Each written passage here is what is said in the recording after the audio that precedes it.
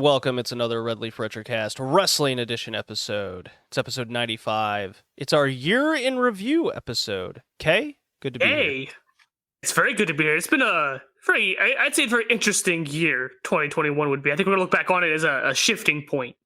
It's a shifting point in a lot of things, yeah, that's for sure. It's, well, I would say I'm happy to be here, but I'd rather be in bed recovering still from being ill.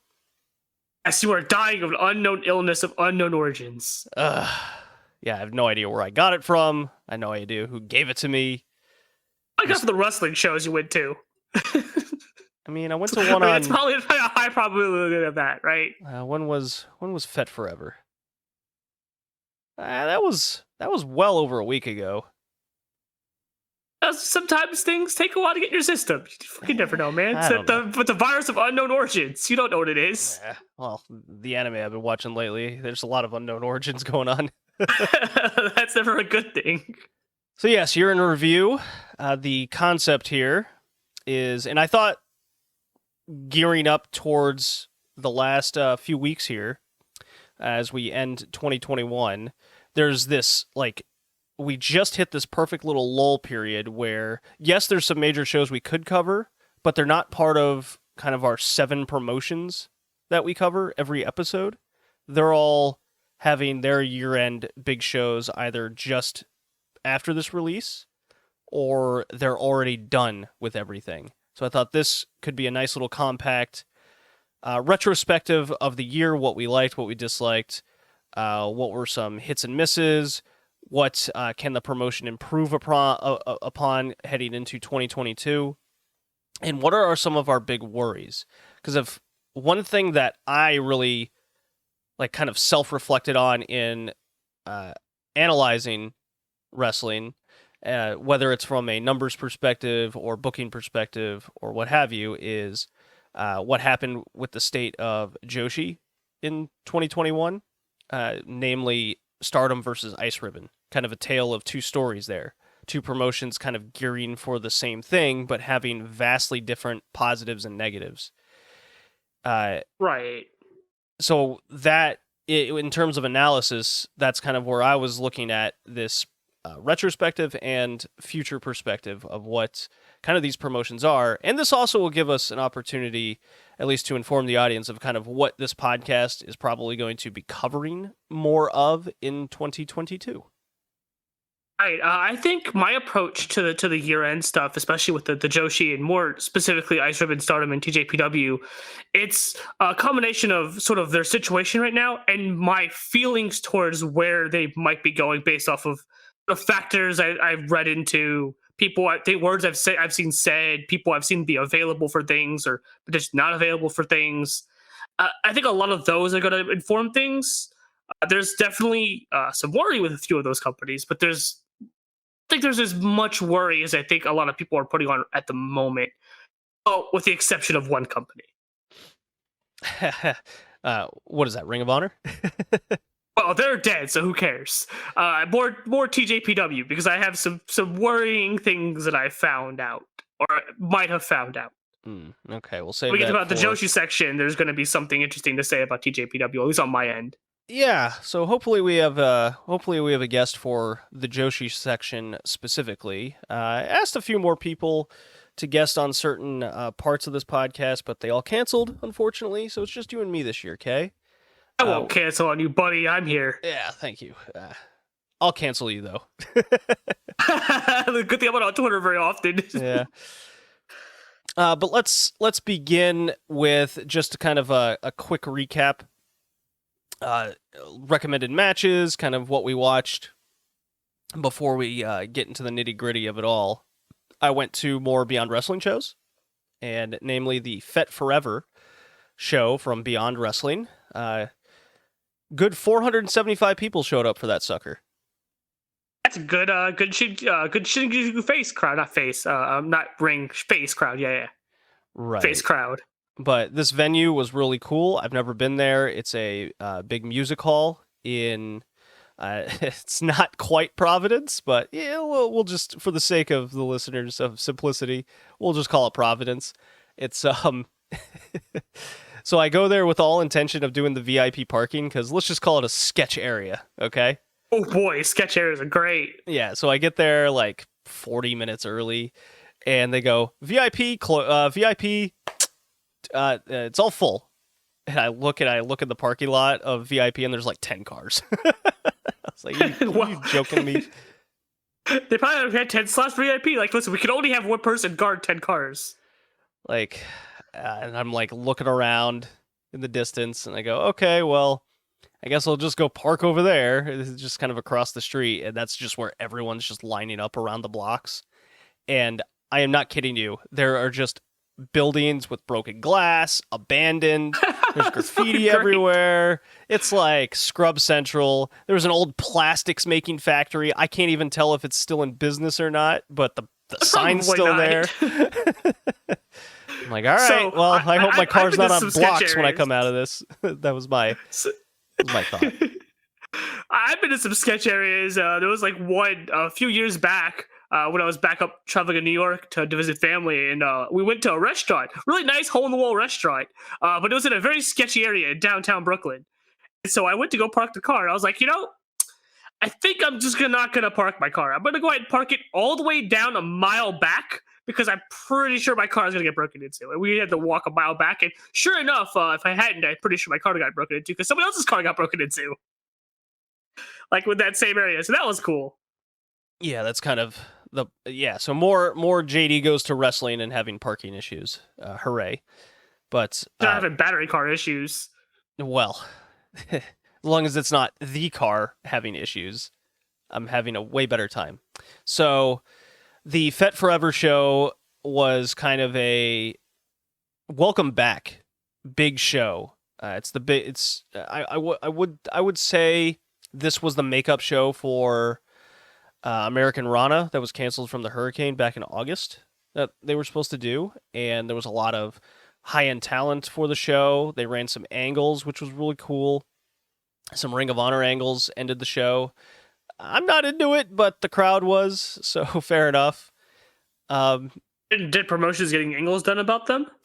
Yeah, so when we start talking about Final Battle, weirdly enough, it wasn't so much about celebrating the promotion. It was it's been more about trying to get the talent over so they can get jobs somewhere else. And there's a lot of angles kind of carrying over, namely the Vinny Massaro and Dutch rivalry or stable thing that they're doing there is carrying over into Beyond Wrestling with Dan Barry and whatnot.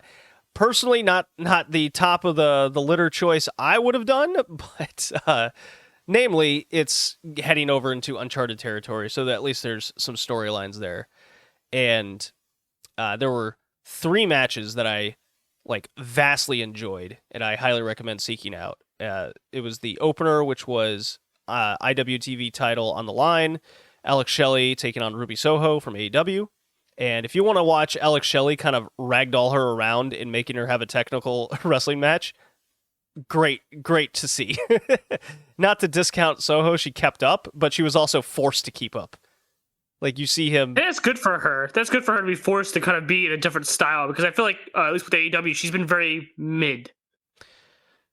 Well, she's still... I'm very hesitant to quickly judge wrestlers that come over from the Fed after they've been kind of reprogrammed for so long. It takes some people more time than others to kind of deprogram themselves and get back into the swing of things out of that. Because there's some good things that WWE does do in the ring, but they Work also... the hard cam? Well, not so much working the hard cam, but just... They kind of know how to play up a character more there, and a few other things. But as far as the wrestling itself is concerned, like, get away from the headlocks, get away from this and that. Shelley was kind of getting that out of her, and it led into a really good match, really good finish. I enjoyed it. The second match, this was right before the hardcore match and intermission, was Wheeler Yuda taking on Tracy Williams. And Yuda is in the Best Friends / Chaos in AEW. Is it / Chaos? Yeah. And Tracy Williams was part of Ring of Honor. but they both kind of got their teeth cut in Beyond. So they had a straight force of a wrestling match. It was what I can describe as quick, technical wrestling in the sense that they were trying to do limb work, but as a force of wearing the opponent down, and it was very visible. I had just a phenomenal spot. So there was a little balcony there, okay? Yeah, was that where you were sitting, right? So there's a balcony, and there's a little divot out where you can set a beer or something. So I was right at the hard cam, listening to commentary the whole time. Like I could hear him clear as day, right next to him, and just basically above the ring. It was like, you look at my Twitter and all the pictures, like it's one of my favorite viewpoints I've ever watched a wrestling show. It was so cool to see this just kind of top-down view the whole time. More wrestling needs to be booked with places with balconies. Yeah, I mean, I could also see that being kind of an issue for some people. Maybe they're too far away from the ring, but I think I've only been in a balcony seat once, and I don't know if I really counted it for much. It was when I went to go to the Royal Rumble 2008, the John Cena return. I was like in a kind of an upper deck area, and it was kind of cool looking at it that way. So back to the Williams-Yuda match. Like, the first half was all of this just snug technical work that is exactly what... So when I hear people describe they prefer this mat wrestling technical style, this is what they should be talking about. Not a Konami? Not like a Konami or Pure Rules Wrestling or UWF thing. Because those are just God, no, that's bad. No. This is what I'm talking about when I or even the Ring of Honor main event when it's Gresham against Lethal that we saw the other night. That was good. That was good. Yeah. This was better than that.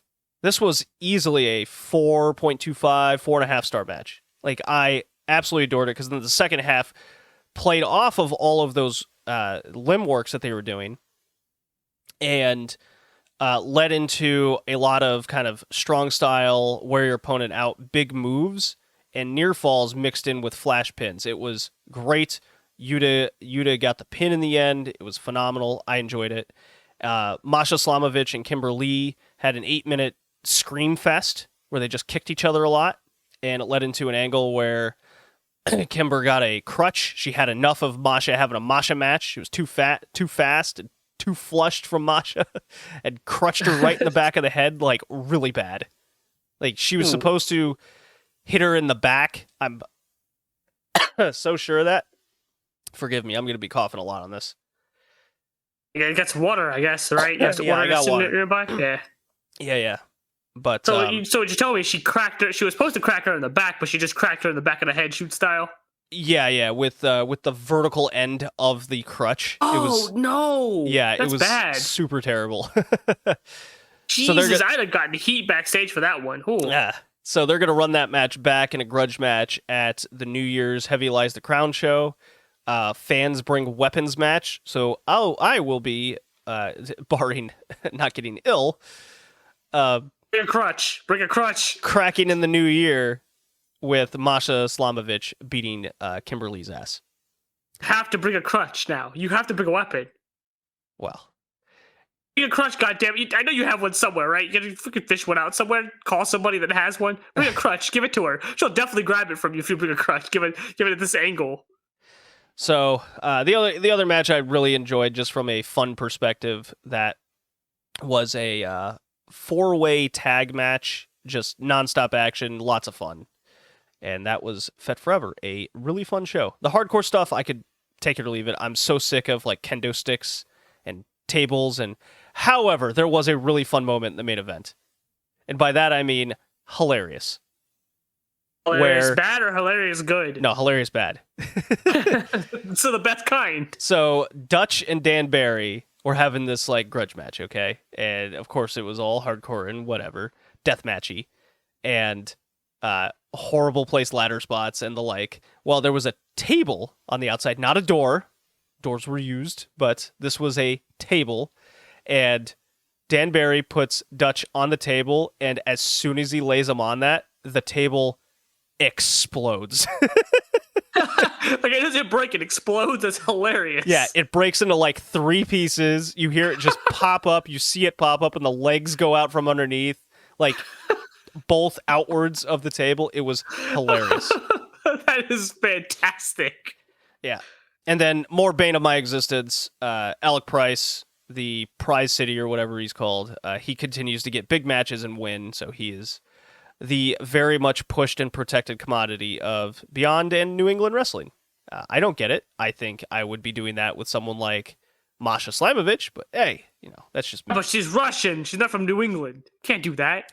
By the way, I took a look, I looked up just for fun, kind of what Cage Match and Grapple had as kind of the best women's matches of the year, just in kind of North America. And not including Japan? Not including Japan. There just kind of isn't enough, like, ratings. But anyways, I was kind of sticking just to North America, and Masha Slamovich has a lot of them. She has a lot of the high 7+ ratings. Yeah. It is not a coincidence. And just she's been like a year. She's like a year over in Marvelous, and that gets you really good, especially because she's under the tutors of Chikusa and Takumi Aroha. That gets you really good. Yeah, what really made me laugh was Impact Wrestling put out their Match of the Year and kind of Wrestler of the Year kind of thing on Twitter, and I got what they think their women's Match of the Year was. And Diana Prazzo and her midness. No. It was all kind of their core 3 wrestlers that they got there in the women's division, and none of them have like above a 3.5 star match.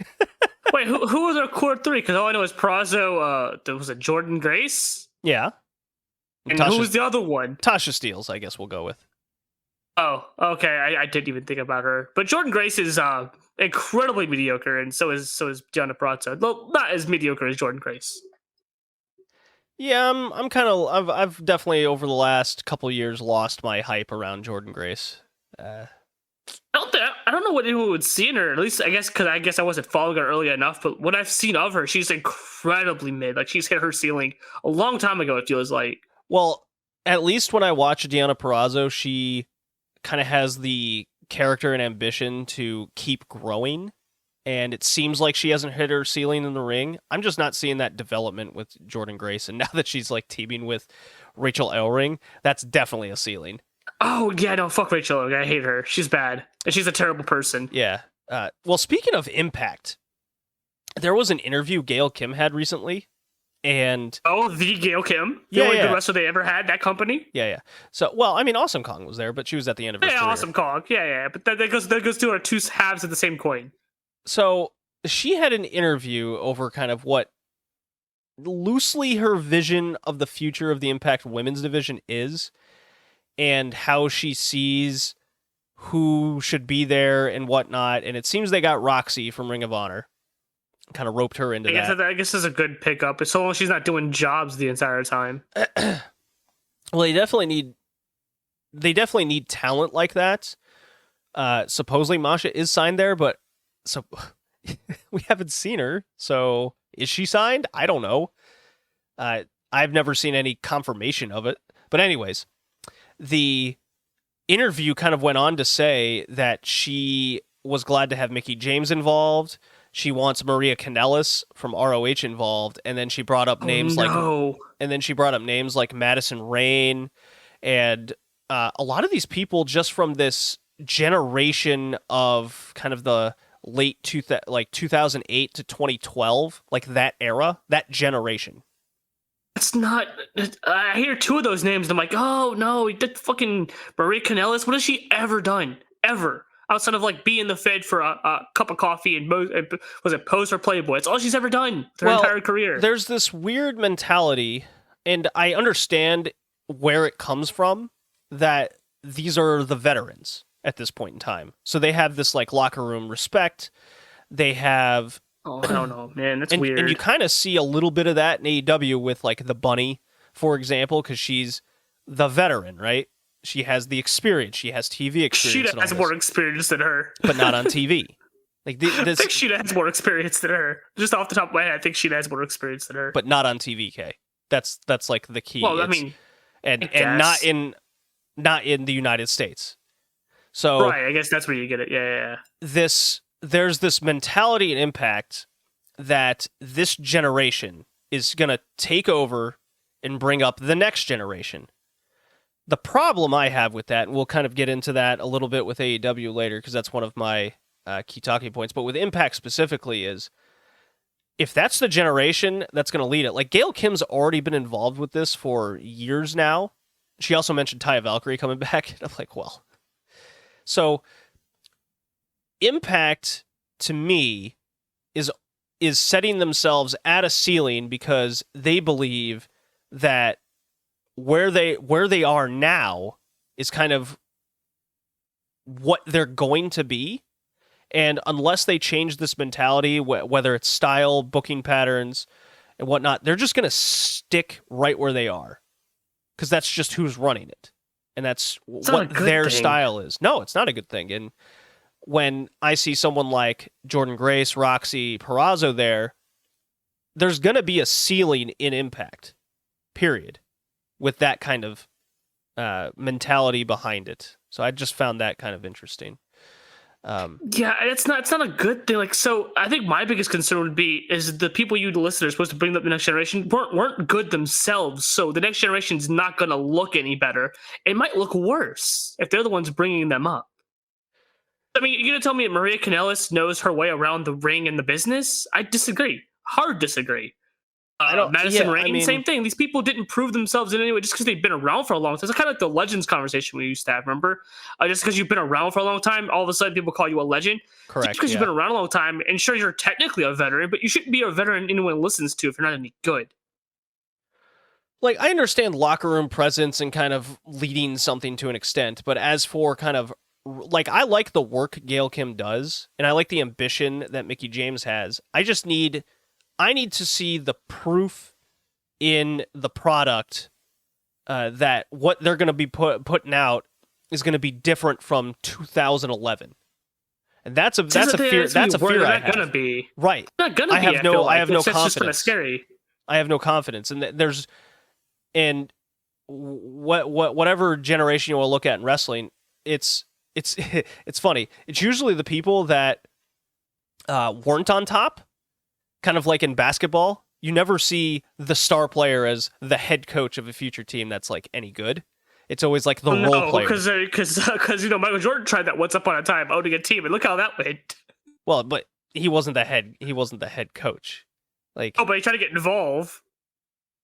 Like, you don't. Yeah, well, here we go. You don't see Michael Jordan as the coach of the Golden State Warriors. It's Steve Kerr. Right. Like, that's the kind of comparison. So Gail Kim was the star. And again, I like what her work is, and she clearly commands a presence in the room. Is she, I got a question at this point in time with how long she's been in that position. What evolution of the product are we seeing with the Impact's women's division? We kind of got off topic here, but Despair Time, AAA, Triple Mania Regia. Kay, you didn't watch this Triple Mania show at all. You were totally gone. No, I had about a week's break off of just all social media. I had to get out to unplug myself after all the Ice Ribbon stuff and sort of personal things going on, and I just needed to unplug from everything. So I completely missed this and Dragongate for future reference. All right, for when we talk about Dragongate. I'll give you the quick cliff notes here, because Triple Mania was hysterically bad. There was some good wrestling, but it was bad. Is that normal for them, though? Oh, yeah. In the wise words of Scott E. from the Ring Post Radio podcast, I do like listening to them. It's the best, worst booked promotion. That's something you could put your hat on, I guess. If that's what you're known for, you're like the best at it, I guess. Yeah. So there was like 20,000 people or whatever there in a baseball stadium.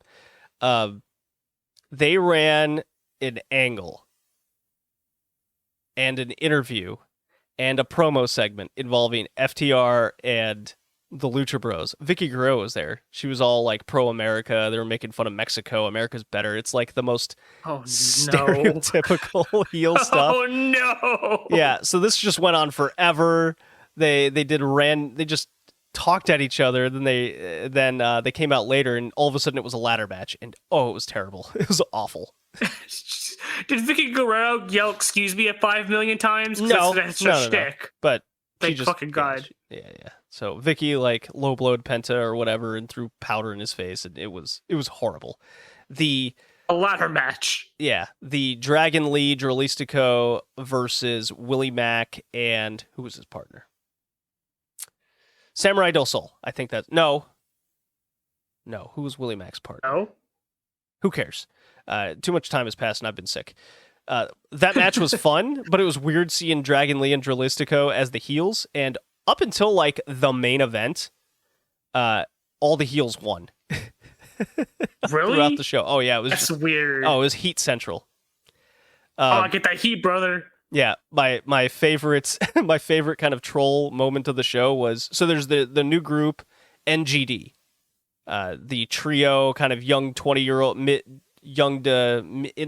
generation kids. I got you. Yeah, new generation Diamantes.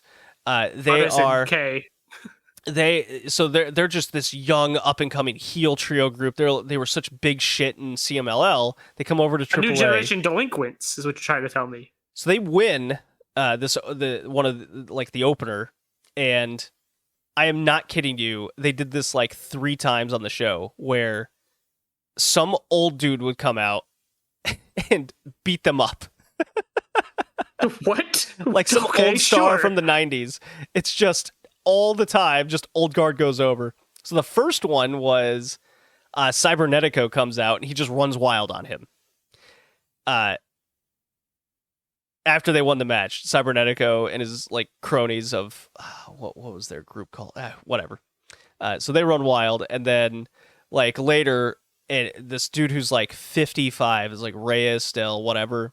I can't remember shit right now, but he's old. He's just old news. He's no good. He's washed up, and they did a whole spiel with Psycho Clown and company, and NGD comes out, and they just get punked out by these guys. Sounds fantastic. Old guard always wins. Yeah, it's just I get the reason it's nostalgia pops, but they're making their young heel group kind of buffoons in the process. Not something I would do. And Vikingo won the 5-way, which was a fun match. Lot of mess ups because there's the saying, when Lucha gets bad, it's real bad. When Lucha's good, it's like the best thing in the world. This, unfortunately, had a lot more bad than the good, but the funny enough, the Bobby Fish and Jay Lethal parts was kind of my favorite points in the match, while Vikingo got to do all his cool shit, but unfortunately, he kind of messed up his finish at the end. Sounds like a mess of a show. So is my voice. Well, I mean, so is your memory of the show, too, it seems. When something's bad, I don't worry about it. It sounds like a good mentality to have at this point, with all the bad wrestling that seems to be existing now. Okay. I'm dying over there? Yeah, I'll live. Take me through your Ring of Honor Final Battle thoughts. All right, so I know we missed whatever beginning thing they did with the Allure you said they were called. So cool. I guess the former Fed people win. Awesome. I think the only Former things I Impact remember. People. Thank you. Who cares? They're former Fed people that are in Impact. Like everybody else who's formed the Fed. Just give me your full thoughts on the show. We don't need to go by match by match. Okay. I thought I thought some of the matches were good. Like the big sort of 6-man tag. There's that weird thing in the middle where EC3 had fucking this long, drawn-out speech about the man putting them down. It seems like that was kind of the gist of it. And then we got the Braun Strowman. Braun Strowman made his appearance, freshly shaved beard and all. Looks fucking weird. I hated this. It was so bad. I got to see what a pop out of this. I got a big cast showing up for fucking TNA. It's great.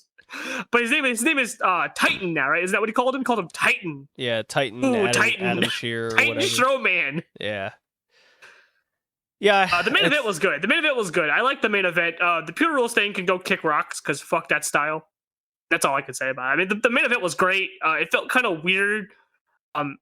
So we didn't get the ending of the show because like he won the belt, Gresham did. And then like they kind of like do a little bit of a celebration, then it just cut off. And apparently he made a whole spiel and a speech about defending the belt under pure rules. So good job. Way to get almost nobody care about the belt now. Yeah, I can't say I'm excited about Gresham Pure Rules Ring of Honor title defenses. That's a huge no thank you. Why is this being shoved down? Like it's shoved in the West, it's shoved in Japan. Like why? It's such a terrible style of wrestling. It's so bad. Like what makes a punch and a kick in a normal match not effective, but all of a sudden you're knocking people out, and that's what ruins all of it. It's well, so that's bad. not Pure Rules is under the guidance of like it's a wrestling match on a mat in a school gymnasium. Yeah, which already with your like rope so breaks and whatnot. It's a hybrid UWF it's thing. Bad. It's so bad. Like, none of it's so boring. The crowd's clearly never into it because they had that pure match and the crowd just straight up died like they do every time we see these matches. Why continue to do something that nobody but you cares about? They want to do something unique to them. I understand the intent behind it. It's just definitely not for me, and it's a better gimmick. Yeah, I don't care for it. I really like that tag title match, Briscoes against the OGK. Oh yeah, I almost forgot about that. Yeah, that match was great. The Briscoes are good. I just don't like they're like dirty old hobos, so I don't like that about them. Oh come on, that's like their appeal. I know. They look like dirty old hobos. I can't get with that, man. They look like they both need showers. Yeah, the spot of the match was Matt Taven jumping over the top rope to do a Doomsday Device to the floor. It was madness what that guy hit did. The ground and bounced. It was like scary almost looking. That's what happens when you fall like 10 feet. Oh no, it was the women's match. There was Roxy versus Willow Nightingale. That match was okay. Yeah, I gave it 2.5 stars. I think go about 2.5. Yeah, it was fine, I guess. I made a good observation. It's probably the most structured match that Willow's been in. Yes, I do think that is one thing I think Willow definitely needs to work on is structure in her matches. It's a lot of hasha and she'll elbow and run and kind of just lose track of where she is. The indie spot thing, yeah. It's a very indie thing, yeah. That when you say indie style, it's just they lack structure of what they're doing. It's a bunch of goof and spots to pop the crowd sort of deal. Yeah, there's nothing wrong with that, but you just got to be able to structure things into it, and she's still working on that. Maybe with more environments like what we saw here, she can improve, and she seems to. I mean, I wouldn't be continuing to talk about her if I didn't feel like I saw her not improving. She definitely is. All right, she's much younger than I thought she was because I think I remember asking you. I thought she was like in her upper 20s, early 30s because that's kind of what I felt like she looked like she was. But you said she was like in her 20s, her mid 20s. Yeah, let me check. Let's see here. Cage match. Willow. She's not bad, but I could definitely see what you're talking about with she needs more structure in her matches. Because I mean, I saw her live with you at the beach, and she was a whole bunch of fun. The crowd loved her. I loved her. Yeah, she's very personable. You can definitely see. You can definitely see the 27. Okay, so I was kind of right. She's in her upper 20s.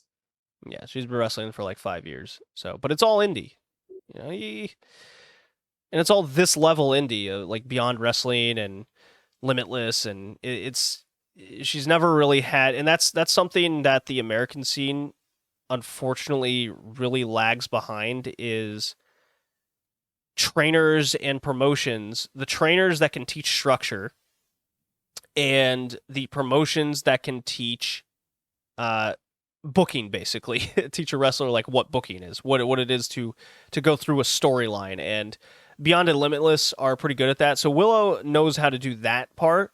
And I went online and kind of just said the Create-A Pro promotion, the one run by Brian Myers.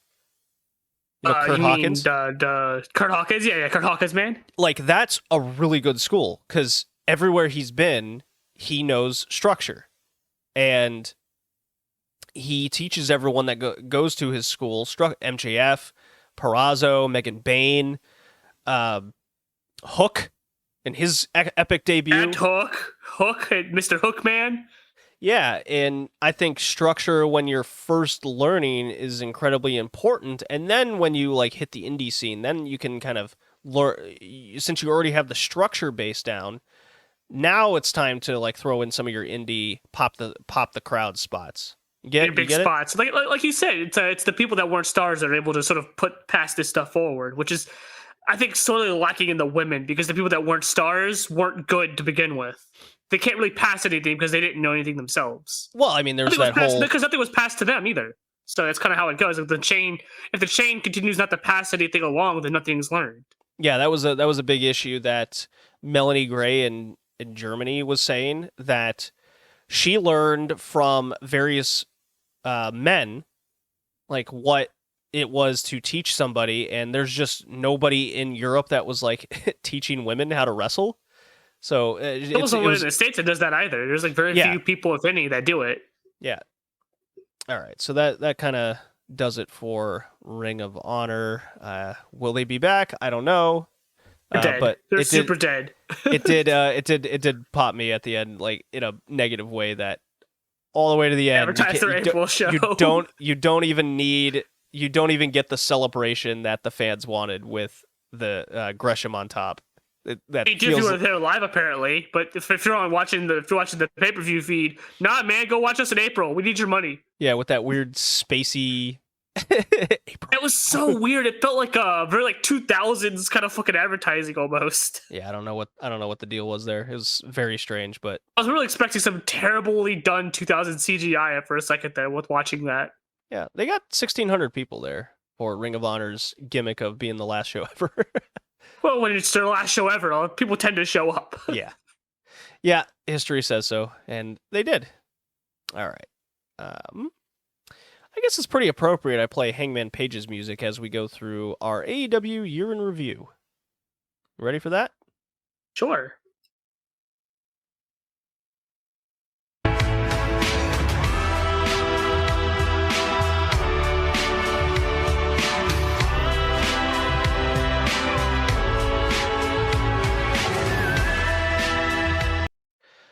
Okay. AEW year in review. Okay? Yeah. What you got for me? Because I got my topics, I got my list here. How about you go first and what you want to say about AEW, things that stood out, you know the drill. The hits, the misses, all that stuff. Yeah. So I think I'll start with the good, the positive, right? Because I tend to lean more on the negative sometimes. So I'll start with the positive. I think AEW did a tremendous year in terms of growing themselves and growing their presence in a way that I felt like most promotions outside of like Stardom have not been able to do. I think getting Punk and Bryan in was a big deal.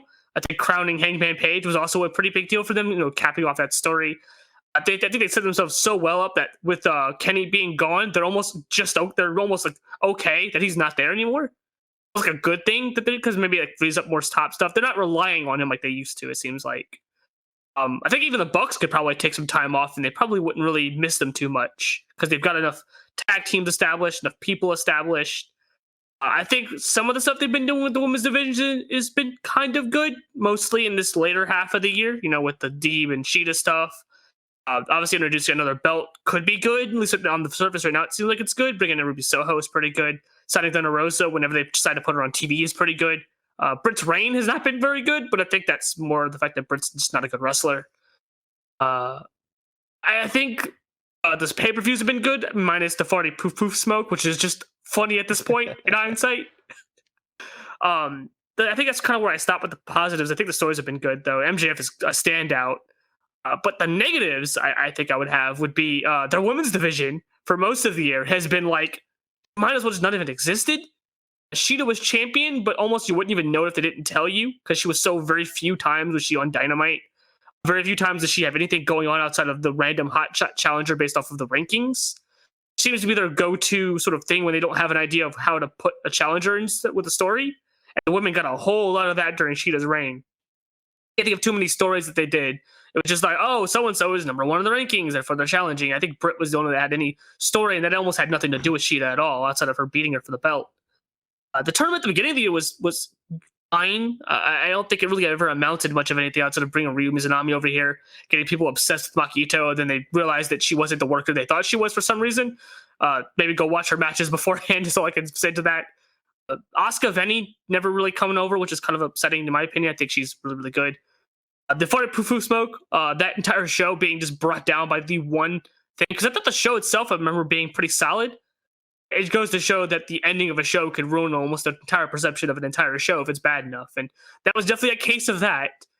Pivoted very well in it though, and then they had that stretch. Was it March, April, June, something like that, where they had a bunch of really, really bad shows with a lot of heat, a lot of really not good things going on. I think they sometimes still rely on the heat, maybe not as much they did during that period of time, but it's definitely something that over time I got very sick of seeing. Like I'm tired of seeing the cold spray. Even now I'm kind of sick of seeing the cold spray. It gets kind of annoying after a while when you just kind of see it so much. But I think overall they had a good year. Probably the best men's promotion, bar none, all year. Okay. Yes, building the women's division is kind of top my list. We are a women's wrestling podcast, after all. Half of it is dedicated to that. Most of it seems to be dedicated to that these days. Yeah, I think it's pretty clear that more than one women's match a show would be nice. It would very much now be and nice. I try to do every Thursday the stat sheet of just women's wrestling across major Western brands, and how much in-ring wrestling there is.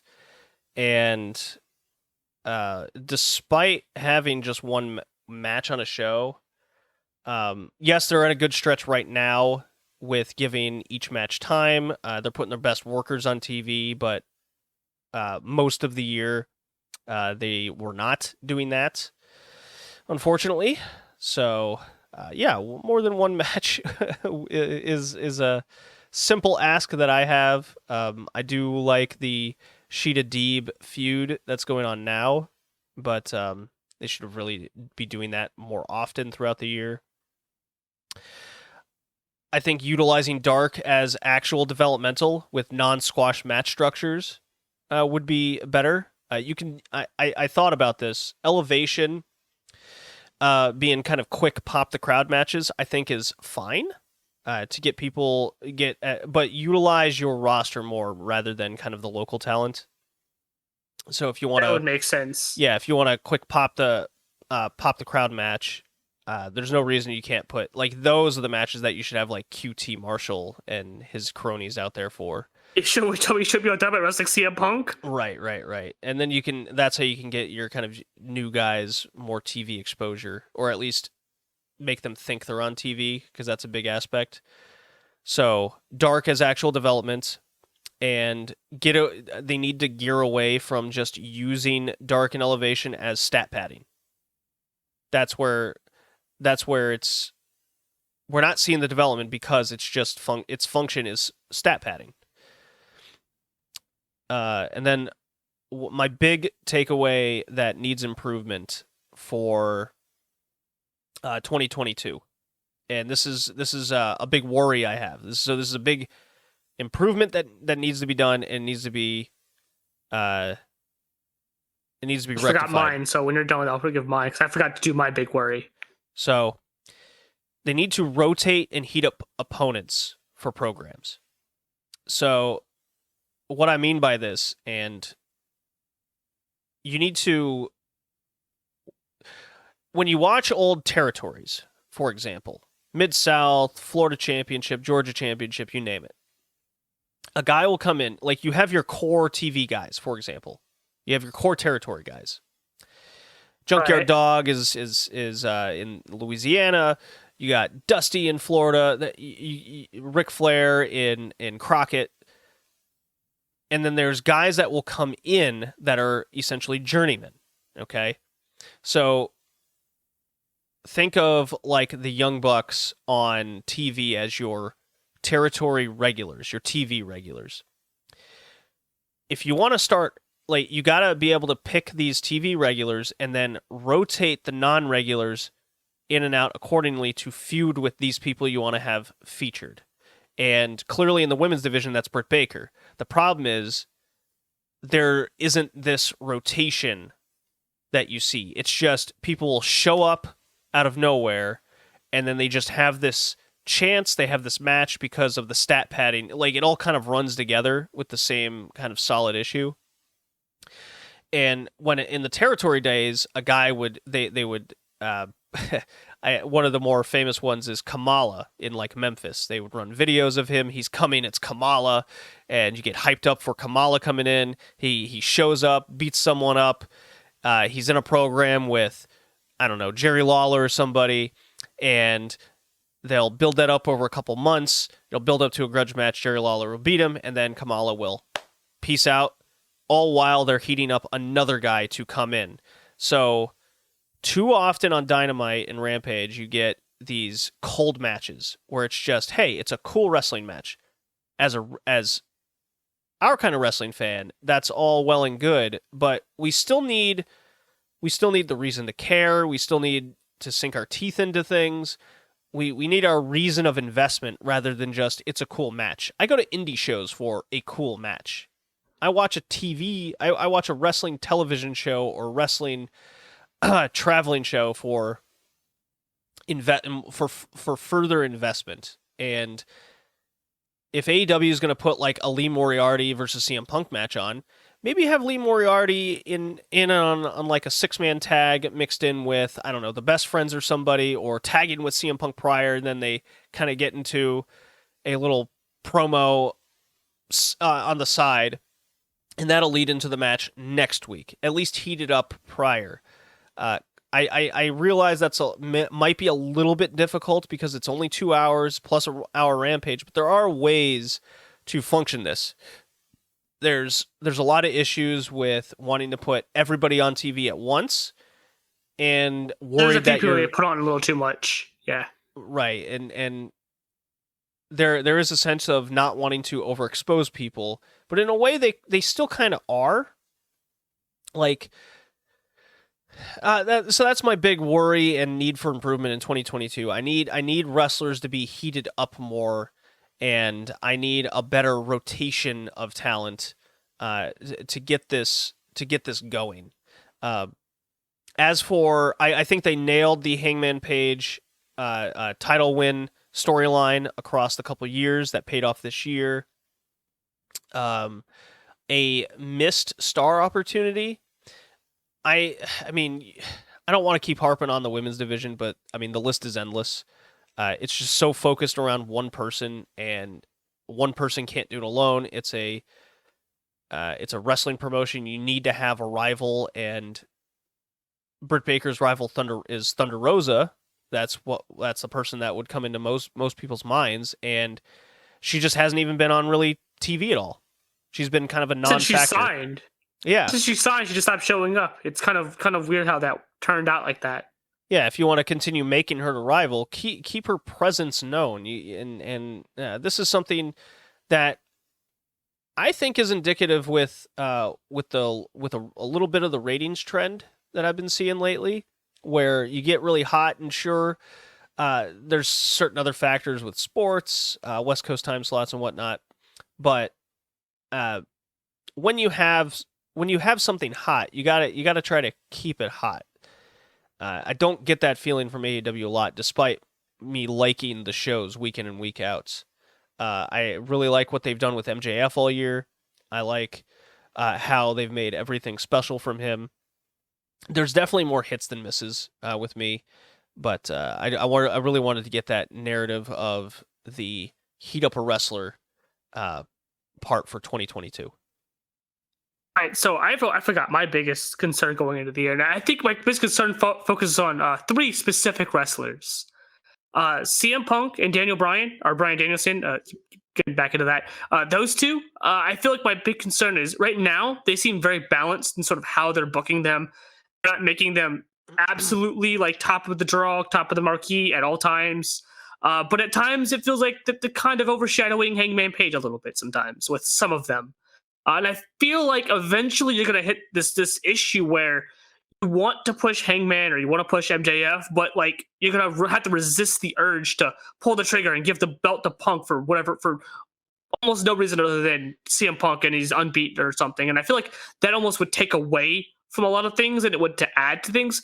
I'll be honest, I don't think Punk should ever win the title. I think it'd be kind of cool if he was there as this big threat for most people. He just doesn't win the belt because I don't think he needs to. I don't think you need another veteran outside star like you did with Chris Jericho to win that belt. Danielson is a different story, I feel like, outside in some regards. Jericho. But what? Remember how Jericho, when he came in, he was their first champion. They wanted an established outside name who was established prior to them. He signed with the company when the company started. That's not outside. No, that's what I'm saying. That's what I'm saying. I'm saying somebody who was already established from the outside before they came in and signed, like an already established person to establish the belt. I guess I get what you're saying. Maybe the word. I'm not saying it as a knock. I'm saying they at this point they kind of don't need to do anything like that with the belt. I feel like I find it much more refreshing if they kept it on some of the people that they're pushing upwards and not put the belt on Punk. Like I said, Danielson would be different because I feel like there's a lot more they're doing with Danielson. Punk seems to be out there for a lot of the pop. It has a few stories going on, but I just don't feel like I want to see him as champion. Those are my concerns. They're trying to help balancing those things, those two wrestlers out with the rest of the big names they have. They've done, like I said, done a good job so far, but some things kind of make me fear that they might run into some issues with that later. And the biggest one goes to your development. Jade Cargill. That's my biggest concern with their women's division. They put so much time into trying to hype her up, and then she's rarely on TV. And when she is, she doesn't look any better at all than when we saw her debut match. She looks about the same skill level, and when she goes longer than like 2 minutes, she looks really, really bad. She's always out of place. Her timing's messed up. She botches moves. She looks awkward at times. She doesn't know where to be. It's like super bad. It's almost like it goes to that, like you said, that developmental thing. Is like you need to have her in matches, that not these 60-second squashes where she just beats some nobody from this indie scene. Like, it doesn't do anything for development, and I fear that she's going to end up being this overhyped person who amounts to absolutely nothing because she's never going to improve. She's going to be a bad wrestler, and they're either going to end up cutting her or over pushing her down her throats because they put so much wanting to invest so much into her, and she's just, that skill is not going to match. I'm afraid that one of those two things is going to happen. I don't see her actually living up to her potential, given the sort of the things around her seem to be working against her. I'd like to see a lot. I would, for 2022, I would love to see a lot more of these AEW wrestlers hit up the young ones specifically. Like, I don't need to see CM Punk hitting up like AAW in Chicago.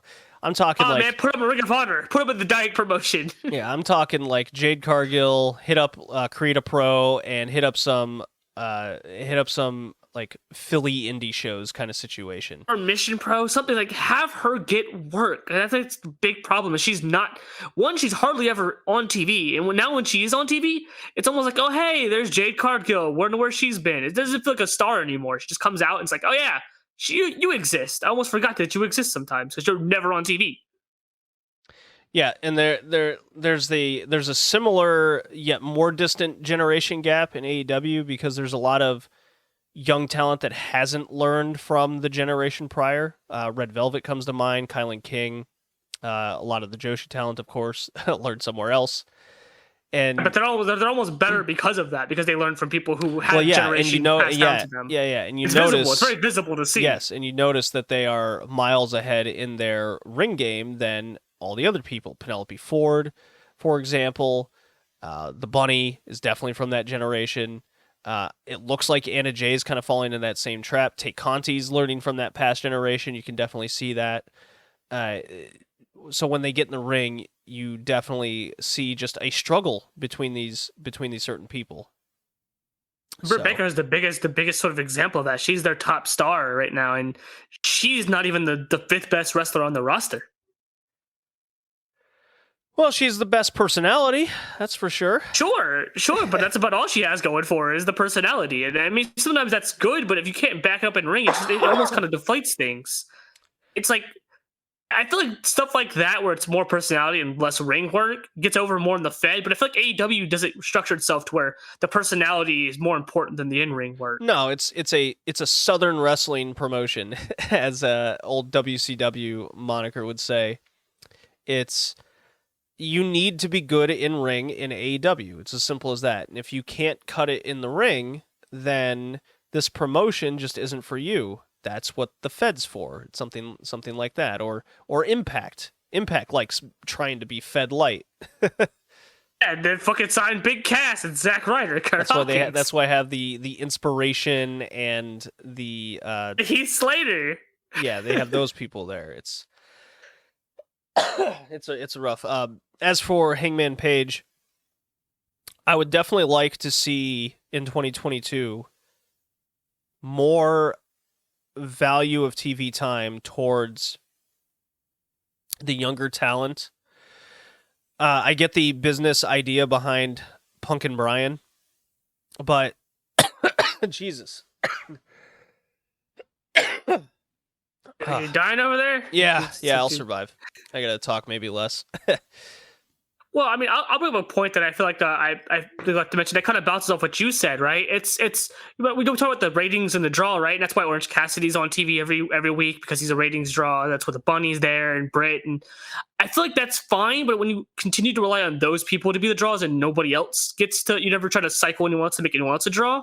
You, like you said, you overexpose people. Like, I'm done with Orange Cassidy. I roll my eyes every time I see him wrestle now. His gimmick was fun. Very much.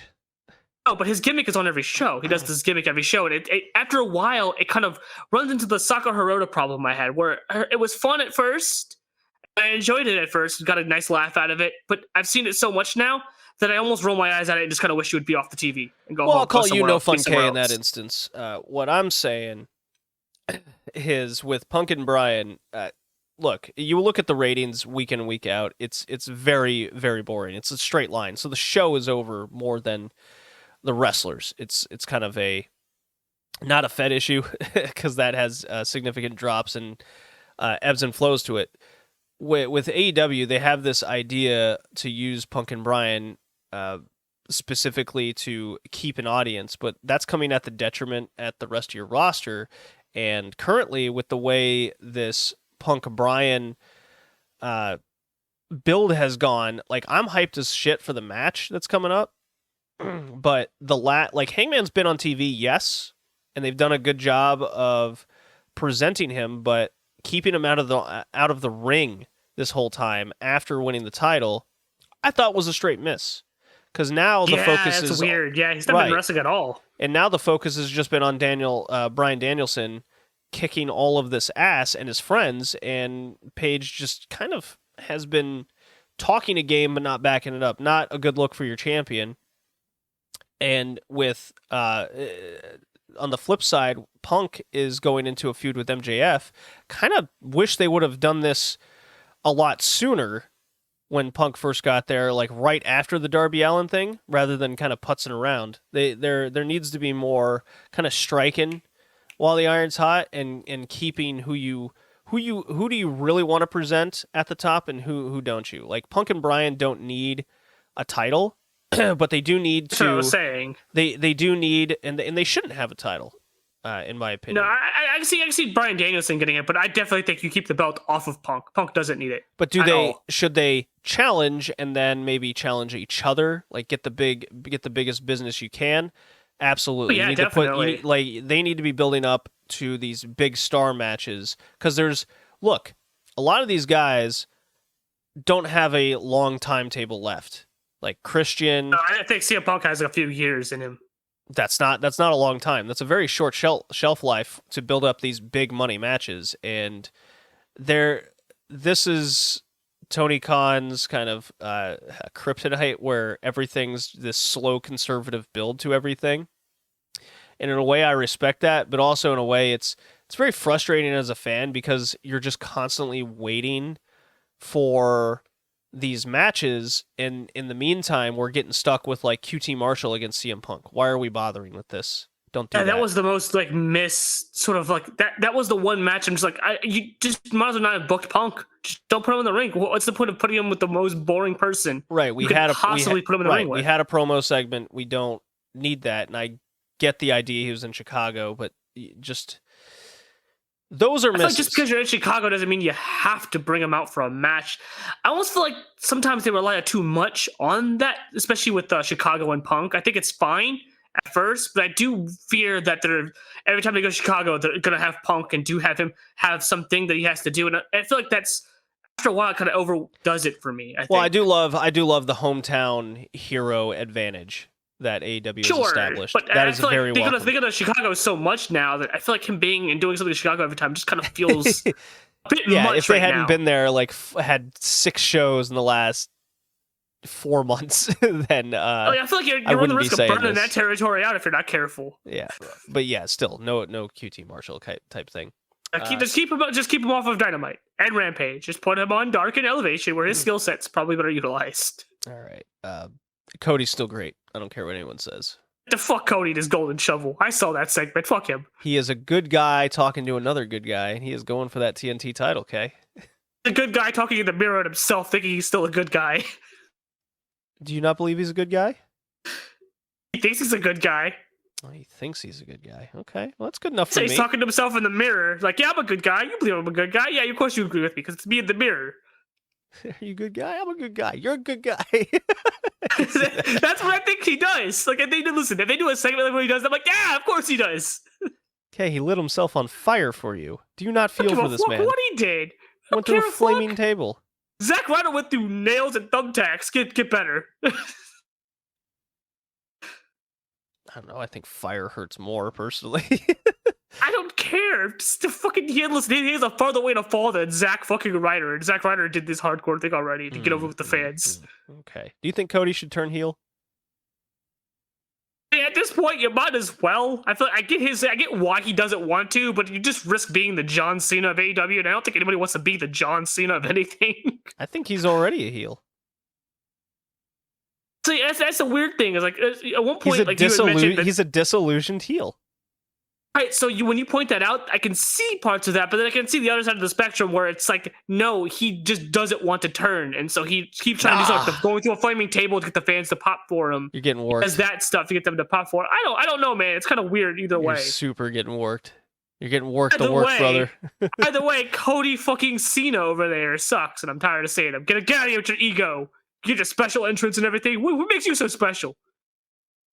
I did get a kick out of a couple podcasts I listened to where they pointed out like Cody has been in like 7 of the last 9 main events or some shit and saying he's not a ratings draw. And in fact, every single time he's been in the main event, the ratings go up. I beg that he fudges those ratings. It's his ego.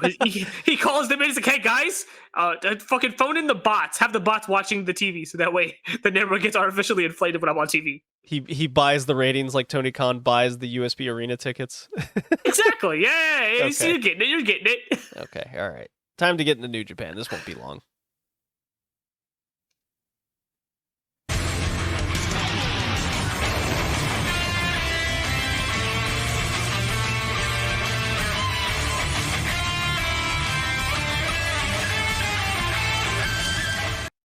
New Japan Pro Wrestling. They are gearing up for Wrestle Kingdom. They're teaming with Noah for a 3rd night. Sure are. Not in the dome. Not in the dome, because that wouldn't sell the dome out. What? No, they're in Yokohama. What did you think of New Japan in 2021? Everything is evil. There. Done. Period. End of story. I literally, like, all the good stuff that I did watch from them doesn't even matter because I didn't watch them for like 90% of the year. So it's almost like they never existed this year. They existed on my feed as much as they were just being with Stardom. That's as much as they existed on my timeline. Oh, harsh words. Them existing was them moving around with the Stardom wrestlers. Stardom is more over right now than New Japan. Oh. Can't tell me I'm wrong. You're so mean to poor old New Japan. But yeah, they're old. They're working with the other old promotion in Noah for whatever fucking reason. We're getting Muta versus Okada. You know we're getting great Muta versus Okada. I wouldn't watch it. I will tell you that much. Yeah, but you know we're getting it though. Hits. Most of their main event matches this year, I thought, were big hits, especially the first half with Wrestle Kingdom. New the first half was only good portions of things. Look, they were crippled all year. Oh yeah, sure, I get that, but it doesn't mean that doesn't take away from the fact that everything was still bad. Well, No, I'm not like giving them a pass on it. I'm just saying like that's why they were crippled. And a lot of it also was kind of self-imposed to an extent. Yeah, like evil. Anything involving the House of Torture is a torturous miss. Hot little heat. Definitely not hot.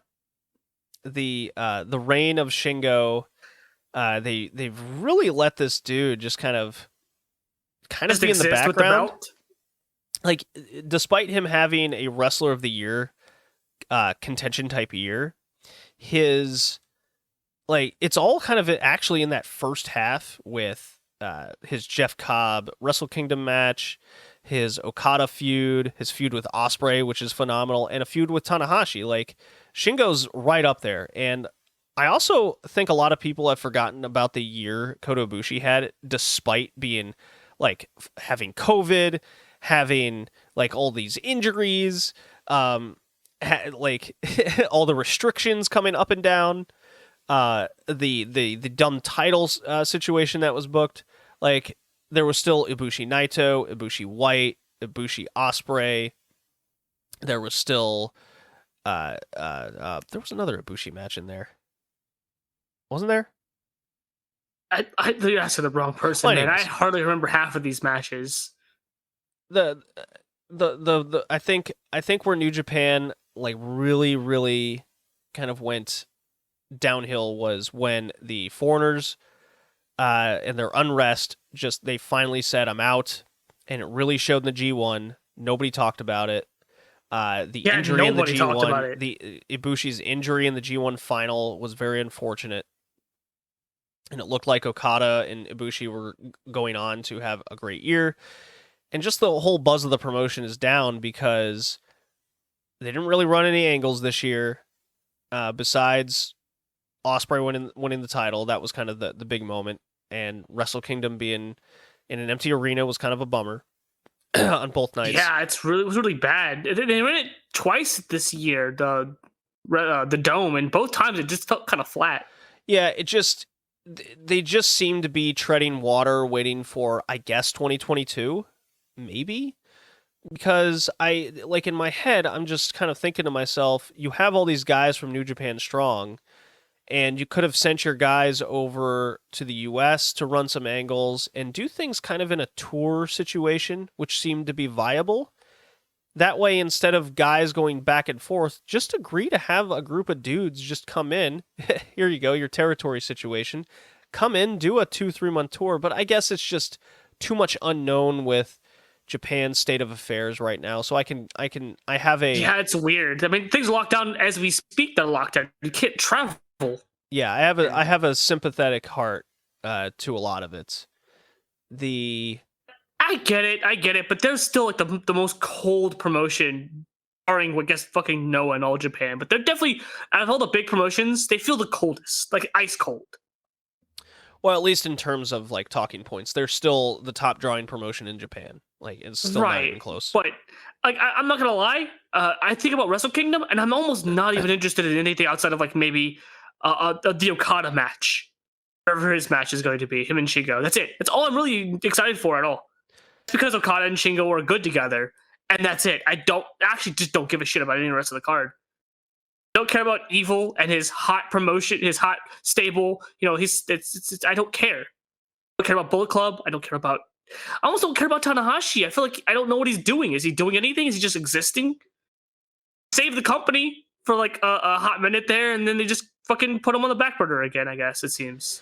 Yeah, my final thought of New Japan would be to get the roster back together so you can have depth back to it all. I would move Hiromu up to heavyweight. They could have done that all year. That would have solved a lot of things. Although he got injured. God, get rid of Evil. Put Evil down in the mid card as well, and just get away from Dick Togo. But that's not going to happen. I say fire Dick Togo, but they're not going to do that either. No, but definitely ring the reins in kind of situation. But main events were still very good. We still got kind of the best top end wrestling matches from New Japan throughout the year, despite it all. I guess it's weird when because you have top talent. The top talent will produce top talent matches. I can remember some of the matches, but I think the only G1 match I can remember in my head is the Tanahashi Okada match. That's like the only one in my head that I can actually remember. Well, I mean, most of the best matches came before that. And I will tell you this, looking at my overall, like how many shows I watched, full shows, over the course of 2021, and New Japan was the least out of our top 7 this year that we cover. Yeah, I mean, I don't know. I can't speak for you, but I just don't personally. I just feel like maybe it's because I came in at the bad time, and maybe when it starts getting good again, I might get into it. But I almost feel like I have zero interest in New Japan, like at all.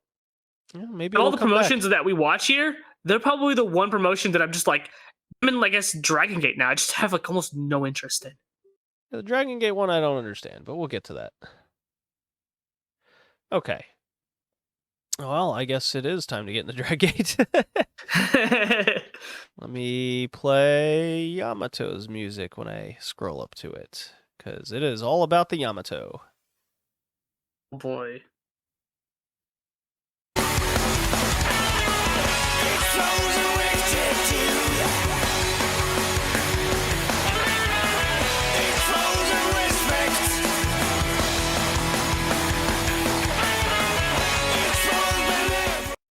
Dragongate, you're in review. What you got, Kay?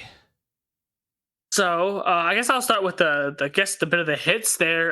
The first half of the year with Shun Skywalker, fucking awesome. Shun Skywalker's title reign was really good, barring some unfortunate mishaps in a few of the matches. I thought he was top notch. He was really good shit. It's a shame that once he lost the belt, they just fucking put him in the mid card almost immediately without any gradual push down. Just immediately was in the mid card. That kind of hurt a little bit because he was the one wrestler I was excited for. BB Hulk kind of existing and doing. Every time I watch BB Hulk, I find that I still enjoy him. I know you probably don't enjoy him as much as I do, but I like BB Hulk and King Shimizu. Those are probably the two ones that every time I watch, I'm like, yeah, I like you. And there's reasons why I like you. I can't say I care too much about the rest of it. Masquerade's cool, but there's only so much of the flippy sort of shit I can see in sort of like the multi-tag environment before I just kind of like, yeah, I've kind of seen this already. I feel like they ran into a lot of that whenever we watched shows. Whenever they had multi-tags, it felt almost like old Stardom did. I don't remember the old Stardom multi-tags back in like 2018, 2019, where they all kind of felt very similar. Sure, yeah. And they're very similar tempo and formula to them, so it almost made you feel like you just skip all of them. They weren't worth watching. I think I got like a little bit of that with Dragongate. Yamato's reign, just going the downers at this point. Yamato's reign has sucked. I have zero interest in anything he's doing. I've been zero interested in him, and it's kind of a shame because I started the year actually really liking his stuff with Kai and the sort of the no rope match, and thought it was really good. Really enjoyed that. Now I don't give a fuck. I kind of wish he would just drop the belt because I don't want to see him as champion anymore. He's just lame. Well, you definitely don't want to see him lose at the Kai, do you? I almost rather see him lose at the fucking Kai. Jesus. Like, it feels like that would do something. Yamato's reign has been like very milquetoast, boring, stock standard. Just think of a term for bland and samey, and that's kind of how Yamato feels. I almost feel like I don't like watching him wrestle, and I don't like him as a result of it, which is kind of weird because I wouldn't say I hated him or disliked him prior to this, but I feel like since he's been champion, just I don't care, and I don't want him as champion. I don't want to see him anymore.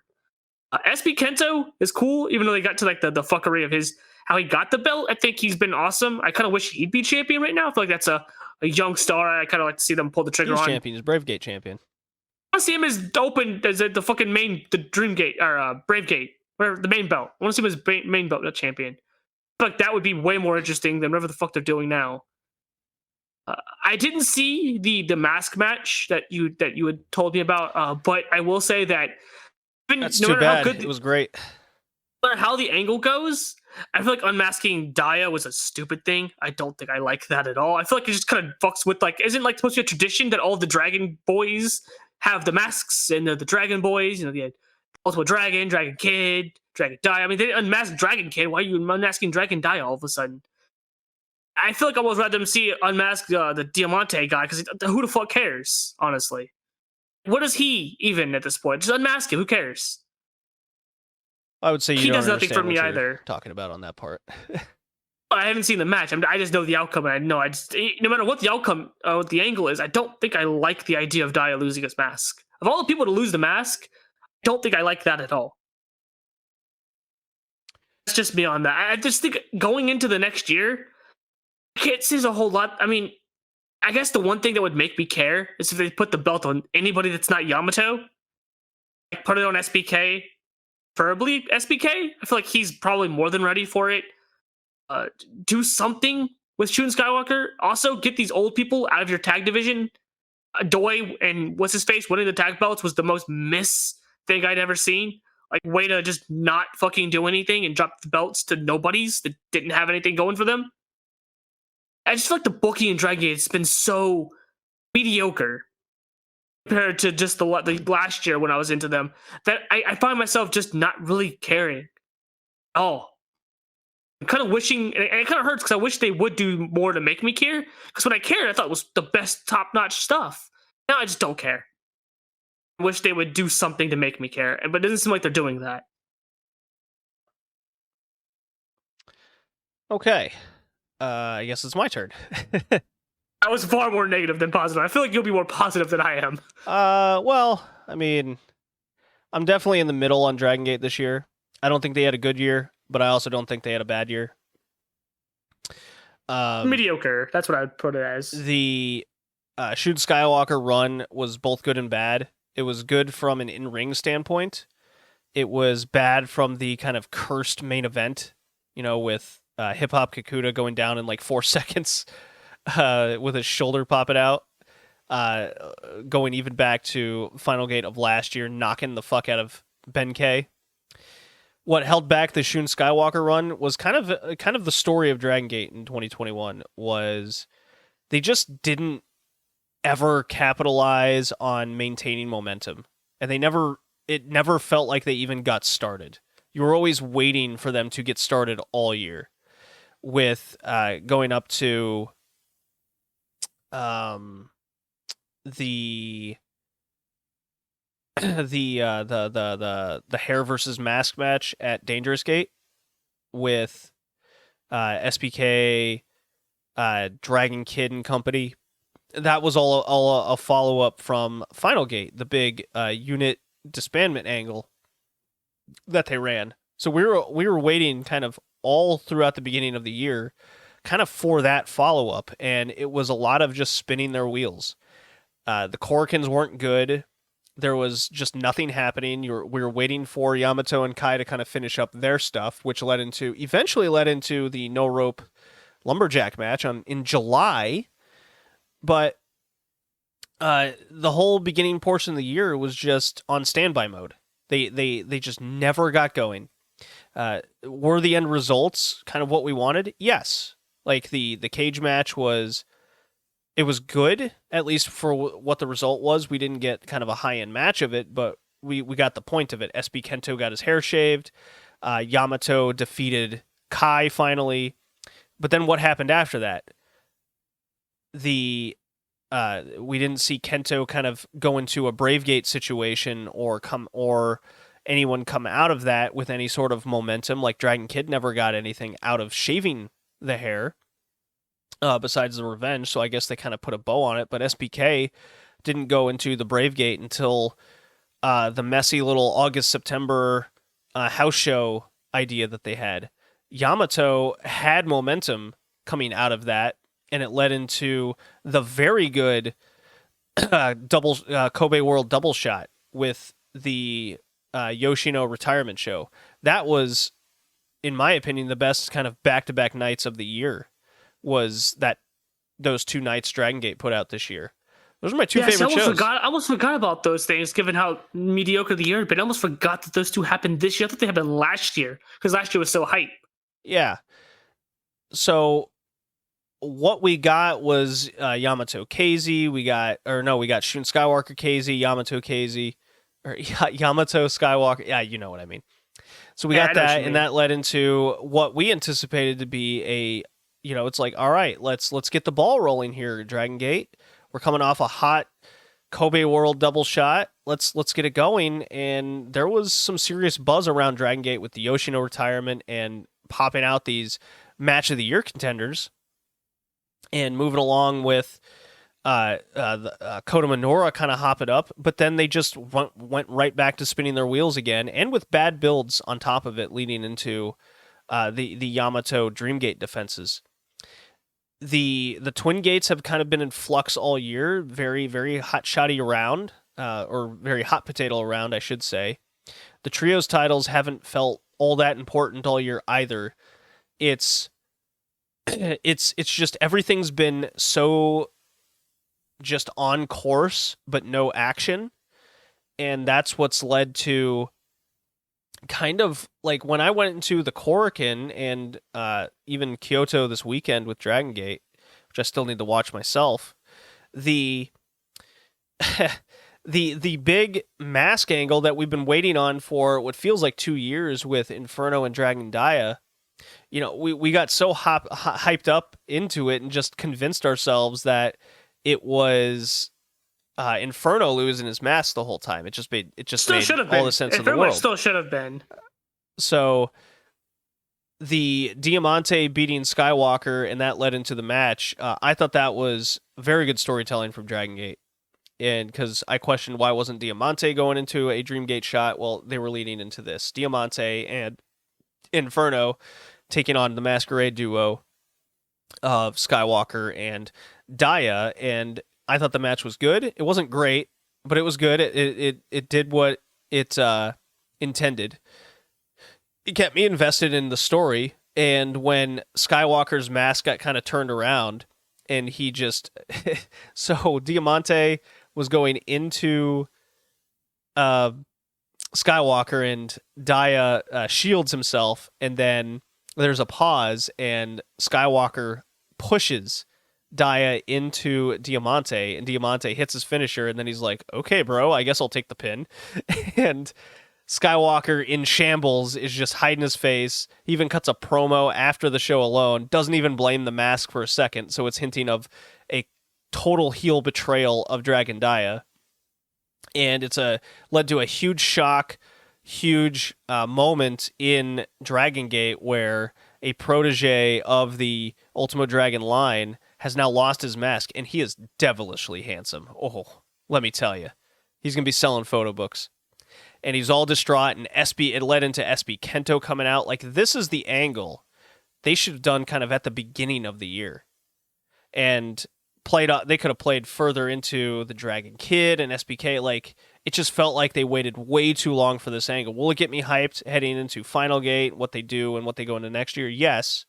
I would have, of course, vastly preferred they would have done this to heat it up all year. Like, why did... I get that Dragon Dia was injured at the beginning of the year. I do get that. Still. And then I really enjoyed the Inferno going, look, my purpose was to ruin Dragon Dia's life. Succeeded. He ripped his mask off, and looks like he left RED at the same time. I thought it was a phenomenal angle. It's one of the best of the year. I thought it was a great booking decision, great story element going to be going there, and now there's a rift in Masquerade. It's phenomenal stuff. But yeah, the poor Yamato run, the lack of interest in narrative that led into the big matches, the angles just took way too long to get to each other throughout the year. January to Kobe was especially excruciating to get to. And this, heading the Final Gate, we're finally looking like we're heading somewhere. And I think it's just too late. Yamato and Kai. Yeah, we're getting to Yamato and Kai, which I am definitely not excited about. Yeah, I'm definitely not excited. I'm not even going to watch it. I'm not even going to watch it. I'm so not wanting to see that, because I thought it should have ended with the no ropes match. Period. You should never run this back again. The fact that they are kind of upsets me greatly. Yeah, well, they're going to do it again at Final Gate. Who knows what might happen? So that's my kind of thoughts over Dragongate this year. And let's get into DDT. Gotta play Takeshita.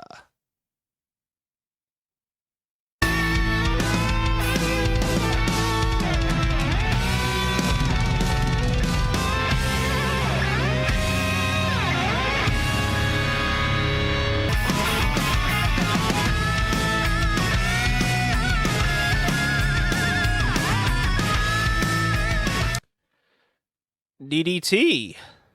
Got any thoughts over DDT this year, Kay? Well, aside from most of it not really being worthwhile to outside of the Akiyama Takeshita stuff, which, boy, once that ended, sure seemed like they just didn't know what to do at all. And in fact, that's probably what they admitted without really having to say it, because then they just reset everything. Got rid of a faction, a popular faction at that, for stupid reasons. Got rid of two factions. Yeah, both of them were popular, weren't they? Which was dumb. Don't you like money? You should like money. I hear it's kind of important right now, given that most of these companies seem to not be making any of that. I think that was dumb. I kind of like some of the goofy things. Like, I believe the water park match was this year, wasn't it? Or was that last year? That was this year. Okay. Well, technically it was last year, but it aired this year. All right, that was a whole lot of fun. As was the sort of sauna battle match. That was fun. But those are like the only times I really find that I get into DDT. Is when they do those goofy things. Or like Dino has a title match, which was probably the best title match from men's promotions in my opinion all year. I had the most fun watching that, and it was surprisingly so good that I can't. Artiste Dino is the best Dino. But as for Takeshita, I mean, who cares? I almost feel like who cares? They've almost mirrored TJPW in the fact that they've got their big stoic ace man with no personality, and they put the belt on him, and then they just ram him down your throat. And it was kind of, if you remember correctly, when he won the belt, I was talking about how I was hoping that they wouldn't do that, because from things that I was finding out, the Japanese fans don't like him. He's not popular because of the same thing with Yamashita. He's boring and shoved down their face. And they're not somebody that they want to see on top, because they're just kind of sick at seeing Mary Sue champions, they keep being called. Right? And the fact that they went and just did that again, he wins the DO for no fucking reason. He gets the challenge to call us nobody out and probably going to defend his belt properly. In that match, it just feels like a lot of nothing with him. I almost feel like I'd rather them have put the belt on Chris Brooks. At least that would have been fun. Something they're going to do. A story could have been made there. Instead, they do the story, and as wholesome as it was, it felt like at the end of the day, it's still lol Takeshita wins. And I don't like that. And I don't care, for the same reason I don't care with TJPW. Like, Miyo Yamashita winning is the most boring, drab thing. And same with Takeshita. They had some fun stuff here and there. I think on the whole, I just don't care. And I think going into next year, I equally don't care and don't want to watch them. I think I've told you as much as I have zero interest in watching any more of them. Probably will not watch anything of them anymore. I think I'm about done with whatever they have going on, because there's like absolutely nothing of note is happening. I gotta say, I don't really care for DDT, and I can probably see them going the way of budget cuts sooner than later. Well, Mr. Negative Nancy. I mentioned some positive things. Most of them happened at the beginning of the year. Okay. What I liked from DDT really did focus around Takeshita and the Akiyama story. I thought Akiyama's title run was very good. It was filled with a lot of interesting moments, namely the Dino one. Dino, the best match. I loved what they were able to put out at Cyber Fight Festival from DDT. That was phenomenal stuff from them. They felt like they had a true sense and purpose for that show, just miles out. They had a purpose with Takeshita from the get-go, with Akiyama coming in. The goal was for Takeshita to beat him. That was done, I thought, phenomenally. I still speak highly of it. It's still my... No, I agree with you. Despite my negative, I agree with you on that point. It's the follow-up that sucks. It's still my DDT match of the year. I loved the King of DDT tournament and how we got there. Takeshita won. Where the promotion definitely loses me is there's no like angles throughout the entire year with DDT. There's a huge lack in substance outside of that main event. When it was Akiyama in the run for Takeshita, like the tag titles seemed just very lost throughout 2021. Only really got one good match there, and that was at the Effort Friendship Victory show on February 22nd. That was kind of it from the tag titles this year. They were also kind of hot potatoed around, much like in Dragongate. So it was very rough from a tag title perspective. I think AEW had the best tag titles this year from men specifically. Certainly not New Japan. They are not a tag promotion. My negatives, where it also loses me, is Tetsuya Endo.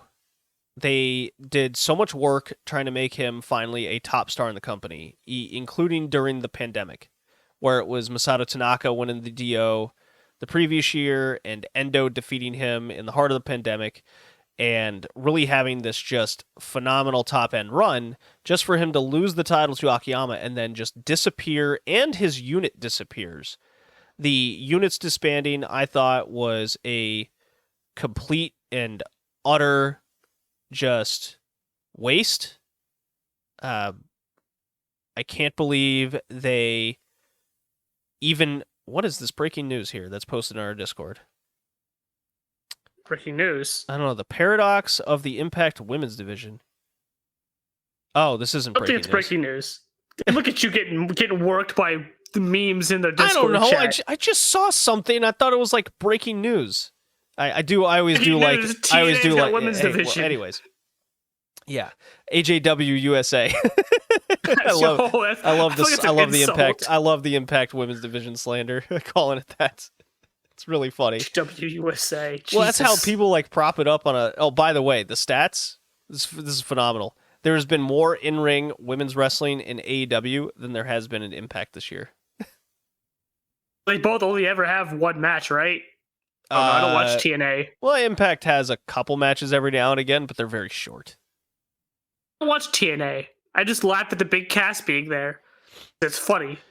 So yeah, they spent all that time building up Endo for him to just kind of disappear in the wayside. I thought that was a complete waste. And when Takeshita won the title, I was like, all right, guys. You went and hit us hard with the Chris Brooks defense. I love that. The rest of the cards still maintain to be very skippable content. And it's mostly just not fun or funny because of the environments that they're in. Once Shunmo went away, he was kind of like the heart of that. And they haven't really done a whole lot to replace him, or at least in that regard. And when we got into the Dio, it was like, all right, guys. And I was on this podcast going, this is our opportunity to finally push the talent. Excuse me. Oh, I got to drink some water here.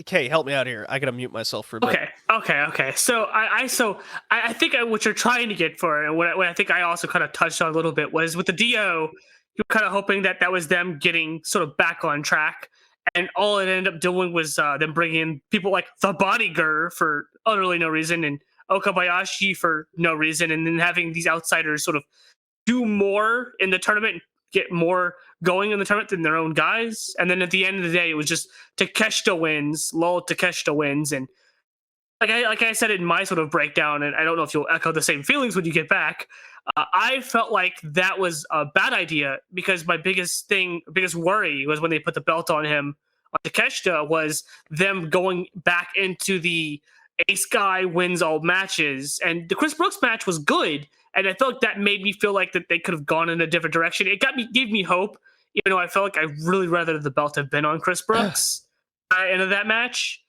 But I feel like that was like the only title match where it felt like they were going in any different direction. And I don't know if you echo the same thing, but it felt like by the end of the Dio, Takeshita was just lulled. Takeshita wins. Same boring ace man that the fans in Japan turned against and were not interested in.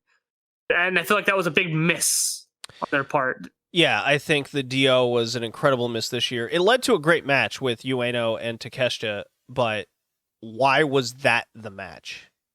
When the end goal of your big Yoyogi show to end the year is all of these outside freelancers getting the big spots over your own roster. I think that's very insulting, and it kind of tells me that DDT doesn't have the faith in their own roster to draw.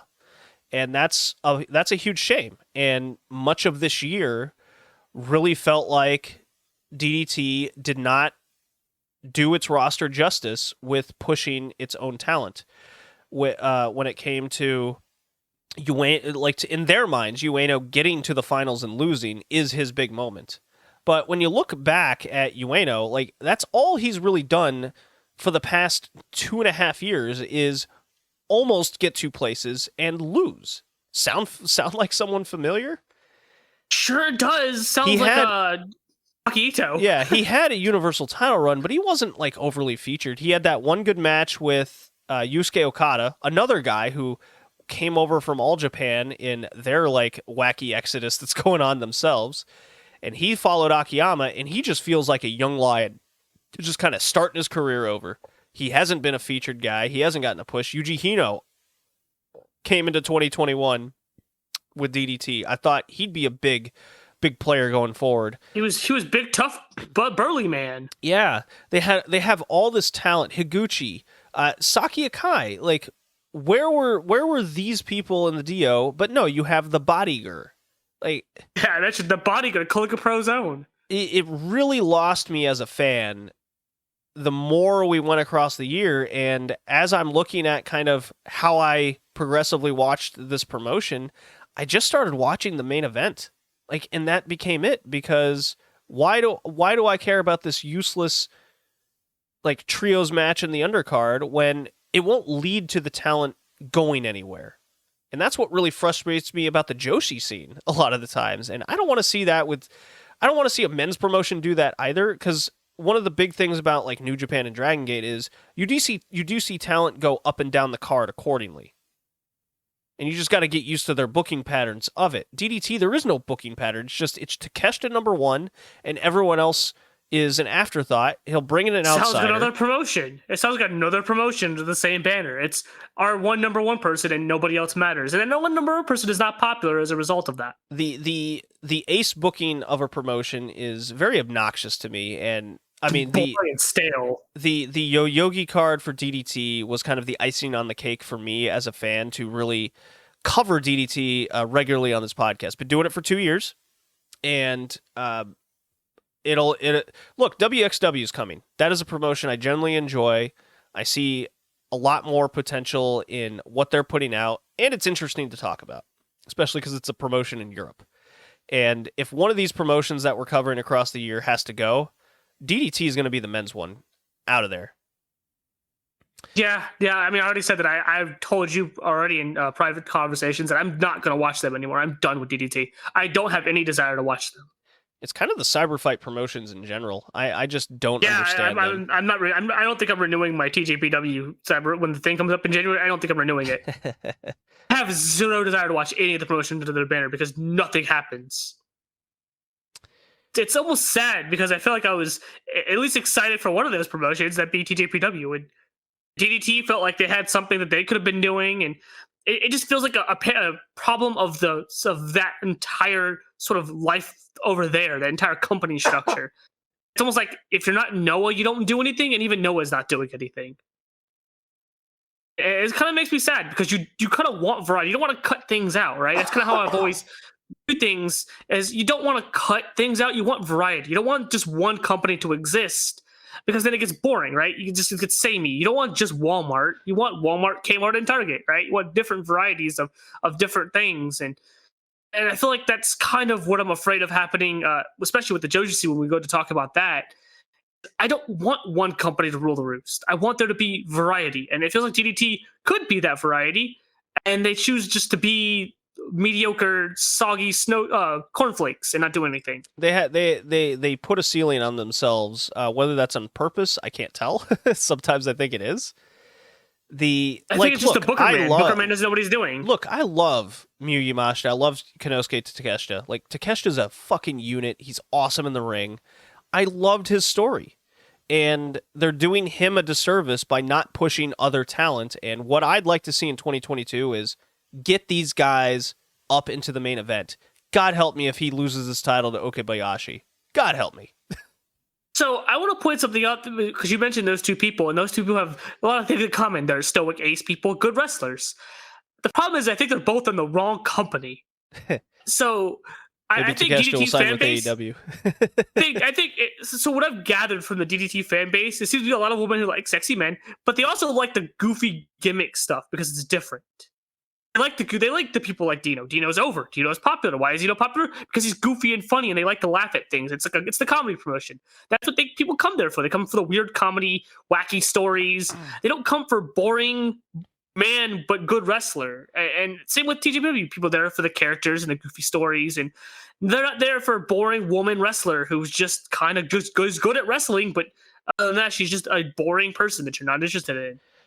Yeah, those are the wrong companies. Yeah, I think if you could just tip them in other companies, and they probably do a lot better. I'd like to see more use of the Universal title. I think Daisuke Sasaki being de-elevated out of the main. Well, I think him out of the main event and into that title area is good. I thought that was a good decision. And he's even champion half the time. Well, you don't see him half the time either, and he wasn't in the DO either. They could have. Why is that? That was so bad. It was a bad decision. I don't know. Maybe he has a lighter workload these days, but I got to see Ueno. I got to see Higuchi. I got to see. I'll even throw Saki Akai in there. Who cares? You got to elevate your next generation, and it was a huge miss this year that they didn't do it. And let's be honest, DDT has a precedence for this, and I watched them for a period of time. I got my fill. So on to the parallels. The parallels within TJPW are staggering. Well, Cyber really. Agent. What do you expect? There's like those two promotions especially have like the same parallels. I feel like they're booked by the same person, but they're technically not. But I guess that's technically not for a reason. All right, time to take a break.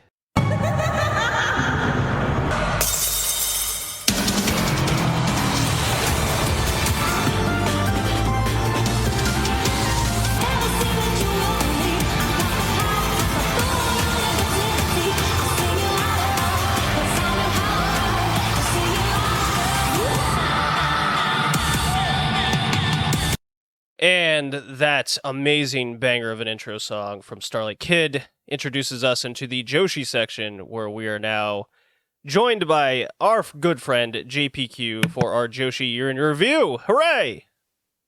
Hooray is right. I'm happy to be here, guys. I don't think we've done anything in my goodness, since May? Been a June, long time. Maybe? Been a long time. Been a minute. Feels like it's been a while. Has been. But I'm excited to be here. I'm excited to be here for the year-end Joshi chat. So thanks for bringing me on, guys. This is always a pleasure. Always happy to be on Red Leaf. Yeah, we seem to do, at least I'm on yours or you're on mine, at some point at the end of the year for a little retrospective, one way or another. It's very nice. Yeah. I think we're going on 3 years now. It's got to be that at least. Yeah, It's pretty cool. I, for this occasion, have busted out the Jack Daniels to match my initials, JD. Totally not because I'm trying to like sterilize my throat or anything at this point, because this is a rough podcast, guys. Like I said when you busted out the Jack Daniels before we got on the air, this is going to be a very interesting episode or a very terrible episode. It depends on how the Jack Daniels goes. Oh, things are happening. Let me tell you. It's been a rough few days. I haven't had Jack Daniels in ages. Now I know why. Yeah, it does not go. It doesn't go down very well, does it? Well, I got it mixed with some ice to hopefully ease it up a bit on me. But up a bit. Oh, it doesn't work. Ice never does it for me, at least. Well, I could get ice releases the notes in a different way, and you got to chill it at a okay, Mr. Beer Hipster over here. Beer hipster. Okay, do you know what Jack Daniels is? Taste buds, so you can't taste it. I know what Jack Daniels is. I'm just more like the IPA people. That's what you sound like, the IPA people. IPA is delicious. You got some. Anyways, all right. JPQ. Yes. Okay, so I kind of ran you through what we've been doing on this podcast, what are hits and misses and whatnot, and the improvements and worries. Give us all your thoughts over Stardom in 2021. The only promotion outside of AEW to, I guess, make profits and grow their, WWE technically, but you get the idea. Stardom is wildly business financially successful, and in the realm of the Joshi universe, it's the only one that could really say that. Yeah, I think the biggest win for Stardom this year is that I don't know if I can classify it as a Joshi promotion anymore. right? And I mean that endearingly towards the joshi scene as someone who actively participates in other promotions. But they've kind of transcended, right, the umbrella of joshi, and they're more of a global presence at this point. And I think that's kind of been the story of 2022. And I think a lot of that has to do with the ability of Stardom to be able to show and what they have with regards to their work rate, their marketability of their wrestlers, and make people in the West notice. And whether that's the United Kingdom or the United States, you know, there's a market share there on the international level that was ripe for the taking.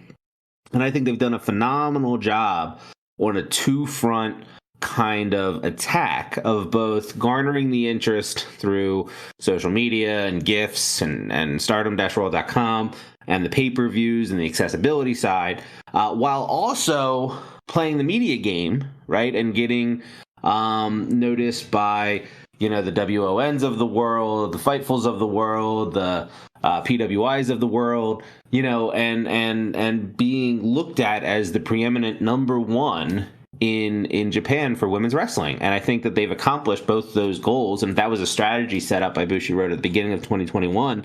You know, I think they nailed it across the board here on those two fronts. And so I think that's where we start talking about Stardom in the 2021 review. Yeah, I mean, what just came out was the Tokyo Sports Award. Now, I always find it hilarious how these awards go each year. It's very political, very politically driven. But there was a certain award that really stood out to me this year, which is the Best Bout Award. I'll ignore the fact that Muto won, but what stood out was Julian Tam from their Budokan match, hair versus hair, and then the Utami Shuri match that got international acclaim, even gained 2 votes each in the first round of voting for Best Bout Award. And this is the first time ever for a Joshi promotion to be nominated in this category, let alone 2 matches.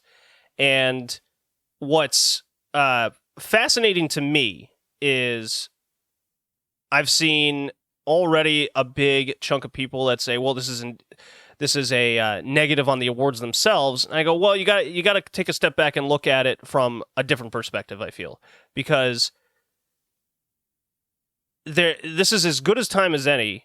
And I put this tweet out that with this ever-changing wrestling landscape, that Stardom, and I'll throw Bushiroad in there as well, are finally kind of chipping away at this perception that's always been around women's wrestling, going back as far as we can remember.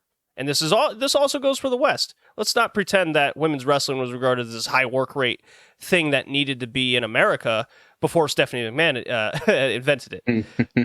Invented women, yes. Yes, women. Exactly. So in Japan, you can imagine how different the perception is there, and for these 2 matches and Stardom and Bushiroad to finally start changing this perception opens up a new audience, it opens up new ventures, and it's not just in Japan. When you start getting this kind of recognition and you start seeing even in their own country this perception change, that this is great for women's wrestling. Yeah, I want to piggyback off something JPQ had said off of, they've transcended Joshi. I think they've transcended not Joshi, but I think they've become Joshi. I think that's what I would look at it. They've become when people in Japan now think Joshi, they're thinking Stardom. Whereas in the past, they would just go back and think AJW if they even thought about that at all. They wouldn't be thinking about Stardom 10 years ago or Ice Ribbon last year, a couple years ago, or TJPW. None of these companies have the mind share. I think that's incredibly important, is for your promotion to have a collective mind share where people think about them, or when they hear something, like you hear like Joshi Pro Wrestling, their brain goes to, oh yeah, that's the company I saw that has Utami and Mayu and these people that I saw in the Tokyo Dome and people that work with New Japan, and it's that kind of perception. Oh, I saw them on a billboard. It's like that's that kind of perception that's changed so drastically. And I think as regards to the awards and why women's matches had never been sort of voted for in that category, a lot of that was politics. Like you had said, the Tokyo Sports Awards are very political, and the men's promotions were afraid of AJW. Let's not forget, they were afraid that those promotions were doing things that their promotions were not doing. Like they were doing styles and sort of kinds of matches, and they were more exciting than most of what New Japan was even doing. Right? That's what I think. That's kind of half why the juniors exist, right? Because they saw this high flying style, and Liger saw it and wanted to do it, and so they let it go. I'm not sure that's entirely accurate, but I wouldn't be surprised if that didn't have some kind of influence on it. So they didn't want to nominate those people because they wanted to acknowledge them. They were afraid of them. Nowadays, I think given that the sort of online world exists, New Japan was kind of started with Tiger Mask and all that way beforehand. Well, right, but I understand the sentiment. I think making them have like their own like division finally and becoming a big thing that they're trying to put, that like they're trying to push, and them giving the okay to that. I wouldn't be surprised if NJPW has had some influence on that. Maybe not the entire influence, but that probably had some nudge in it. I'd imagine, given the style that we're seeing in the classics around that same time.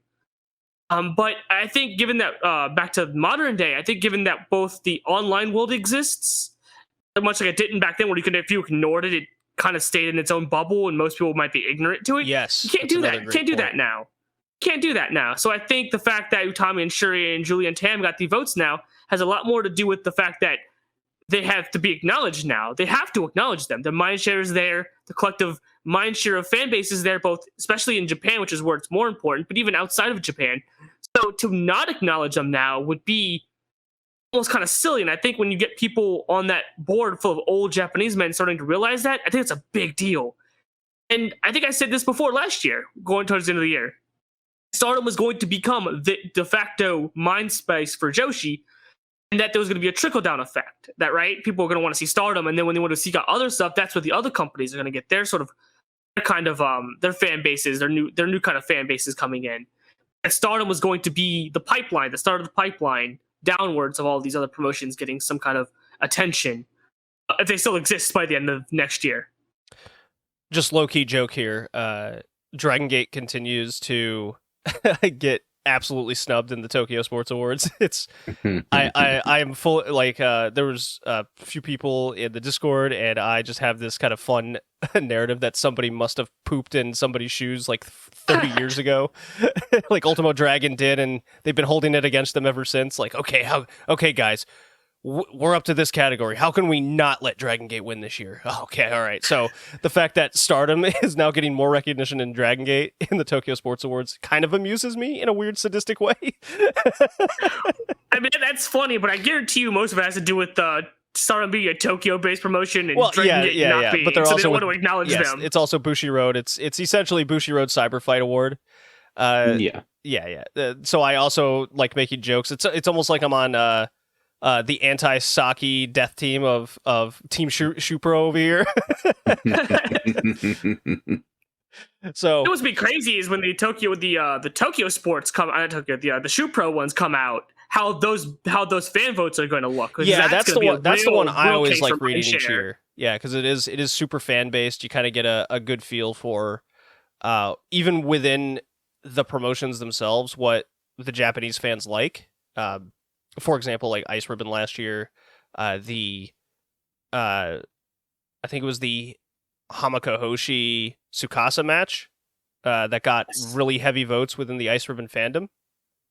And it was like, okay, I mean, I see what they're driving at. Not one of my favorite matches, but I definitely got a little emotional for it. It's just an example. But back to, I really like that comment, JPQ, that Stardom has transcended this idea of Joshi is in its bubble. Because I mean, on the Patreon, Retrocast Patreon, posting a bunch of stats and attendances and a bunch of figures of improvements.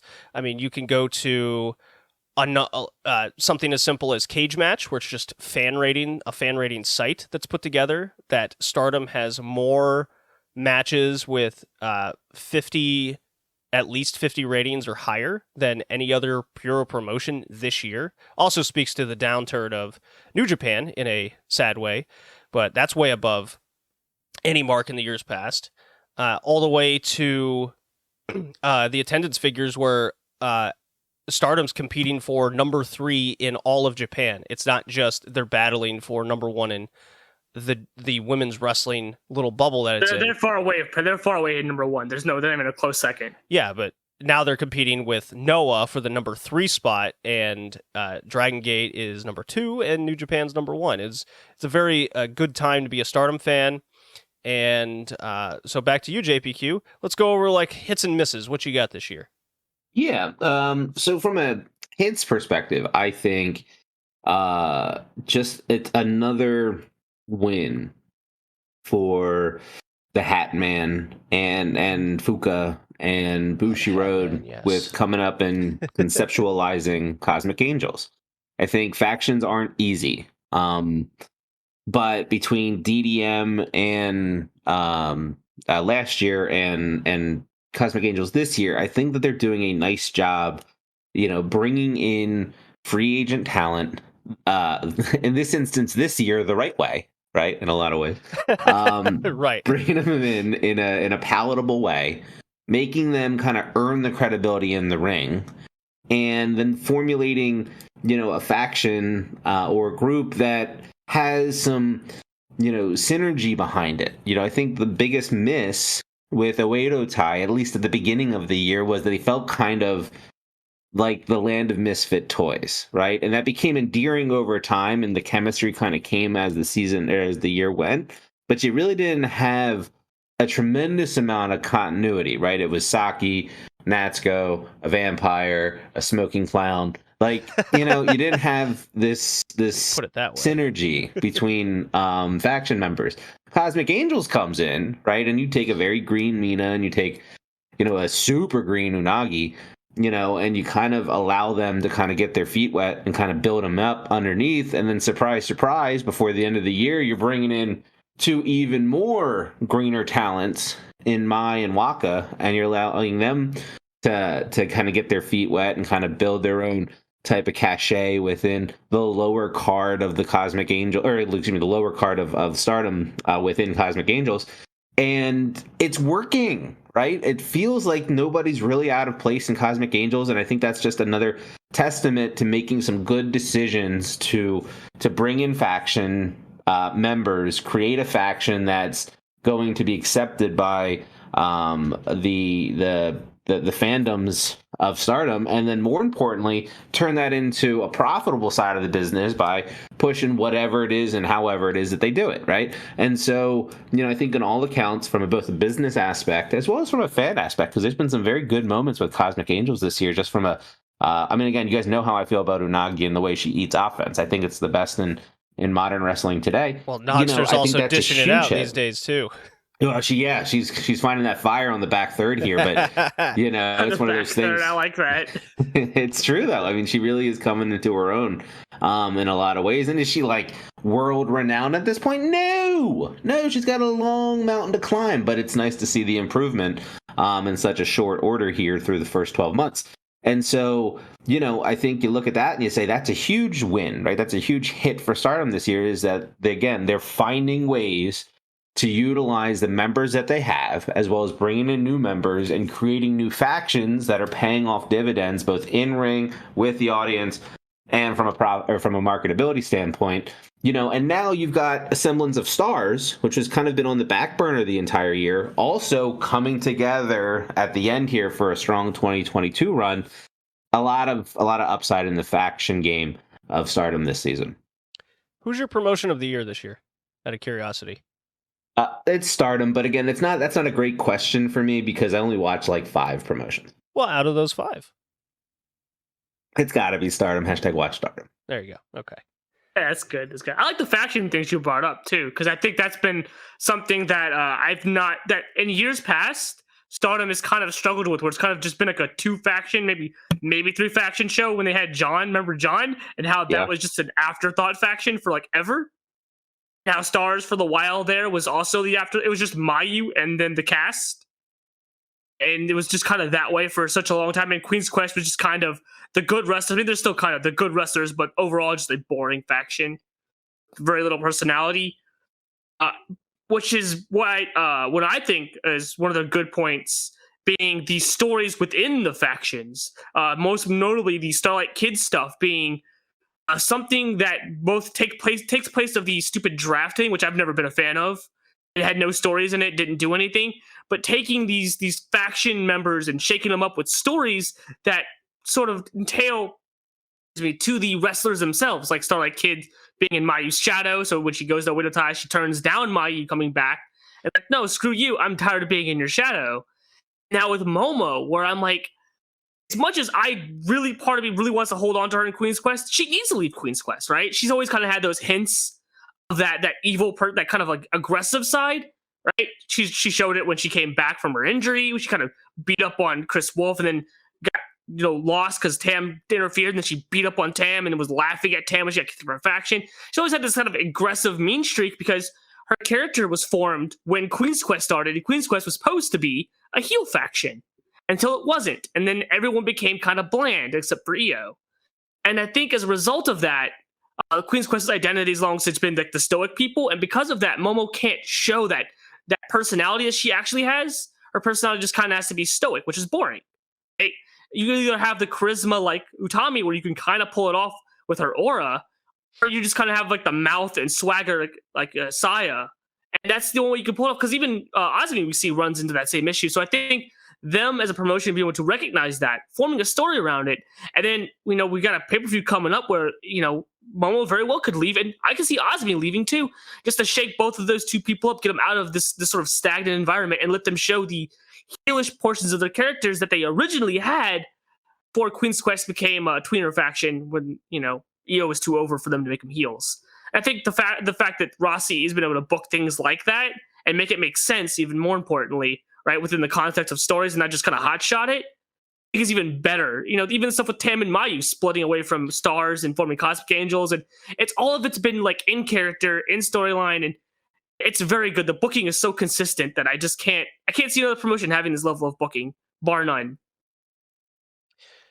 Yeah, I think a couple of the strongest points in Stardom this year is, for at least from my perspective, and one of my big critiques for every other promotion in Japan this year, and mostly America too, that isn't AEW and WWE. It's the ability to run angles and stories throughout the year, up and down the card, so the fan can maintain interest in dialogue throughout the year. And to me, that is super vital for a promotion and a fan.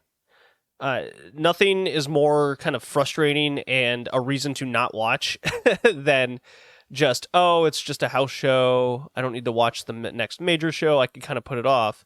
Because then you kind of lose your habit in watching. And, we spoke about Dragongate earlier. We spoke about DDT, about how they didn't do anything with their factions. They just kind of straight up disbanded them and then didn't really do any angles or anything afterwards or even before. And that's a major issue. While Stardom, on the other hand, all year long, we're running these Stars versus Oedo tie, SLK leaving Stars and getting ripped out of Mayu's hand to go, and it led into a huge character change. And the Tam Mayu stuff too was also a big part. It led into a different kind of injection into a whole division, the high speed division, which has never really been a featured title or important title before kind of last year.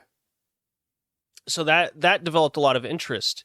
The angles in the main events was very good, and that's more along the simple puro type storylines of I challenge for the title, I'm next in line, I beat you before kind of thing, and that's all well and good as well. And then I thought the move going into a hair versus hair match and treating it not like a comedy act, I really with angles like that, I massively critique other promotions for treating angles and heavy stipulations as comedy.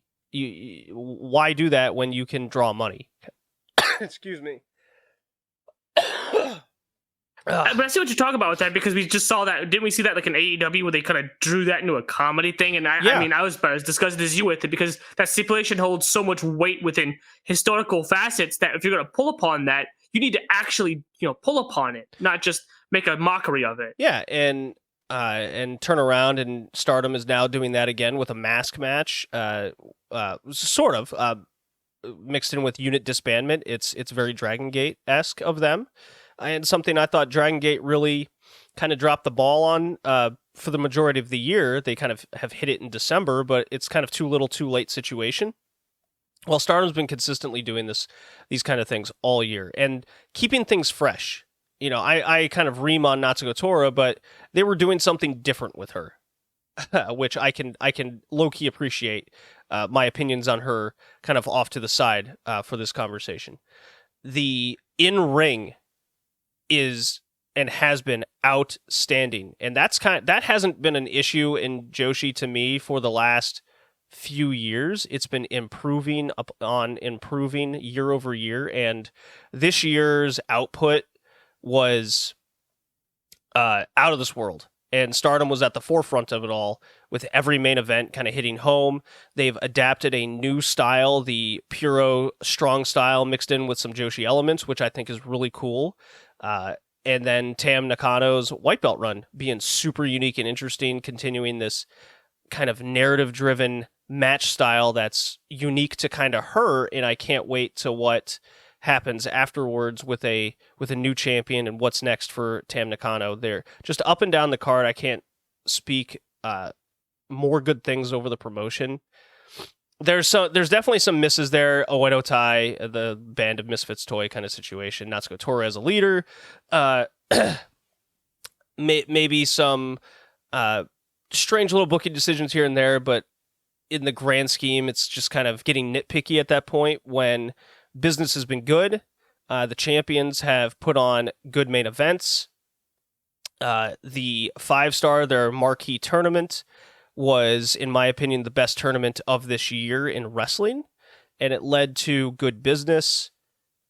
What more can I say? It's been basically all hits for me and my opinion on Stardom for 2021. Yeah, I can't think of any misses. Like, when I think misses, like, they're like these other nitpicky things. Like I mentioned, like Queen's Quest being very stale and boring, and Azumi and Momo kind of running into that problem. But also, like, Widow Tai being kind of the goof geek squad. But all of those things are fixed by the end of this year, right? If Momo switches over, and if Azumi goes with her, that's fixed. That problem's already remedied. We're already seeing Widow Tai be remedied by Starlight Kid sort of heading it up and everything. And it feels like they recognize these issues, but instead of just hot fixing it, right? Like some promotions would be like, oh no, this isn't working. Quickly hit the reset button.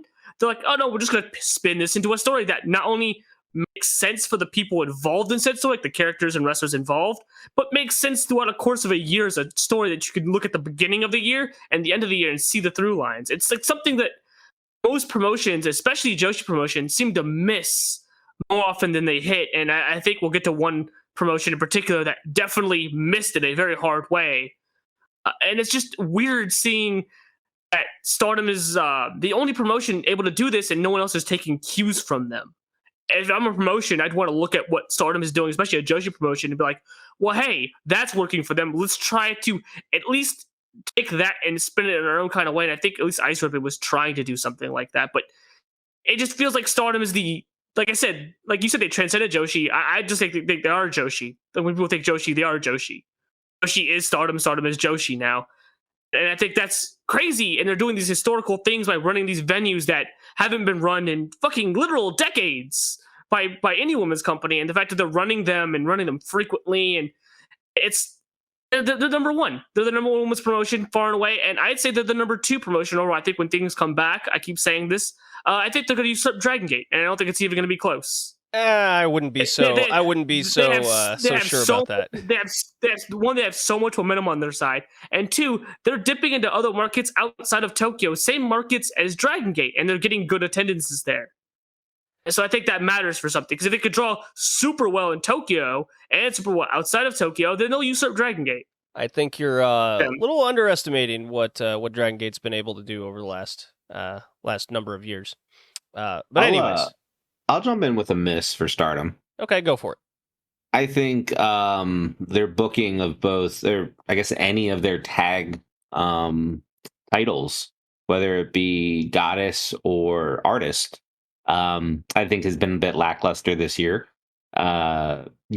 They came in with it being Konami and B holding the titles, right? And so the fanfare there wasn't great to begin with, and they lost within the first couple months to Himeka and Micah. But again, think about that run. It was a quick squash, right, at the 10th anniversary show against Natsuko and Saki. I can't remember if that was a DQ. I don't think it was a DQ. I think they beat them, but then they went into a title defense against Mina and Unagi when they were like super green, And then they lost the titles to Julia and Shuri, and then Julia gets pushed on the shelf, and that's kind of been the goddess reign this year, right? Now, granted, there was great moments with ALK throughout the course of the year. There's a reason that the number 5 on the PWI tag team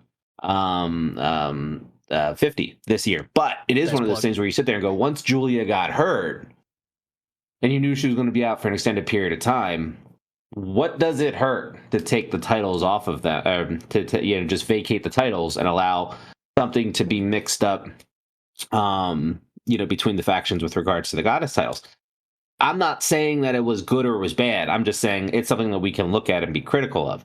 I can make the same case for the artists. Like, do we really need Cosmic Angels being, the greatest artists of Stardom champions of all time? Maybe it fits their storyline and kind of bring legitimacy to who they are and showing everybody that they're more succinct at the beginning than most are. But at the same time, I sit here and say, wouldn't it benefit, some of the younger talent to get a quick little run with the Artists of Stardom champion, the light blue title, if you will, as your premier handles the orange, right? And so, these are things that, we can look at and we can begin to nitpick. I mean, and that's what we're doing with Stardom in a lot of ways this year. But if you sat here and you said, as a tag team wrestling fan, I don't think that, they really hit on the level of some of these other Joshi promotions with regards to it, because they were more focused on their singles runs, and they were really just utilizing these titles in a more of a vanity aspect through 2021 to highlight, whether it be ALK or Cosmic Angels. I wouldn't be opposed to having that discussion. I think that's something that we could probably break down, into a little bit more, find a little bit more meat on that bone. Yeah, now that you put it out there, you kind of really only got 6 good months with the goddess titles. Yeah, I can agree with you with that one. Yeah. Yeah, sure, why not? All right. Yeah, why not? The improvements and worries for 2022, JPQ.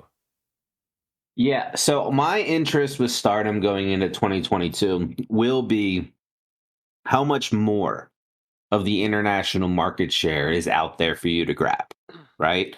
Because it's kind of a big ask right now in a lot of ways. You're putting out $10 a month for stardom-world.com, which will get you delayed pay-per-views, 4 to 5 days after the fact. A lot of it's house show stuff, and outside of the Grand Prix and outside of Tag League, it's a lot of house show stuff, right? And so great from a value perspective, right? You're spending $9.99 in yen, and you're getting 28 matches a weekend. It feels like it feels like you're getting all these crazy matches, but is it really worth the money for somebody that's brand new when you can pop $45 a month, $45 every couple months, and check out the pay-per-views and kind of stay in line with what's happening in Stardom, right? I mean, for people that are immersed in the world, obviously we want to unturn every stone, but for more of a casual, somebody that's just getting into it, it's more sticking with the pay-per-views. And then given where the Western culture is with how we consume all of our wrestling. Yes, I know where this conversation stems from. Yeah. Right. Yeah. $45 a pop every month on top of a $10 subscription. Is that feasible, knowing that I can get this for cents on the dollar compared to Stardom, at least if they keep the model through 2021. And so that's an interesting one, right? To see how much more of the market share in the West can they actually capture, while I think on the domestic side, right? And I try not to speak for Japan because I've never been there and I rarely talk to people that are from there. In fact, I take a lot, if they're willing to talk to me, I try to take as much of that information as possible. But I'm interested to see, given the awards that we're seeing with the Tokyo Sports, what could be with Shoe Pro, the fanfare that they've had this year, and the momentum that Bushiroad has helped driven this through the pandemic. How much more are they capable of getting in the domestic market? And I think the domestic market, obviously, there's way more of a market share for them to still continue to grab, right? Outside of just women's wrestling, then you battle wrestling in general, right? And now you got them competing with, Dragongate and Noah's and NJPWs on a greater scale than they were in 2021. Now, does that mean that they're going to be one for one? No. But just like AEW is competition for WWE in some capacities, Stardom is now going to be looked at, in my opinion, as an entity in a primetime viewing spot on more TVs. I think it's more TVs. Going into the future. It's about the same. Okay. And then it was the Western expansion of Japan that they were focusing on coming out of that presser. That's going to be really interesting to watch as they kind of get a foothold on the entire country outside of Tokyo. How much can they get in international versus how well can they do traveling domestically? I think those are going to become some of the things that we pay attention to for Stardom specifically going through 2022. Counter the pay-per-view argument with for $9.99 you just have to wait like I think 2 or 3 days usually, and the pay-per-view's up in its entirety. People do not like that though. You know that.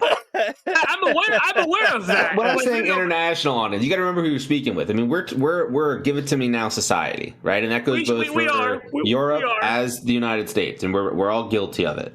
And we don't have the patience of waiting for. I mean, again, we sat here and said how annoyed we were with not getting uploads, and now we're getting uploads, and we're complaining that they don't have the English dubs on it. You know what I mean? Like you can't make people happy because people have one specific way of looking at something, and that is, I want what I want, and I want it to be perfect, and I want it now. And where it's getting piecemealed to us, as the infrastructure grows within Stardom, through the backing of Bushiroad, until it becomes what like the WWE network is to some. How much more market cap do they really have to gain? It's going to be interesting. I think it's more like, I don't want it to seem doom and gloom. I don't think they're going to come full stop. Obviously, I think it's going to continue to grow. But what is that percentage compared to, them domestically? You know what I mean? And how does that compare? And how does that compare to last year? Right? And are we going to start seeing laws of diminishing returns fit in here over the course of 2022? That'll be what's interesting to watch as we go through next year. Right. So I think all my hopes and sort of opinions are what I think is going to happen in 2022, both good and bad. On the good side, I'm very, very high on the fact that, and I think I've said this, I don't know if I've said it on this podcast, but I know I've said it to both of you guys. I think they're running the Dome next year. Period. I think they're going to run the Dome. I just feel it. I feel it. I hope you're right. I mean, I like the. I feel it in my bones. I think they're going to run the Dome. I just can't. Let me ask you, Kay. Like Tokyo City Dome. If I get Dome's what, like 100K, right? Oh, 90K. It's like 40K. It's like 40. Is it? 40, 50K. Why do I think it's always that? I always think it's. It's not the first time you've told me that. I always want to sit here and say like 85K. I don't know why. Okay, so the Dome's like 40K, right? Yeah, roughly, yeah. And I'm not saying it wouldn't be a huge accomplishment if they got 12,000 people and 15,000 people in there, right? Although obviously business-wise, we probably look at it as being a failure. I don't know about that. Well, see, that's the thing, we don't know. But let's just say that financially it makes sense. Fiscally, it makes sense, right? But financially, it makes sense. Because 40K is like about a sellout, and most people do not sell out the Dome, so that's going to be a that point in. But the optics weigh into that too, right? Like, sure. And I'm not saying I know the answer to this. I'm actually going to present and want to know your opinion on it. Is it better long term to run the Dome? Say that you ran the Dome and were the first to run the Dome since, fill in the blank. Or is it, but you're only going to get like 10,000 people in there. And so camera wise, you got to be crafty with how you do it to make it look and feel bigger than it might actually be.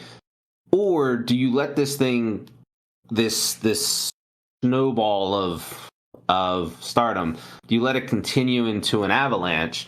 And now 2024 comes around, and now you've got the confidence in, say, 20,000 people, 18,000 people, 22,000 people, you know what I mean? And where you're probably paying full price then than you are now, and you might maybe not make as much then as you would, then as you would now, yeah. But you would feel confident moving forward that the popularity is going in the right spot, right? Like, where do you value, that Is it the short term, let's get it done, let's knock it off the checklist, and boom, there's another one that we've done that nobody's done since X amount of time? Or let's slow play this, let's continue our gradual incline into the domestic market so that once the entire country's involved in Stardom and knows who we are and are coming to all the shows and we're selling at everything else, now let's go run the dome and now let's make it something that's going to be remembered worldwide for the next 30 years. So I'm going to preface this with 3 points I'm going to make. This is why I think they're going to run the dome, and why I think your question, why I think getting 10,000 people isn't going to be that big of a deal. So one, well, I don't think they can. It's more of 10,000 versus the optics. I got you optics. Well, yeah. So also with that one, then they ran Budokan, and Budokan they didn't even get half of the people that would be considered for that at all because they couldn't, right? But they were able to make it look full and have the camera tricks and all this stuff because they have the New Japan production side who's good at doing stuff like that. So I think the visuals aren't going to be as bad. And my second point to this is I don't think it's going to be hard for them to even book the dome for Stardom because they booked Budokan through New Japan. New Japan booked it and they just put the Stardom show on there, right? They can do the same for the dome, especially because they're booking the dome more than once each time now. Yeah, I can totally see them doing that as sort of a dome show lead in to the first night or maybe the second night of Wrestle Kingdom, and say that they want to do 2 nights still. Or if they want to do a third night, maybe the third night or one of the nights is just the Stardom show. And I can see them definitely doing that. And as for 10,000 people, that'd be a boom for them because you name do know another the Joshi. Wrestle Kingdom is in like a few weeks, right? Yes, I'm aware. Okay. I'm not saying now. I'm saying next year. So you mean 2023? Yeah. I think they're going to announce it next year in 2022, and we're going to get it in 2023. That's what I'm saying. I think they're they're going to run the dome. I just feel it because at this point they're running Sumo Hall. They've run Budokan. Where else do they need to run on that checklist? The dome. I don't see why they won't do it. Kadani's been. You listen to what he's talked about when he's mentioned the dome in Stardom. He wants them in there soon. He's been like hyping up the fact that I think he even said that he thinks they can do it sooner than most people think. And so I think that that's going to be something they're going to push. And I see them doing it.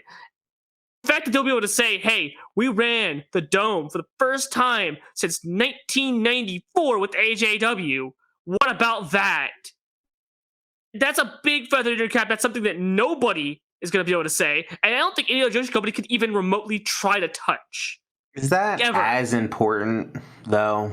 As I mean, look how don't get me wrong, you're getting me hyped. You know what I mean? But look how they touted the Budokan. Look how they touted Budokan, running Budokan. Look how they're touting Sumo Hall. They're treating it as a big feather in the cap. Look what we're doing. Look what we're doing that nobody else is doing. Okay, right. So what? TJPW is going to run the Sumo Hall. They're not even going to 1/10 of what Stardom's going to get, right? But they didn't run Budokan. They haven't run many of the other places that Stardom runs, nor the frequency that Stardom has done it. I think that they can. I think that they will. And that's my big thing for next year. I think they're going to run Budokan. I mean, not Budokan. I think they're going to run Budokan again, for sure. I think that's a lock in my opinion. But I think they're going to run the Tokyo Dome, too. They'll announce it. They'll run it, maybe the day before or the day after or somewhere around, Wrestle Kingdom, sort of play off the hype of that. I think it's 100% going to do that. But I think, regardless of that's my big hype thing, but I think my big concern would be maybe the health of some wrestlers, maybe messing with some of the booking plans potentially, right? Because I think Julia is going to be a big part next year, and I think Julia Utami is going to be the big thing they're going to want to do next year. That's what I think is going to be in the dome, personally. But if Julia gets hurt again, right, that might mess with things. So that's my only concern is they've been doing a good job of getting people off the road, off of shows when they're banged up and giving them time to rest. I'm just kind of worried that it might come at an inconvenient time. You can never plan for these things. And so I feel like, much like I did this time with Julia, it kind of came at a bit of an inconvenient time, but not so inconvenient that you couldn't make up for it. I'm afraid that something like Utami or Julia or Shuri or someone's going to get a little banged up and they'll come back at a very inconvenient time. Yeah, that's my only concern. No, I think that's good. I want to use that as a pivot because we are talking year end here, right? Let me ask you guys. We know the potential if Shuri wins that you've got Julia, her tag team partner, who's coming back, who's top 3 in the company just from a standings perspective. and you got that story with those two through 2022. You've also got, if Utami wins, Julia sitting right there as well, right? Because she's, looked at as being number 2 in the company and blah, blah, blah, blah, blah, and, everything down and Demanda and everything she built prior to and whatever, right? And they pulled the trigger on the Julia run. We know that we used Micah and Konami as kind of the, fill-in feuds over the course of the season for both respectively, Utami and Shori. Who is coming up into the main event next year, right? Mayu's been riding the pine all season this year. Tam's probably coming off of a, above average Wonder run through 2021, so she'll be free. You've got average. Unagi, what who's kind of bar just... do you have, sir? What's that? Above average. That's quite the bar you got. I know. I like Tam. I don't like Tam. Some people don't like Tam. Some people don't like Tam. I don't mind Tam. Some people don't like Unagi. I think Tam's... I will still... She creeps me out. I've said this. Her social media game creeps me out. Well, yeah, it's like a soft porn serial killer. Well, that aside, even some of the other look at Mina does it too now. It's crazy. It's rubbing off on all of them. There's that stuff, but then there's like the other, just like the normal stuff too, where it's just like her staring into a camera, like blinking for 30 seconds. Like it's just. What? Some people and some people's thing though. JPQ. More power to them. I don't know what it is. I'm not even pretending. I've checked so hard out of that aspect that I'm not even. You know what I mean? Like I couldn't even tell you what it is. You know what I mean? I'll just default to you guys know what you're talking about. But so anyway, but as far as her Wonder Run is, I'm very high in a lot of those matches. And I appreciate the stories and some of the fun things we got with them, because I think she's kind of carrying the story element side of this for Stardom most of the season, right? She's kind of like the TJPW of Stardom this year. She's kind of waving that flag with all her little fun stories that she's been doing with every one of her challengers, and I think that's cool. She's last year's TJPW, because this year's TJPW doesn't like stories. Okay. So if that's more accurate, let's go with that. 2020 TJPW. So you got that. So anyway, so we have some people that are opening up, but we know that Mayu and Tam are going to punch at each other at some point, right? And we should see that relatively quickly, I would imagine, in 2022. So that it begged to be, so then the question needs to be asked: who are the next main eventers that we should expect going into next year? You know what I mean? Like if Saya's booked on the Wonder side and we just labeled everybody else, do you dive back into Micah and continue that reign? Do we have new signees come in? Do we, what's the next step for Stardom on the secondary booking of the world title? How many names do you want to hear? I don't know. Let's go 3. How about 3? No, how about 2? All right. Like new names? Does it have to be? Like, I would push Momo, but again, she'll only be 21, going on 22. Like, I think they're going to push people above her, and also depends on her gimmick change too. If she goes to Wado Tai. Imagine the Wado Tai's going world anytime soon. Do you? That would be a hell of a gimmick change. I think it's Momo. We're gonna see. We're gonna see. She goes from True Heart to Black Heart, and she just takes over. Oh, she'll probably keep True Heart. She'll probably keep the True Heart. Like kids keeping the Sky Tiger on this shit. That's fine. She'll go back to Momo before the Queen's Quest turned to tweeners, where she was just I think howling and murdering ever since Bushiroad took over, I think they've been playing the age card a little bit, where anybody in their mid to higher 20s, they're pushing faster than the people, and they know they can sit on like the Momos, SLKs. It doesn't mean they can't make them interesting. Doesn't mean that they won't be involved. But I just don't think they're going to be pushing them to the top of levels. That's the only thing that keeps Momo out of it for me. But it would be something like that, JD. That's kind of the example you were looking at. I will say, it's pretty easy to say Julia. Well, she's already there. My de facto so Julia's already counter there. is already there. Yeah, so I said, because if Shori goes, if Shori wins, because she hasn't had a red belt title match. She hasn't had a red belt, but remember, what I'm asking is, who's filling the Micah and Konami roles this year, right? Also in the main event picture, kind of but they're the secondary. Yeah. Oh, I got ideas for that one. Yeah, because Julia's going to be at the top roles. SLK's going to fill one of those roles, guaranteed. You think she's going to fill one of the... For they're gonna try to make her feud. ready.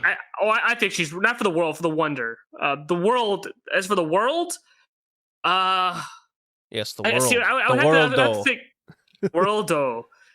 That one's hard because I don't think you want to continue to do Micah because it's the world though. Oh god, I'm awful.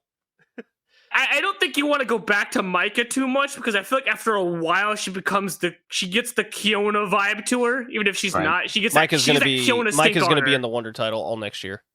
Mark my words. No, I keep maintaining. I think she's going to skip the Wonder. She's going to go straight to the World. That's what they're going to keep her. They're going to do the Utami. They're going to skip her over the white belt, go right to the red belt. That's the feeling I get from it. I think Tam is going to get a few cracks at that red belt. I don't know if she's had any. I can't think off the top of my head if she's had any red belt matches before. But I can see them doing that. I don't think she's ever going to win it. I think that has to be someone I could see them maybe keeping as a constant challenger. I still maintain that Julia Utami is the biggest match that they have not done yet. Because they've already done Mayu and Utami. If not, and they've done Utami and Shuri, and they're going to do it a second time, but they have not done that, and that's the biggest match they have not done. Yeah, I'm just gonna say it's not as complicated as we make it out to be. I'm sure there'll be some challengers in there every now and again to kind of give them the opportunity to get a taste of the main event scene, much like Micah this year. So yeah, throw Nagi, probably get a Tam defense in there. Put Waka Flocka there. I don't know. Like, I think that they found this formula. I think it's going to be focused. I think it's just going to be focused on Julia for 2022. Well, Julia is going to be the overarching one, right? Yeah. But you need the foil for in between, right? And that's where Micah and Konami filled those roles this year. I'm looking at the roster, and I'm looking at the potential feuds going into next year, right? And I think Mirai becomes one of them. I was thinking Takumi maybe too. They keep Takumi around. They're gonna do a Rohan, and they let her play up and kind of be a foil for Julia for the first 6 months. I can see them doing Rin as well. I can see them doing Rin Katakura as well. Nah, I don't. I can see them trying to come up. I can see her getting a filler defense on some random Korkin or something. Nah, yeah, I mean, getting the shot I'm not too concerned with because they give out shots like hotcakes. You know what I mean? But it's more of who's getting the storyline. I got a big swerve here. I think Chihiro Hashimoto is going to come in for one match. Don't be ridiculous. She's going to be cracking it in cleats. Listen to me. Rossi has reached outside before for other people, right? So Sendai there's no way Sendai is not hurting right now, right? Same with Marvelous. That's why they're all going to GLEAT for bookings. I can see smart. I can see in a weird kind of warped way. I can see them definitely bringing in Chihiro for one match. I don't making see a big deal about it. I don't see it. I can see it. I see Nene coming in before Chihiro. Did anyone see Sari challenging for that belt when she challenged? I don't think anyone saw that coming.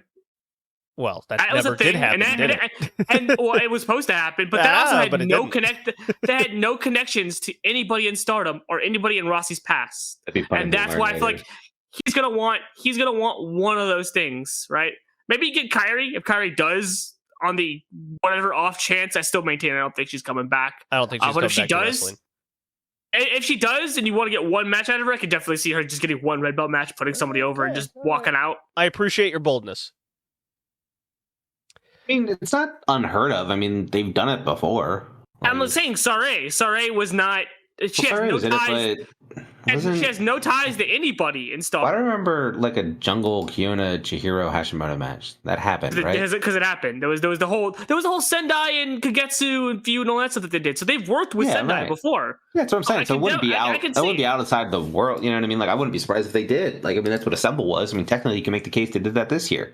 Or last year, I can see them doing that. Do one match that way. I can see that being, I don't know, maybe the Budokan. I don't know if the Budokan, but maybe one of their like Osaka arena shows or something like 80 on 2 or something. I could see them throwing that match on there as one of these big pop crowd moment things. Yeah, if you say so. See them doing it.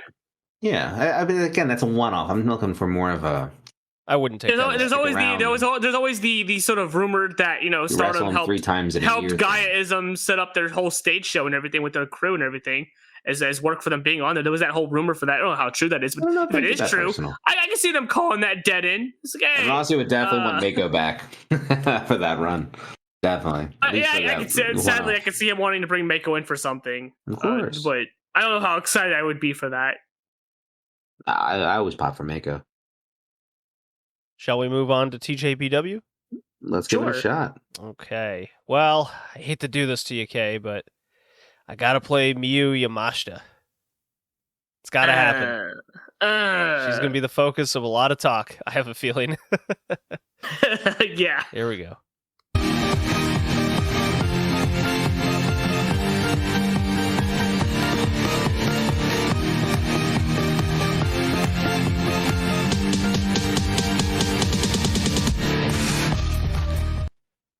Mr. JPQ, you, sir, have opinions on the Tokyo Joshi. Sometimes. Yeah, not your favorite promotion, is it? No, I would tell you that it doesn't rank high with me as far as volume of things I watch on it. From what you have seen this year, what is your kind of heat factor on everything? I know you're more of a casual TJPW fan, if that's a phrase I can use without offending anybody. No, I actually prefer it. No, I think it's more accurate. I don't want to be known as a TJPW expert. You know what I mean? I think that would be disingenuous. What's your heat factor on TJPW from like the first 6 months to the last 6 months?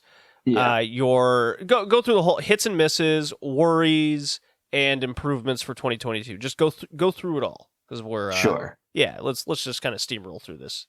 I think, and so this is a couple things which I think are fun. Number one, I'm not as upset with them as a lot of other people. And here's what I mean. I'm not emotionally invested in it, right? And so that makes sense. When I watch it and I see somebody like Miyu keep the title or win the title and then go on to beat Maki and keep the title, I'm cool with that because she's like their Okada, you know what I mean? And I dig aces, and aces should have titles, and aces should have titles for long periods of time, and their run should always be long, and they should be dominant. And that's just, when I got into Puro, that was kind of what was instilled in me about aces. And so she is the ace of TJPW. So if we're in the middle of a Miyu run right now, then we're in the middle of a Miyu run. Point blank, the end, And I'm cool with that. Where they are with their roster and, who do they have coming up and who are they using for this and who's doing that. Again, I get that's where the nuance comes in, and that's where promotions succeeding this year and not succeeding this year, that's where a lot of the discussion happens. But on its surface, I dig Miyu matches. And so Miyu being champ, I always have a good time watching those matches. I don't think she's had a bad main event or title match this year per se, right? Nothing that I would sit here and go, "Wow, you shouldn't watch that." No, watch them all. Sure. I can and so so from that aspect, it's great. The funny thing about it is that as somebody that punched in 2018, punched out, came back for a little bit in 2020, and punched out again, I'm watching the same damn thing that I watched 3 years ago. You know what I mean? It's Miyu, you don't say. Magical Sugar, New Rabbits, and it's Maki. And that's, again, great for me because I love those four, And so from that aspect of it, I sit there and I go, I'm okay with it, Okay, I'll interrupt you here for a second. I got a follow-up question with that one then. Yeah. What would it take for you? What would TJPW need to improve or change to grab you into kind of becoming a more, I guess, frequent viewer? I need more people. I need more wrestlers is what I need. Okay. Not volume, but actual wrestlers. Like, I get the allure of TJPW. Sure. I like that they're different, right? It's a completely different product than Stardom. It's a completely different product from a lot of joshi. And the fundamentals are strong and it's decent wrestling. It's not that. It's just there's nobody to the level of a Miyu, right? That I can invest in their work rate. Yuka and Shoko, but yeah. You could, but again, I'm going to sit here and tell you that Yuka's part of that group. That's why I said I need more, not that there's one, right? Shoko, I'll tell you, she does a very good job of both the in-ring wrestling, but then playing up that character side. You know what I mean? And it's character wrestling. You know, that's what TJPW is in a lot of ways. And so when I watch it, I say, like, I need someone more on the level of Miyu to be a thorn in her side for me to pay attention longer term. And I don't know if they have that person. I thought Mirai was that person, right? Once she got through the rookie BS and, you know, doing the stuff with the cat and the clown, that once you started working up the card, which we saw a little bit at the beginning of this year, that she would really be the one to kind of come in and be like that tough powerhouse that can match the power, but in a different way. Or, excuse me, match the strength of her kicks with the strength of her power, right? And I thought that would have been a cool dynamic to watch for the next couple of years. I would be invested, right? I just don't think they have that, and I don't think Maki Ito's that person. And so, JD, you and I have actually talked about this before, and I think this is where you were leading me. Maki, where I think she's a great sports entertainer, and I think her wrestling has tremendously improved, right? Because she's not a bad wrestler, and I hate when people say, well, she sucks at wrestling. No, she doesn't. She's very good, and her progressions have been great over the last couple of years. But is she main event of the second biggest joshi promotion in Japan, like, level of work rate? And the answer is no. No, she's not. And where she can have decent matches and above average matches, and on some occasions bangers of matches with specific people, once you've seen that, and the problem with TJPW is that we've seen these matches now, 4 or 5 times, is she going to be able to carry the next generation up and keep the quality of the wrestling the same, if not improved upon, while doing her storytelling BS? So I'll throw some facts at you right quick. I don't know if she can, and that's just where I am with TJPW right now. Here's where I'll throw some facts at you in retort of Maki Ito. Sure. And her improvement inside the last 18 months. Right, which I clearly stated that I agree that she has improved. Yes, she has improved. Where you say she's not main event caliber or she can't carry it.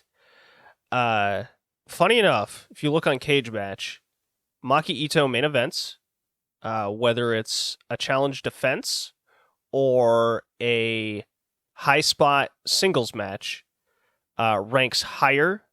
This is from just Cage Match, and you can find a couple other sites out there with high star ratings and whatnot. Maki Ito has the highest of any other roster member in TJPW. She, and if you ask around, at least in our tiny little group, so keep that in mind. But it's what we got to go off of. From a top 10 match perspective, over the last 18 months, Maki Ito has the majority of them. And that's with a number of different opponents. And the other person is actually Rika Tatsumi. A person you didn't even name. And so I'm going to have to disagree that she can't handle that top spot. I'm going to put a spin on this. Okay. Think about those matches, and I'll give you Rika because I think so. I'll give you Rika and I'll give you Mizuki as well, right? Like that's the caliber worth of in-ring wrestling work that I want, if not more, right? Because I think there is more that can be offered than those two. Although I love those two.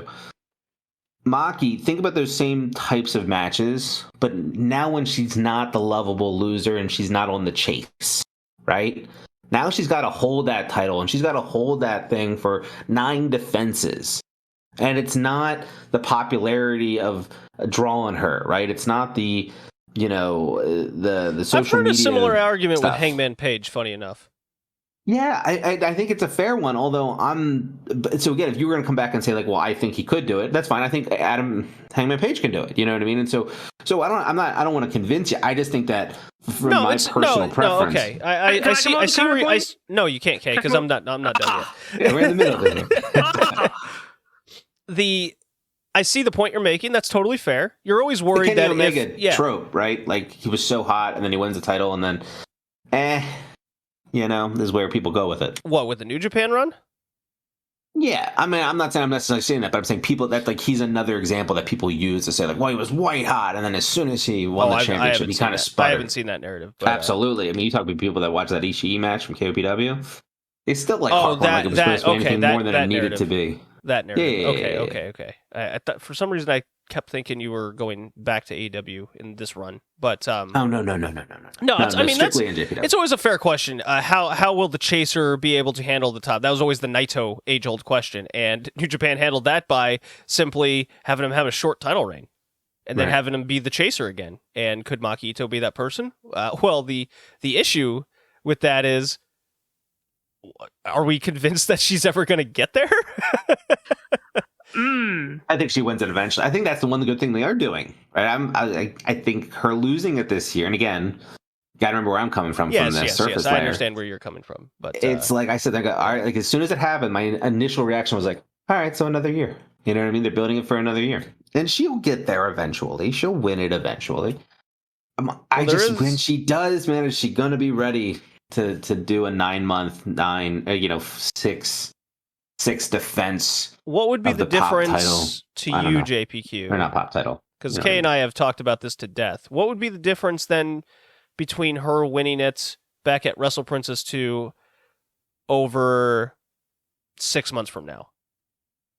What would be the major difference there? I think it's Cyber Fight's losing money with everything else, and they know they can make a profit with Maki being a loser. And why show any of our longer term plans when we're producing the dollar off what we did 3 years ago? You know, why not just save that until we need it? When people start feigning interest, then we can pull the trigger on some of this stuff and make it live again. It's too late. But then you run into it's too late, and then maybe you don't get those people. To you, maybe, but not domestically, because the dollars are there. No, clearly they're making some type of profit. I have some stats. I have some things. I'd be curious to look at. I'd be curious to look at some major show numbers over time. Which Patreon plug here. Running some stat lines of those very things over on patreon.com/RedLeafRetrocast. Trends of popularity compared to I think that they're from a business, like from a bottom line perspective, they're showing green, and so they're not asking a tremendous. It's like Sinclair and Ring of Honor, right? Like as long as you're not making waves and you're turning at least some type of But Ring of Honor was not making profit. No, unfortunately. Well, yeah, but they did for a little while. You know what I mean? And that's the era we're in with TJPW. It's not the last 3 years of Ring of Honor. I want to counter the Maki Ito thing. So I get where you're coming from, much like JD says. You're more like looking at from the in-ring sort of deal, and the thing with TJPW, and I think this is probably why you're maybe more of a casual viewer of it, is it's all about story and character with them. That's been their foremost. That's been their selling point.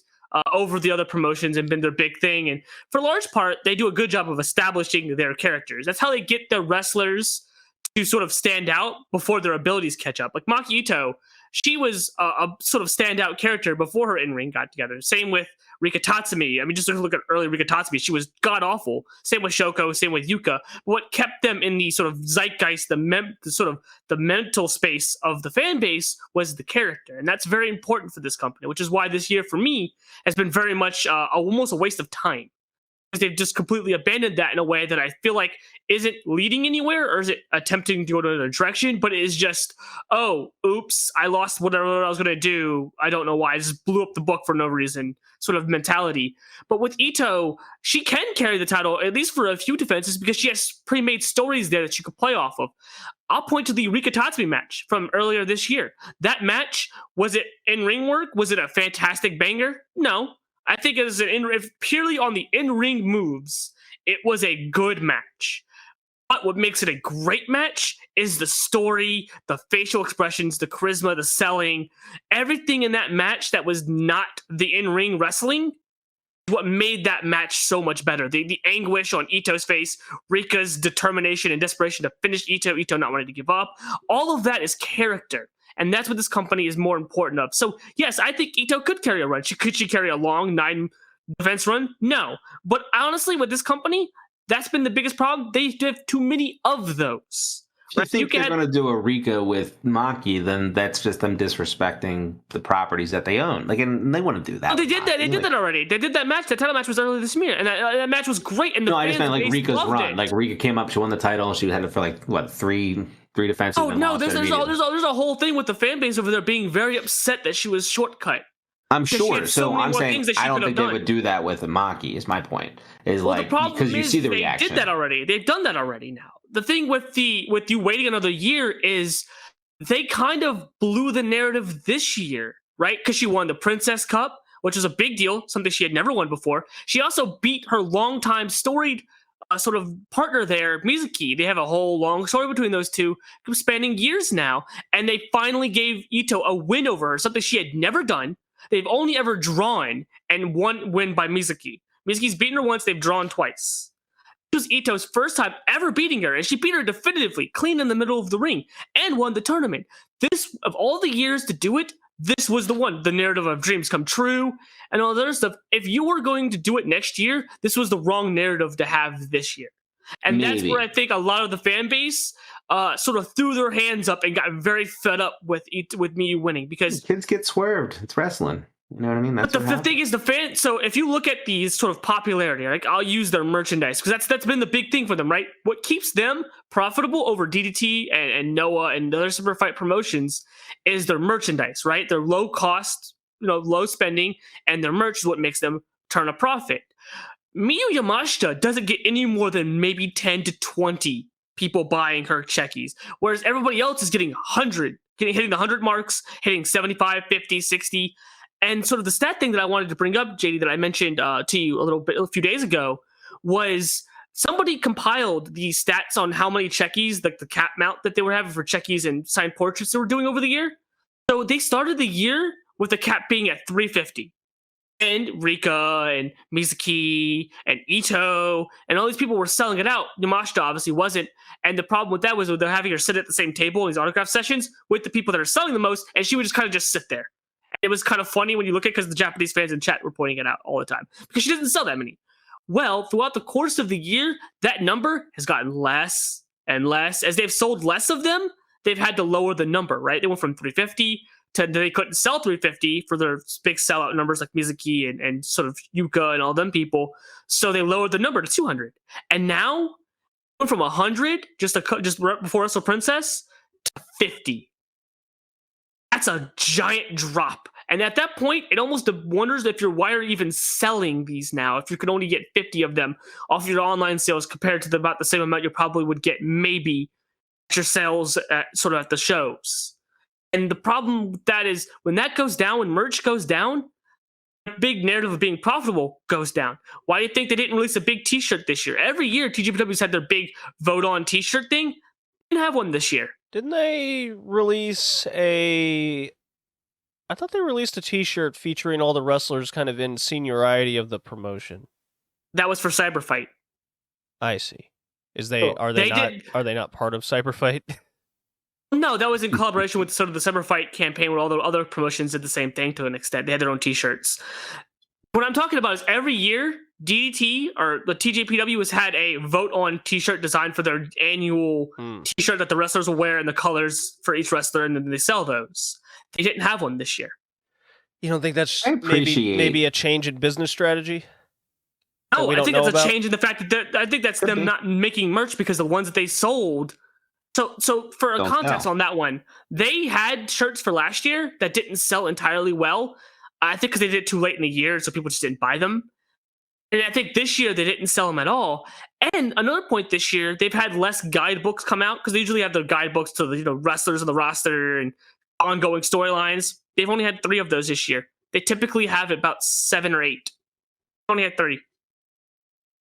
It's been cutting down on the merch, and I think a lot of that's because they're not selling the numbers, so they're not producing any more than they can sell because then I appreciate what you're saying. I think merch should be a consideration, right? It's what keeps them profitable. Well, it's only one facet. And to your point, Kay, I'm not going to dispute any of that. Why? Because merch mostly affects who?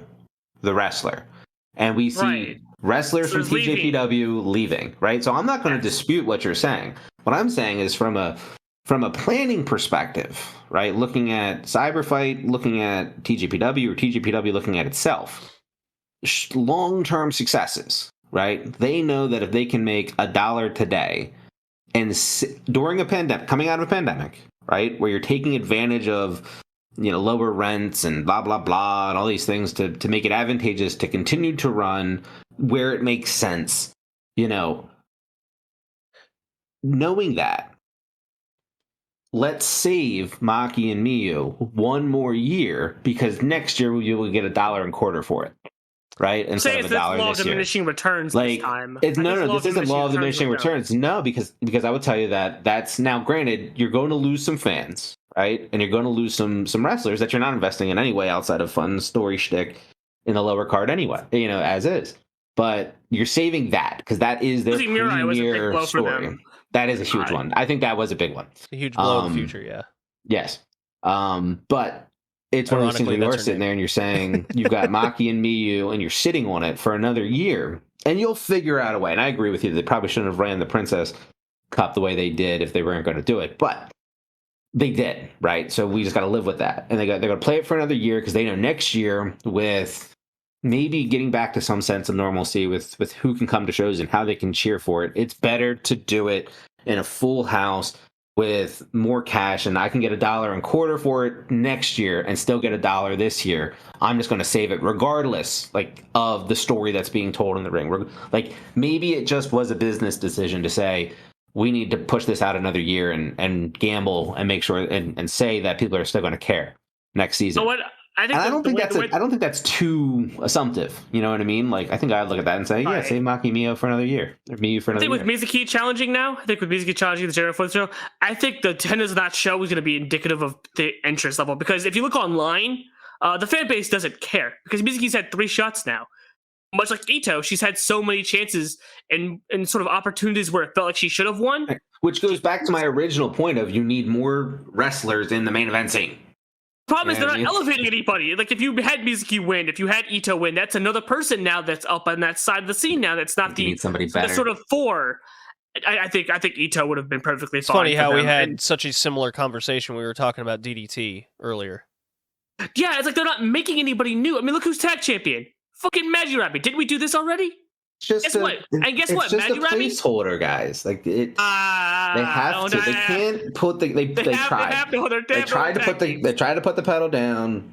Okay. They tried to compete a little bit. All right. The big one. Okay, guys. I'm gonna put my foot down here. All right. Let's hear it. Okay. So, I got some stats here that I think both of you will appreciate.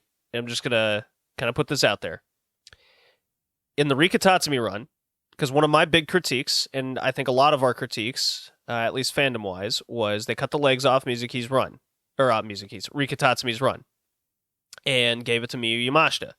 And going back to your point, JPQ, where you said the Ace should have the titles and be their Okada, middle of a Miyu run, great, right? Right. Well, when Miyu got that title, I was a wait and see of that same mindset. And if it works, it works. Hey, I'm more than willing. And I like Miyu Yamashita. I like her like I do Takeshita. So here's some average numbers I'll pump out there. The Rika Tatsumi run had no less than a 500 attendance for her title matches. So 683, 507, 510. Okay? When Miyu Yamashita got the title, minus the Cyber Fight Festival, that's kind of an outlier, and I'll subtract the Wrestle Princess. So these are kind of your non-crazy big shows that they do. Does that make sense? Kind of extrapolate the outlier. Second tier important shows. Right. You feel me now. Basically, These are all Corkins. More or less. Yeah. Miyu Yamashita, 474, 437, 567, but that was a Wrestle Princess, or the 567 was actually a Maki Ito final. So the Maki Ito Shoko, the Princess Cup final. Princess Cup final, 567. Right. No, it's a tournament. Okay, fair enough. Miyu Yamashita, Korakuen Hall, main event, tag match 437. So the indication I have is business went down. If you want to look at Wrestle Princess as a year-over-year, pandemic versus pandemic, 1,100 in 2020 versus 914 this year. Also down. Can I come in here with this? Couple things. And it's all speculative, right? Just I mean, these are just hard numbers. It's up to your interpretation of it. Numbers can tell Numbers can tell you whatever you want them to tell you. Last year to this year, right? Mm-hmm. I will make the claim that with Stardom's popularity, that fans were taken away from TJPW. And so, all right, I'll stop you right there. Last year to this year, no. This is important. This is important. Sure. Last year to this year, TJPW ran a lot of empty arenas, didn't run a lot of Korakuens, and so from a number perspective, they ran 3 big shows in 2020 versus 10 this year. In years past prior to that, they were 4 and 5 respectively, 2018, 2019. So the company's growing, but to what extent is very unknown under the coronavirus circumstances. That's why it's kind of take these numbers with a grain of salt for now, but they're important to look at and have as we enter 2022. What I have over a year trend is something that tells me that business is slightly trickling down. And when I compare them to what we'll get into Ice Ribbon, these are extremely similar trends to Ice Ribbon. And we've seen what happened to them across 2021. It's just not as... so 2020, they ramped up what their 2019 numbers were. And so 2021... they went way down significantly. TJPW is going to kind of mirror their schedule for 2022, it seems, including a Sumo Hall show, much like Ice Ribbon's Ode Award show in 2021. I'm not saying that they're on a trend much like Ice Ribbon's kind of... they're not going to be, it's not going to be this year's Ice Ribbon. I'm not going to say... I'm not saying it's a sure thing that TJPW is looking at a trend. I'm just seeing markers that perhaps we should be paying attention to TJPW as this possible promotion that's on a big downswing in 2022, and trying to look at reasons why. And to me, it's kind of, when it comes to things like that, it could be the economy.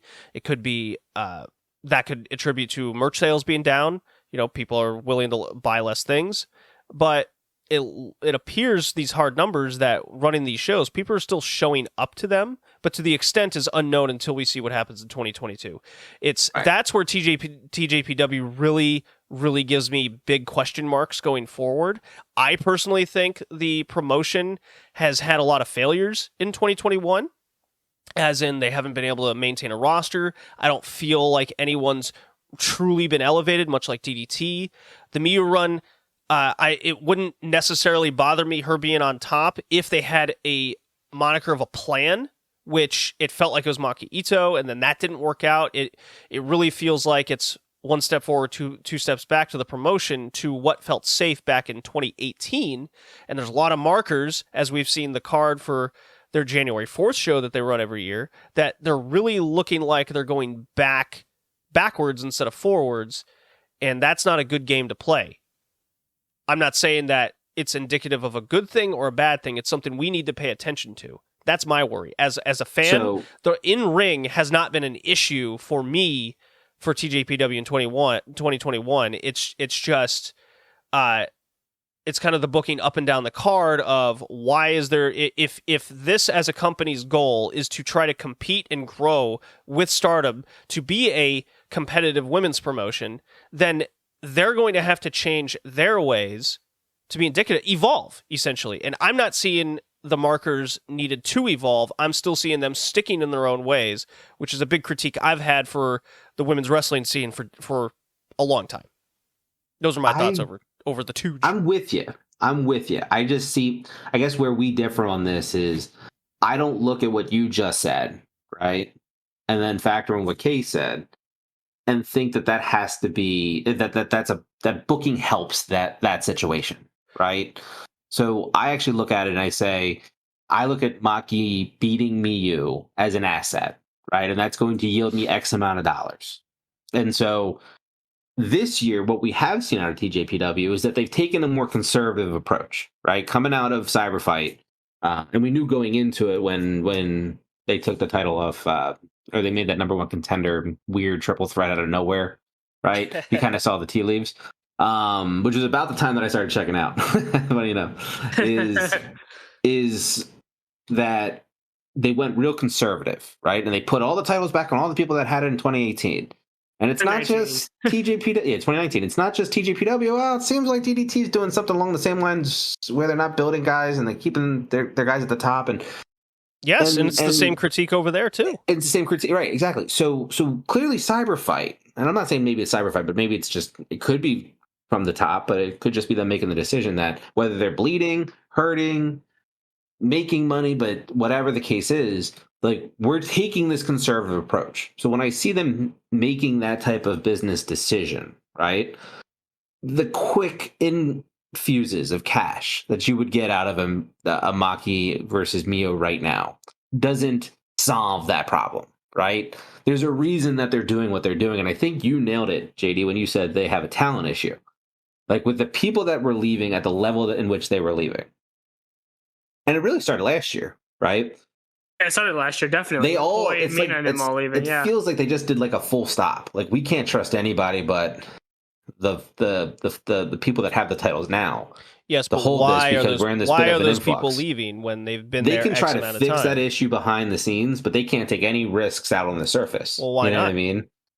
Because if they do and they leave with their title, that's a problem. Well, or if they leave in a bad way after being their champion, that's a problem, right? They don't want any type of like, you don't want to send somebody to another place with more. No, I understand that. Right. So I'm saying, like, you see these conservative views, but so what I'm saying is that you could be right. Like, they could be in a dire situation 2 years from now. And this is the beginning of the end, right?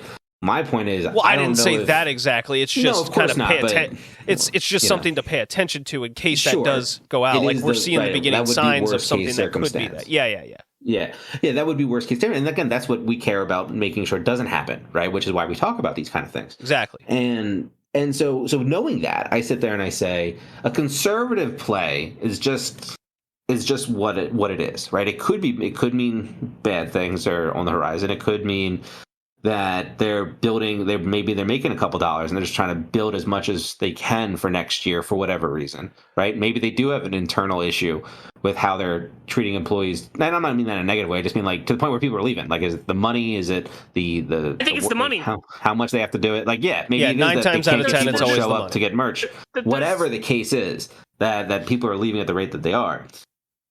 They just know that it's a leaky roof and they can't fix it right now. So we're just gonna put everything back on everybody and just hold firm for the rest of 2021. I got a good comment I want to spin on you guys. Once we're done with the ice ribbon talk, it'll kind of be a question at the kind of end of our discussion here. But the talent situation in TJPW is a big question mark.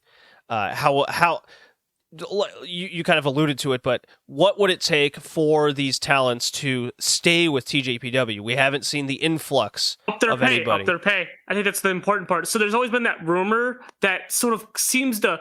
There's been, like, people that pick things apart, especially over in Japan, where they kind of pick things apart, and it seems like that most of the wrestlers on their roster don't get paid the average, or the rumors they don't get paid the average that everybody else in the scene typically gets paid, or at least to the level of that promotion, right? Like, Ice Ribbon and Stardom probably pay the wrestlers more than TJPW, seems to be sort of the prevailing thought, and they make up for that with merch. And that's why I said when I brought up the fact that merch is going down, and I feel like the correlation of merch going down, because I said, like, the year started at 350, but I'd imagine that they had more than that the year prior because they were selling a lot more than that. It seemed like, right? They sold all their merch at Wrestle Princess and had to go get more of it during intermission, right? But I think as time's gone on, those numbers have dropped. And I wouldn't be surprised if some of that number dropping is Mizuki losing. That match with Yuka was fantastic. That, much like with Ito this year, that felt like that was the time you pulled the trigger. Right? Yeah, it was kind of the same conversation you guys were having back then. Now Maki's was, and it's a little bit more so, but no, we didn't have we were nearly that talking same about how conversation. great It's not the to that match is, level, but in it was hindsight we're now looking at it. At least I'm looking at it very differently. The match itself was fantastic. Sure, I think in hindsight, Mizuki winning the Princess Cup the first time, she probably should have won. Yeah, I mean, you can make that argument. She would have beaten Shoko, and I don't think beating Shoko would have been that big of a deal for her to do. I think that would have been the perfect time to do it. But I think, and to your point, a big title JPQ, change always drives interest. You started talking about putting on to another year. I think it's risky business. That's very risky because, like I said, law of diminishing returns. If you do something but so many times, eventually people don't believe it. It's the Kiona effect, right? How many times did Kiona get title matches before people, even in Japan, people left Stardom before they gave up on Kiona? Are you crazy? I'm just saying, like, if you look at the general fan base vibes, I'm saying, well, how many title matches did she have? How much she loses? That's what I'm talking about, right? Like She's the lovable loser, and she lost every one of her matches to the point where nobody believed her, be it here or in Japan, as Incredible Challenger. So when she was main eventing, nobody really cared, or nobody showed up in bigger numbers. You couldn't have that kind of match on a giant show anymore. Because you're not making a main event star. Yeah, that's right. That's so when you have Ito lose at the moment where it feels like it's right for her to do it, much like you do with Mizuki, it feels like now they're getting a match now. So now if they win, so what? Yeah, and them slotting Maki Ito into the international title, which degrades it heavily because that's 2019 shit. Because she's winning it off Hikaru Inoue. There's no one having Hikaru Inoue beat Ito. They're not doing that. They're gonna put it on Ito, and then we're gonna have the same champions we had at 2019. Yeah, actually, tell you, I would tell you that if all right, okay, calm down. I know I've been assumptive about it because I've been guilty this entire podcast of going like they're back to all the four original anyway. But if they did somehow, but if they did somehow like keep Hikari with the popped title, I'd almost prefer it at this point because I'm telling you, that would be like that fresh that people make fun of. You know what I mean? That would be the fresh in this case. However, it would be in this case, which would be the same thing they've been doing for 8 months. I agree, and normally I would agree with that take, but this is Maki Ito we're talking about. It's a very different case because and I assume this that is she's your person to lose it. Yeah, right. This is your person that you're supposedly, at least us as fans, are perceived as the next big thing of your promotion, and you're having her lose to a deathmatch wrestler. Right. That's not the best look. So she kind of has to win that in that scenario that you've laid out. I think she's winning it. Well, I would agree too. I think Maki. I think if the conservative approach ideal is intact, you give Maki the title going into 2022. Yeah, but now you've kind of devalued her as a main eventer, given her a title that's been firmly established as. I hate to use the term mid-tier, but it really functions as like it's for a developmental. It's almost kind of like the future title, really. If you want to, close to the future title. Does TJPW have a mid card? I mean, really? Well, that's why I kind of put it more towards the future title at this point. Are you sure? Like, they're just kind of acts. You know, I don't know. I don't watch. That's the weird thing about the promotion. Anyways, we've gone on long enough about the Tooge. The Tooge. Look at me defending them most of it. How about that? No, it's fine. I mean, I had my defenses. No, everybody had their defenses. I just mean like I thought I'd be a little more downer myself. K's Mr. Negative Nancy on this. He's curmudgeon K on this podcast. I feel like I've had the most. I think out of all of us, I think it would be safe to say that I personally have invested the most into the promotion. I've been watching since 2018 nonstop. Right, it was invested in the characters. Even when the wrestling was bad, I was invested in the characters and the stories. So it kept me in there. And so for this year to sort of almost in a way spit in my face as a fan by just dropping all stories and taking all these other things, these characters, and just not doing anything with them, and then shoving Ito down, and the biggest ball drop of moment I think of any promotion this year. I think that as a fan, and I can imagine it feels the same way people in Japan who've been there for years, it feels insulting and it makes me feel like, you know what, screw you. If you don't want to value my time and my investment as a fan, why should I even continue to watch you? And that's what I'm at now. So I'm not watching them anymore. I'm done with them. Well then, I am very curious what their January show goes forward and what that looks like, attendance-wise, business-wise, match quality-wise, because I'm still going to watch the promotion, much like I'm still going to watch kind of main events of DDT going forward. I'm still in it, but I'm not as into it as a fan as I'd like to be. So let's. Okay, big question here. Yeah. Do I play Tsukasa or do I play Sakushi? Kushi, the big Kush. The big Kush, okay.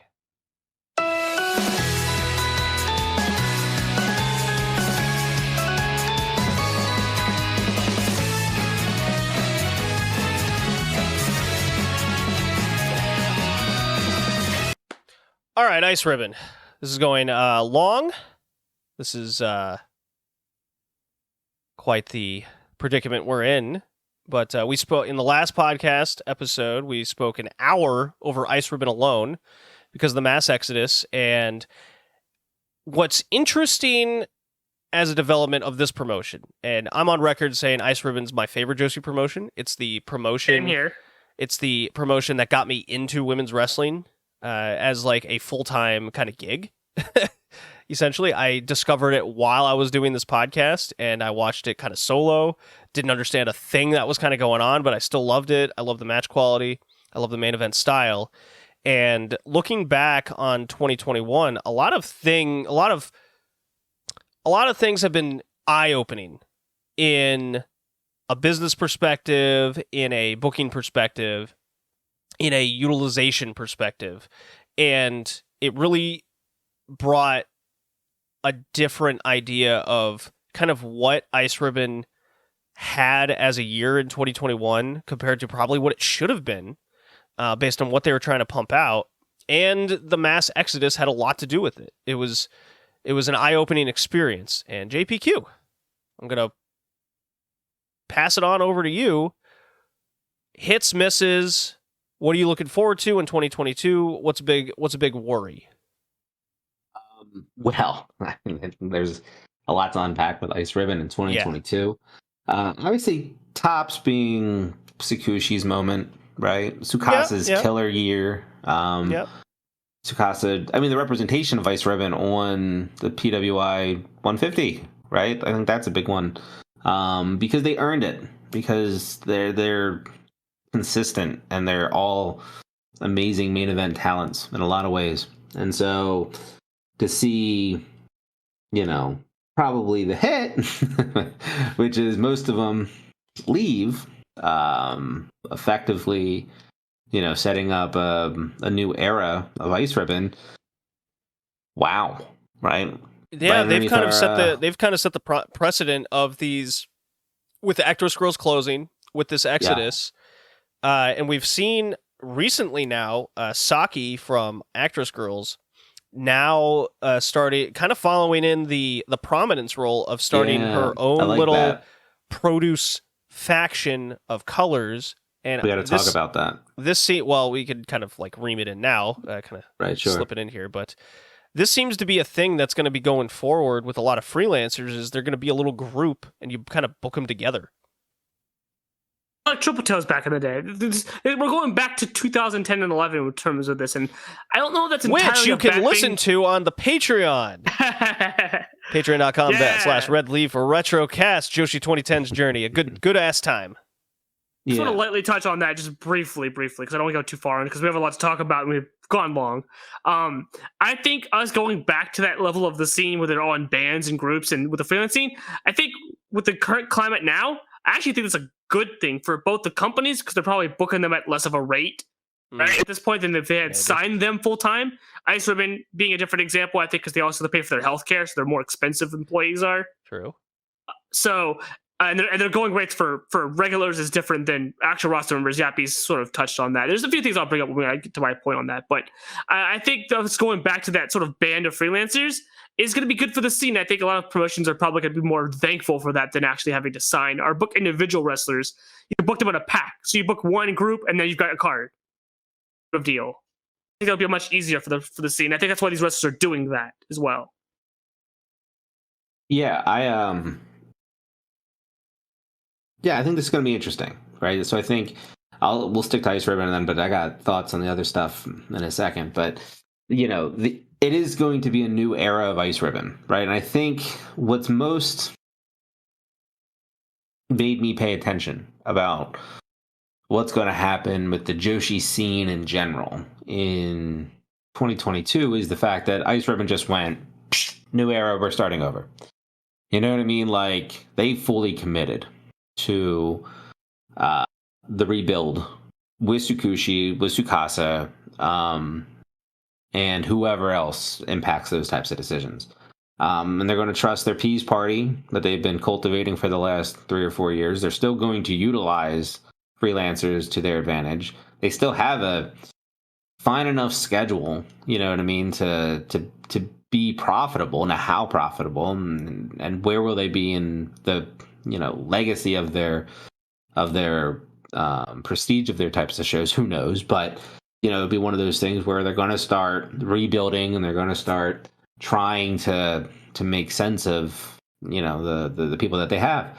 And for the people that are committed to that, great, right? And I'm going to give it a shot, you know, and I'm hoping for great things, but I don't know.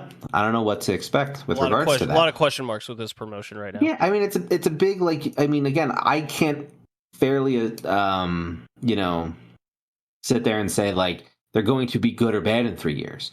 But why would I give up? You know what I mean? Because as soon as you give up, that's when they go under, you know? And I'm not saying that they're in that type of dire straits, but that's the fear, right? Enough people make that type of decision.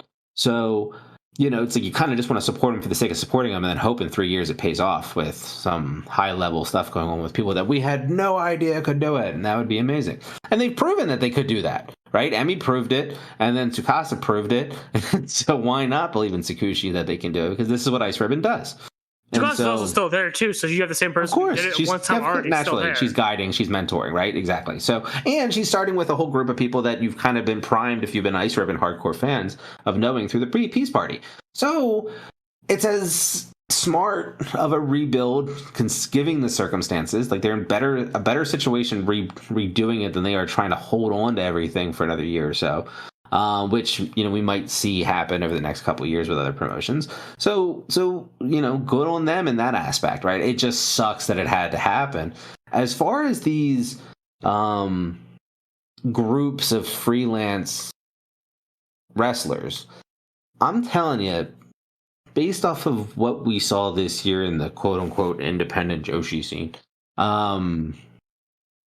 it's not surprising. I mean, it kind of looking back and scratching my head, I sit there and I go, like, as somebody that was a Wave fan, right, and is a Wave Pro fan, Pro Wrestling Wave, the Sakis, the Shizumis, the Itsukis, you know what I mean? Like, all of them, they come in together, they fill out a card, they go away. They come in again, they fill out a card, they go away. And when they go away, they go somewhere else, like Oz Academy. And when they're not Oz Academy, then they're doing AWG. When they're not doing AWG, they're doing Sendai. When they're not doing Sendai, they're doing Marvelous. When they're not doing like, again, it's why I'm so high on Itsuki Aoki this year, is because she has like 110 matches. She's won one less than she's lost. And she has like 13 draws. And it's like she's out there post-pandemic hustling 110 indie matches. And people are like, well, she's not that good of a wrestler and her gear sucks. Well, no, she's not, but she's getting to work. She's improved. She's 110 matches better now than she was at the beginning of the year. And she did it with booking her own stuff. So the fact that a group of people are coming together and now kind of helping each other with these types of bookings, like, it's not my preference because I'd rather see AWG, but like, you know, if you should enjoy the wrestler, not the promotion, well, here's a whole bunch of wrestlers getting together and doing it, you know, DIY style. And it's like, that's a hell of an evolution in women's wrestling. I think that's a first. I think that's something that, whether we celebrate it or not, I think time will tell. You know what I mean? If they are profitable and they can make it their own thing and it becomes like a talent agency, great. If it falls on their feet, or if it falls flat and all these cats, you know, can't find work, well, then it sucked. Right, so we'll find out in that instance. But it's like, again, you talk about firsts and what could be monumental shifts in way wrestling is conducted from a business perspective, talent to promotion. Man, you've got a little, you know, start of a little freelance union where they all come in together. You know what I mean? And match rates and things like that.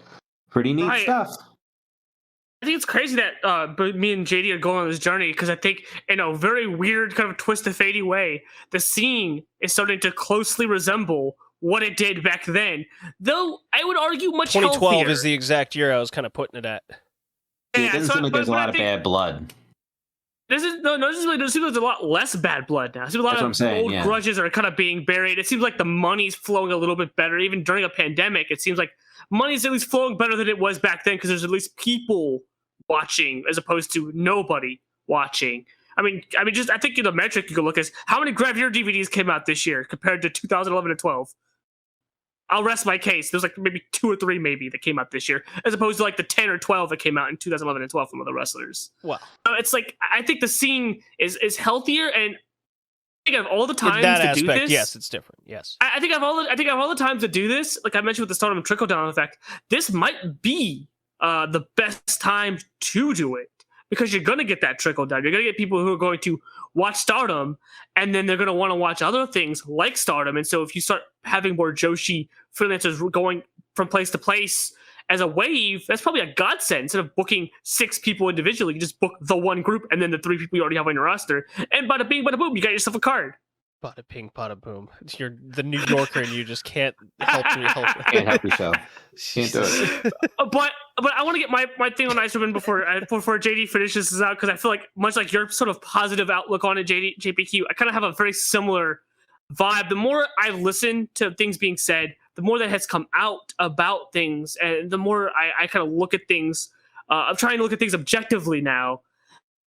I think they're primed to be fine. They're going to be small potatoes. They're not going to be 2019 or 2018, but they'll probably be like 2016, 2017, which I don't think is entirely bad for them because they were rebuilding then. So that's not a concern. But I think when we look at sort of what's come out and how the years progressed with Risa Sera and Kurumi and all these other people, and like how Suzu just kind of had a stop thing going on and did this deathmatch thing randomly, and look at timelines, it all adds up. Right, Maya told them in February that she was going to leave when her contract's up at the end of the year. They weren't going to do Tekla's deal, right? Tekla's deal, when she came back from Austria the first time when she got her contract and everything, her deal with Ice Ribbon ends this year, so they just ended it early. But her visa still is good until I think April, so she's still probably in Japan. But her visa's through Ice Ribbon, and once it's expired, it's expired. Right. Not necessarily with the visa thing. We don't exactly know how that works because as someone who's worked internationally, her visa's through Ice Ribbon, but we don't know the specifics. We just know it's done through Ice Ribbon, so we don't know if she even has a visa right now or not. Well, if it's specifically done through a company, but she's still under kind of a freelance type status where all she has to do is be a wrestler as the job, she can stay in Japan for the remainder of her visa period. If they probably kept her contract then. Yeah. If it's through Ice Ribbon and it's specifically for that job and that job alone, she has to find a new provider for a new visa for renewal. And I'm not sure what the standard is for Japan, but in like Canada, I had 90 days to GTFO.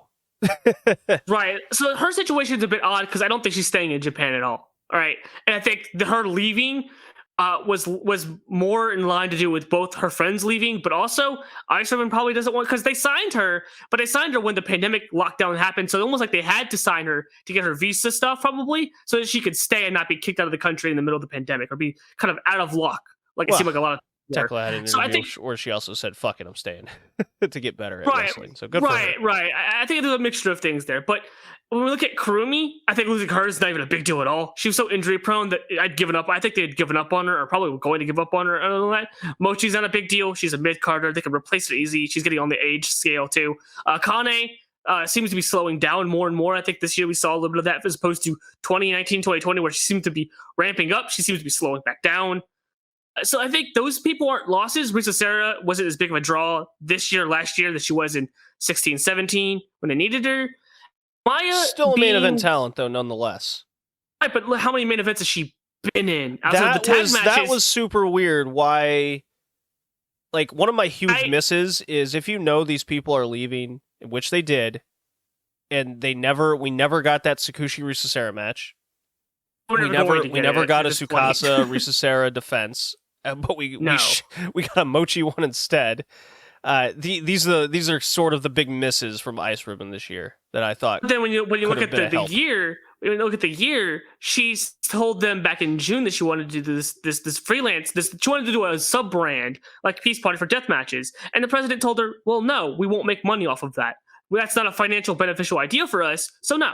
They even opened up an interview that he just shot her down immediately, said, no, we won't make money off of that. Why would we do that? And then she said, well, okay, then I'm going to leave. She wanted to leave because she was apparently going to retire. And then she decided, no, I want to do deathmatch stuff. And I think the biggest loss is Suzu, but in a weird way, I don't think Suzu's going to be gone for very long. I think she's going to realize the error of her ways within about a year or two when there's no money to be fucking made being a deathmatch women's wrestler of all things, which means they're probably getting paid less than the men. I guarantee you they are. And being treated less than the men, because I guarantee you they are, given that scumminess of that side of wrestling. I bet you she's going to realize real quick that she made a mistake and she's going to come back. It's going to take a year or two to realize that. She's young. She's young. She'll figure it out. It'll take her a while. All right. I'm not so sure about that because Rina Yamashita seems to be doing pretty well for herself. Yeah, but look how many books Yamashita has, both deathmatches and not. You want to look at her schedule? She's booked more non-deathmatch stuff than deathmatch stuff. Yeah, I'm just saying. She's had tons of bookings though, and that's how she's made her money back. I don't think Suzu has that rapport in the scene because how often has she gotten out of Ice Ribbon? That's what prominence is going to help her do. That's the idea. I don't think so. I don't think so. I think Risa Sarah's going to be done in a couple years too. I think her back has already been bothering her. She even joked about it in her little interview that her back's been bothering her constantly and her knees. And her style of wrestling in those death matches, she's not going to be fucking long. She's going to be busted in a couple years too. I don't think this is going to be. I don't think that thing is going to bother me as much. I think the thing I want to turn to the most is the words said by Tsukasa, and sort of some of their younger talent, in the fact that they are going to focus on the young people for the future. And I think much like they did in 2012, where the focus was, okay, we'll put the belt on, I think they put the belt on Suka or Shida, but they put the belt on somebody established, just staying with them, and then they used that person to sort of be the front leader. And even though their attendances weren't great, they were building these people, and as you saw throughout the course of the year, I think if you look at those attendances, throughout the course of the year, the attendance kept going up and up as they started establishing more people. And I think we'll see that again. Numbers myself for that one. I can't remember off the top of my head, but I do remember the buzz around them being up and up throughout the year, looking at sort of things when I was doing my episode on Ice Ribbon. The buzz around them was going steadily up throughout the course of the year as they started to establish Risa Sarah and all these people. Yeah, and I'll have to run those numbers myself sometime. And I argue at this point, they have more young talent than they had when Emi made her big exodus. Because when Emi made her exodus, Shida was gone not too long after, and Makoto was gone too long after. Which is why you get title reigns with Miyako Matsumoto and shit going on, and her challenging for things, because you didn't have anybody. They have people. They have Ibuki Hoshi, who I think is going to continue to do both. They have Hamako, who seems to be a very big fan favorite, especially since post-pandemic stuff. They have stuff to keep themselves together and rebuilding. I'm not doom and gloom like it was the last episode we had, because more's come out, more's been said. And they also made a key point to mentioning that they're still going to book some of these prominent people on cards. Now, how often that's going to be? Debatable, but I can still see them booking them for things maybe here and there. They're not going to put them in prominent positions anymore, but at this point, they're not going to be important because they're not going to be in your company permanently. Your importance right now is establish your younger people like Asahi, like Saran, like Yuki Mashiro, now Ishikawa if she can fucking stay healthy too. Like these people, and then they also been posting pictures of these two new rookies in their dojo that are about to debut. And Yabi posted they have 3 new people signing up for wrestling circles. So that's 3 new potential wrestlers you could have potentially if they move over. But given the turnover rate for those people, I say it's pretty high. At least 2 of those are becoming wrestlers. So the outlook is tepid. Expectations are lower than they would have been otherwise. But I don't fear their demise. They're not actress girls where they're bleeding money. And sort of all that's come out, how much money that company was bleeding with the roster size it had and the like running like 20 people in an art hall. All their shows, which was like less than Itabashi, mind you. And Ice Ribbon's not in that same situation. They have their dojo. They could do a lot of their shows out of that, what they always do. And they own that, so they're not paying rent on it. They're renting it out to more people now. You know, their 76 box shows and their Yokohama sort of Radiant Hall shows do very well for them still. Corkin's been up in the air, but I think they're still doing Corkin at a reduced rate, so I don't think they're losing much money. I think they're maybe breaking even for the most part. I think there's a lot that could still go well for them. And I think unlike TJPW, who I'm more concerned with their future, I think I think Ice Ribbon, their future is in their hands. They're the driver's seat. Whereas TJPW, it's the big company that owns them that might be cutting some people, as we're starting to see with office workers being cut, stuff like that. We're starting to see pay cuts coming from that end. It's not publicized, but a lot of Japanese fans did some sleuthing and found that some of the office workers from DDT and TJPW and so the cyber fight portion of things have been let go. Well, all right. I'm on the more pessimistic side of Ice Ribbon. So of course you are. Yeah, I'm a lot of doom and gloom with this company currently. You can't replace an entire mid-card overnight, and there's a precedent where there has been an exodus in this company before with a loss of attendance. This company's been on the downswing heavily since the pandemic started, and it doesn't have any indication of getting better. Now with a talent exodus, that's a major negative sign for me. With a lot of young talent, that's great that they want to push them. That's fantastic. That's exactly what they should do. The issue is now they have nobody to put them over to become stars. They have to only beat each other, and that takes a much longer process. Time I don't think they have. So if they continue to book these freelancers, that's all well and good, but now their star power is significantly diminished, which will also lead to more than likely lower attendances that they've already been getting. So that's my pessimistic view. Now for the question that I wanted to end this on. As we end the year, looking forward into the joshi scene, this is where I make the 2012 reference. A good key difference is Stardom is successful and growing and way above the rest, and it's not close. We all agree on this, correct? Correct. Yeah. Okay. In terms of the rest, I have put TJPW in the JWP spot relatively, from a relative standpoint. Oz Academy is back in the Oz spot, simply existing. Problem is, and this is my opinion, that based on historical precedents and current booking patterns, that they will likely remain in the past with much less drawing power as they ever had before, with only one missing element. Who books all the young talent as Wave did in 2012, as in these freelancers? Could this be what Ice Ribbon becomes, which would be a great indicator? That is a less pessimistic view. If they do that, I will be much more, what is the economics term, bullish? Yeah. I think bullish is about the word you're looking for, yeah. I'll be much more bullish on Ice Ribbon. If they become that, what Wave did back then is booking these freelancers to essentially replace this exodus. Because much like TJPW's issue is, how do you hold on to this talent? How do you replenish what you lost? You got to be able to. You can't make a basket. You can't lose five NBA players on your team into free agency and then just not replace them. Right. The team will suffer. So one of my other bigger questions for 2022 is, how do the super small promotions then survive? I use Pure J, Wave, Marvelous, etc. as major considerations on who, they will have major considerations on who they book going forward, if changing at all. Do they have the funding to even book more people? Because it's slim pickings with bookings left over because the promotions are so small. That's a big concern I have. That's for your precious Wave over there, JPQ. I think Wave had a great year, personally. You don't want to see those numbers. No, it can't be good. No. None of these smaller promotions had good years by any means. They were very hurtful. Everyone across the board in the industry. Let's not pretend. I mean, it's not surprising. I mean, think about it. We were Assemble 2 years ago. Right. It almost was probably more of a crowdfunding event more than anything else. Yeah. Then they run for however long they've run, and now they're starting to run out. Tap out. And again, maybe they're not tapping out because it's dire. Maybe they're tapping out in the sense of they're freeing up money for next year. You know what I mean? And so they're making their money moves now, and they're just more transparent because, again, when you're talking 5 wrestlers and freelancers, in the case of Wave, how much is Hoda's drawing power next year? How much is Stardom putting a squeeze on everybody? Because, again, dollars only go so much, especially in a pandemic. So that may play a little bit of a factor as well. So it's, I think it's a lot of questions and a lot of pivots. A lot of pivots that need to be done. Yeah.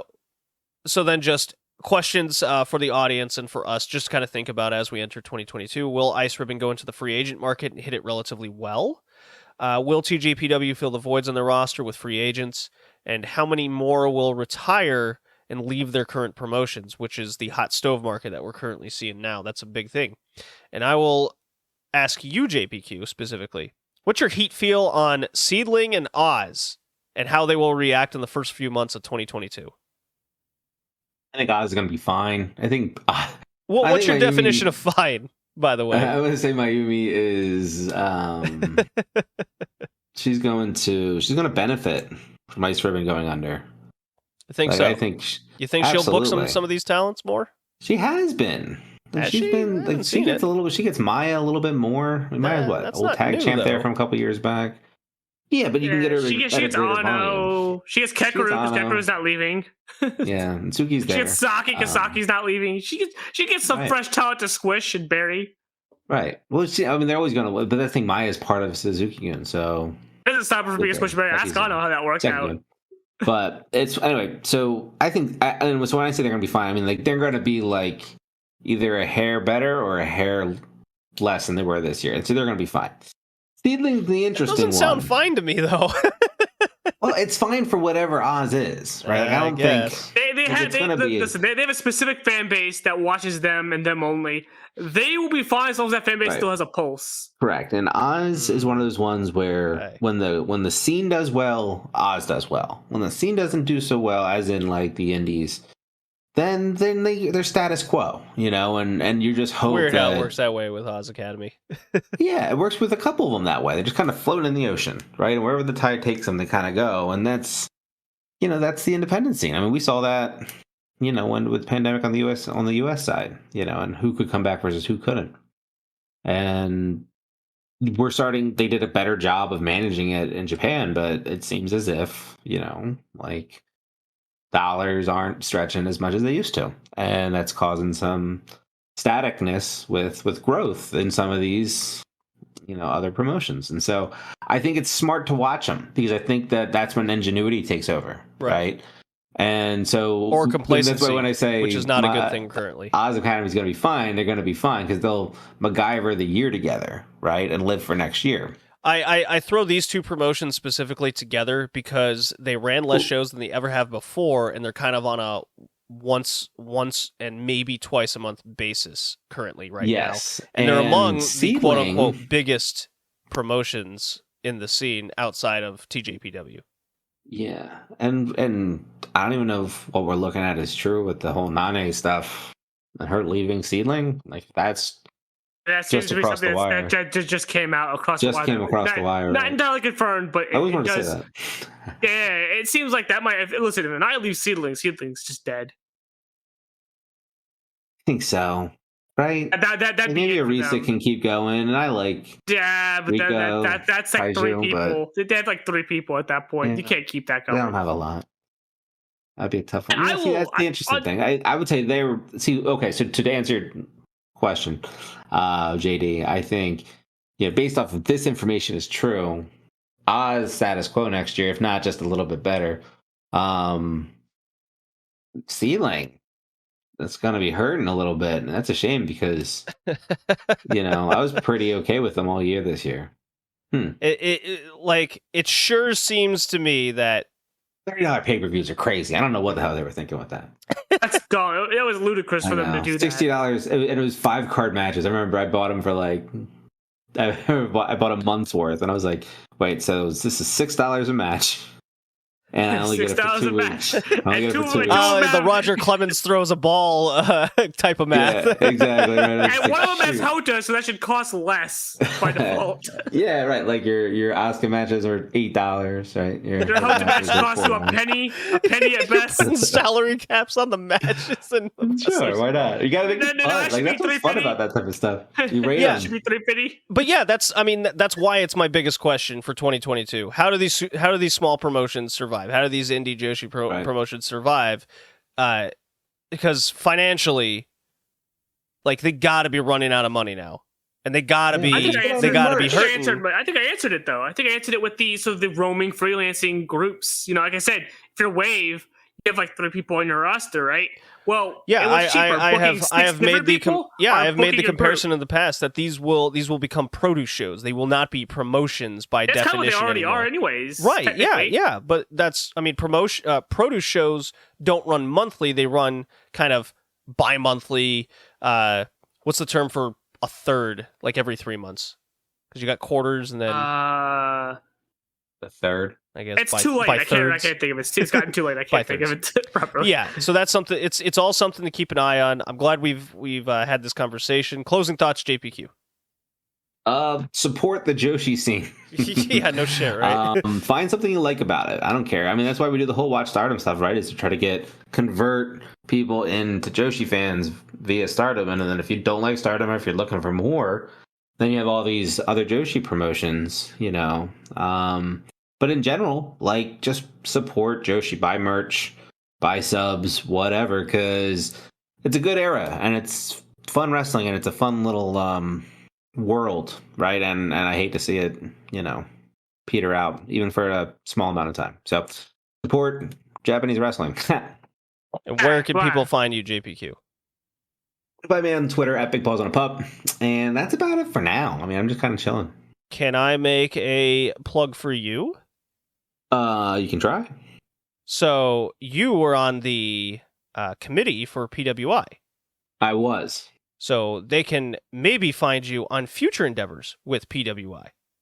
Yeah, I think that's fair. I think you're going to be hearing from me more on PWI. You were on a recent podcast provided by PWI.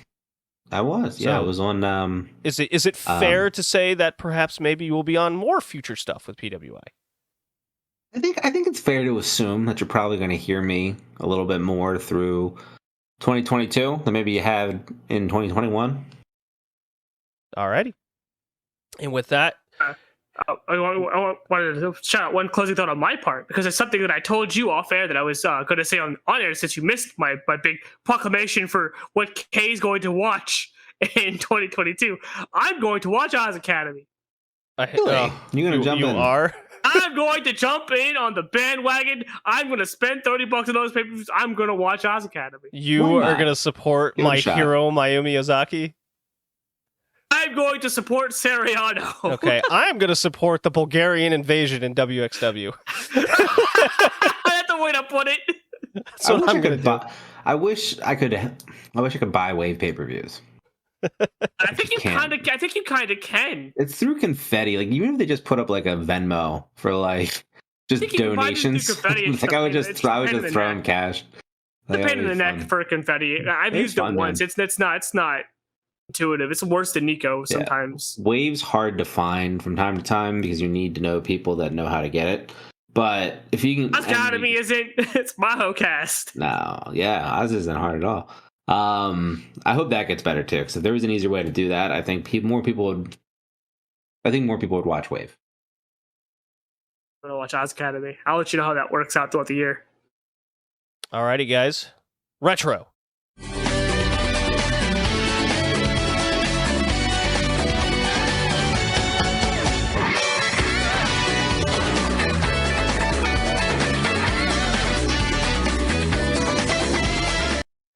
And it's time for All Japan Women. I am still alive for this podcast on this year in review episode, but the retro never stops. Kay, can I beg of you to lead this one so much? I will do my best on the AJW front, since that's my area of expertise, and I know nothing of New Japan in the 90s.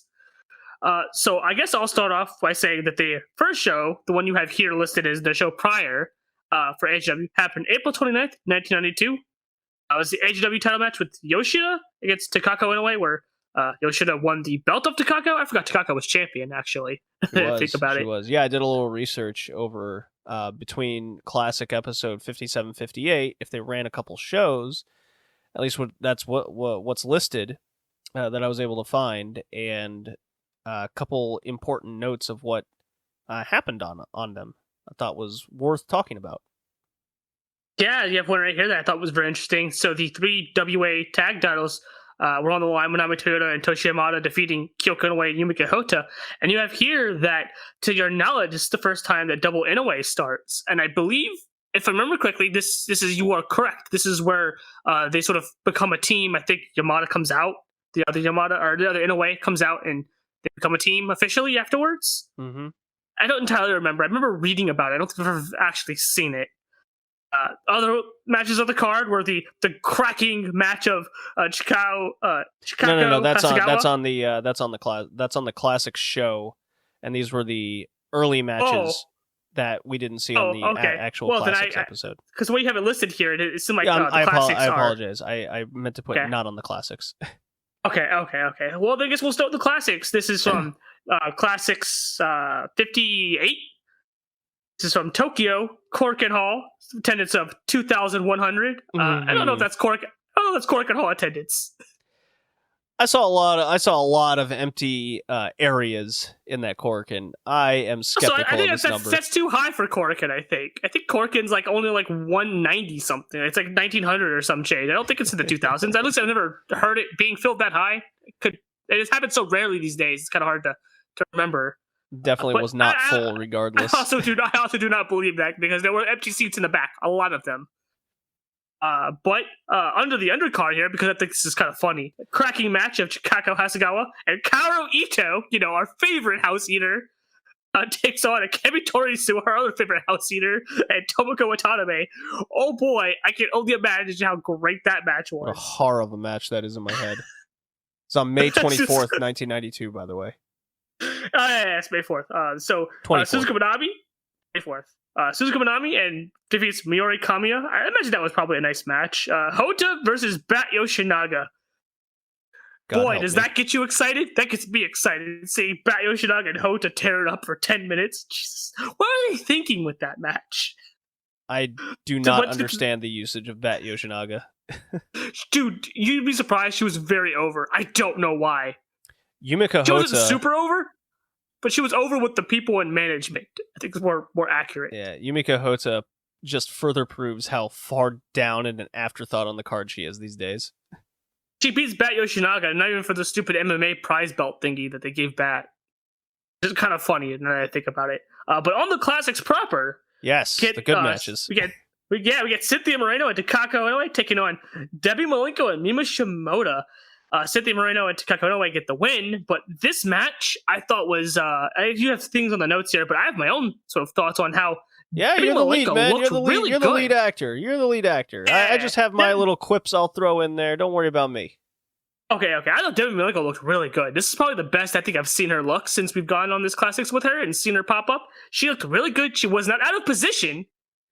If anything, it was Takako Inoue that messed up a few times here, as well as Shimoda and Cynthia Moreno. Moreno's gear looks bad. I don't know if you remember her gear, but it's just a blue onesie with her name in very cheap looking font across. What's the problem, man? What's the problem? It looked cheap as fuck. It looked bad. Cynthia Moreno didn't look bad. She looked like she had a little bit of ring rust. It felt like I almost wonder if she hadn't been wrestling for a while, because she seemed to be a little off cue a few times. I took notice of that. Takako not sporting Cutie Suzuki. She's very different look. I almost forgot that was her for a second there, but she looks very sporty, and I wonder if that's because she's starting to team with Kyoko Inoue, who's not her sister, and less of them trying to make her beat Cutie Suzuki 2.0, which wasn't working obviously. But I thought this was a good match. I don't have anything else to say on that one. You got anything else? I think we need to talk more about how great Cynthia Moreno is and her history. Right. So the only thing I said about her was that I thought she was off cue, but she was a little rusty. But outside of the few moments she had she looked really good when she did not. Like in the beginning of the match, she was a little off. But as the match went on, she looked very good. Her gear looks bad though. Well, minus the gear that's. Like, you're so harsh. It's really bad. Like, you remember how it's just her name and diagonally across her entire body. It's fine. It's 1992. I'm not too judgmental on that. It looks unless super it looks cheap, though. Absolutely ridiculous. Like we've seen a couple of people at Yoshida's shoulder pad action like that. Dude, shoulder pad and jackets with shoulder pad things built in for it. Like that's something we need to really hone in on. But look, Cynthia Moreno, way ahead of her time, especially like in Lucha Libre, bringing that into All Japan Women. We've seen her in tag action. We've seen her in singles action now multiple times over. And she immediately pops the crowd with how she's able to incorporate her just standard Lucha Libre moves into a match. She's one of the best luchadoras I've ever seen. And that's not as long as a list as you'd think it should be. See, I want to say that because I don't think I've seen enough of them to get a gauge. So that's why I've never gone with that how far good on that. she is in the ring and how many I've seen. She's one of the best. And she's the only past one I've ever seen, so I can't really judge that personally. I mean, even from a modern perspective, I think she's better than all of the women that exist now. I mean, the bar is much lower now, yes. So, Cynthia Moreno, I really need to do like a deep dive on her and really get to what her ring history is at the very least, and maybe she's got more like unlike like La Galactica and the more notable names, maybe from like the ring perspective, she was just hot shit, and we just don't know her history. That's a deep dive I'd love to go into. Takako Inoue needs to get this over the shoulder slam with a bridge finisher. Get rid of that. It's kind of cool looking. It pretty bad. Well, it's so easy. You could fall off the shoulder. You and your opponent that you're doing it to could not jump at the right time, like we saw here. Yeah, which was kind of funny because the crowd laughed at it. If you remember hearing the crowd, they kind of chuckled at it. Oh yeah, I laughed too. And I did want to mention that with Takaka losing the AJW Future Belt, is this, and being high up on the card now, I think this is fourth from the top, something like that. And she's getting wins like this. Are we in the midst of a big Takako Inoue push? Sure feels like it. I don't know. I can't. All I know is that they see my knowledge of Takako Inoue's early stuff is very limited outside of her being the prototypical Judy Suzuki clone that they tried to make and ultimately kind of didn't get the same success out of. They got some success out of it, like she got a manga of her own and everything, but I don't think she gets this push until later. I feel like she doesn't get it until like 93. It's kind of where my brain feels like it's like 93, 94. Sure feels like she's getting something now. Because whenever somebody loses the future title, they at least get elevated higher. I think she might get the tag belts. I don't think because I don't remember her when she gets the white belt, but I feel like I want to say off the top of my head without looking it up. 93 or 94 is when I think she gets that. Maybe I could be very off. I'm just going on that heat factor. Heat factor. And the heat factor was factor. Yeah, the hot factor was all over this show. It was so fun. Oh yeah, so speaking of hot factor, I'm gonna move on to the next match. I fucking love this one. Kyoko Inoue and Maruka Yoshida taking on Manami Toyota and Saki Hasegawa.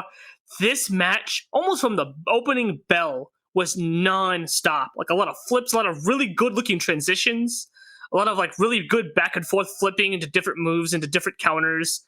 I thought everyone in this match put on their A game. It was great, including Saki Hasegawa, who I didn't really always have a high expectation of.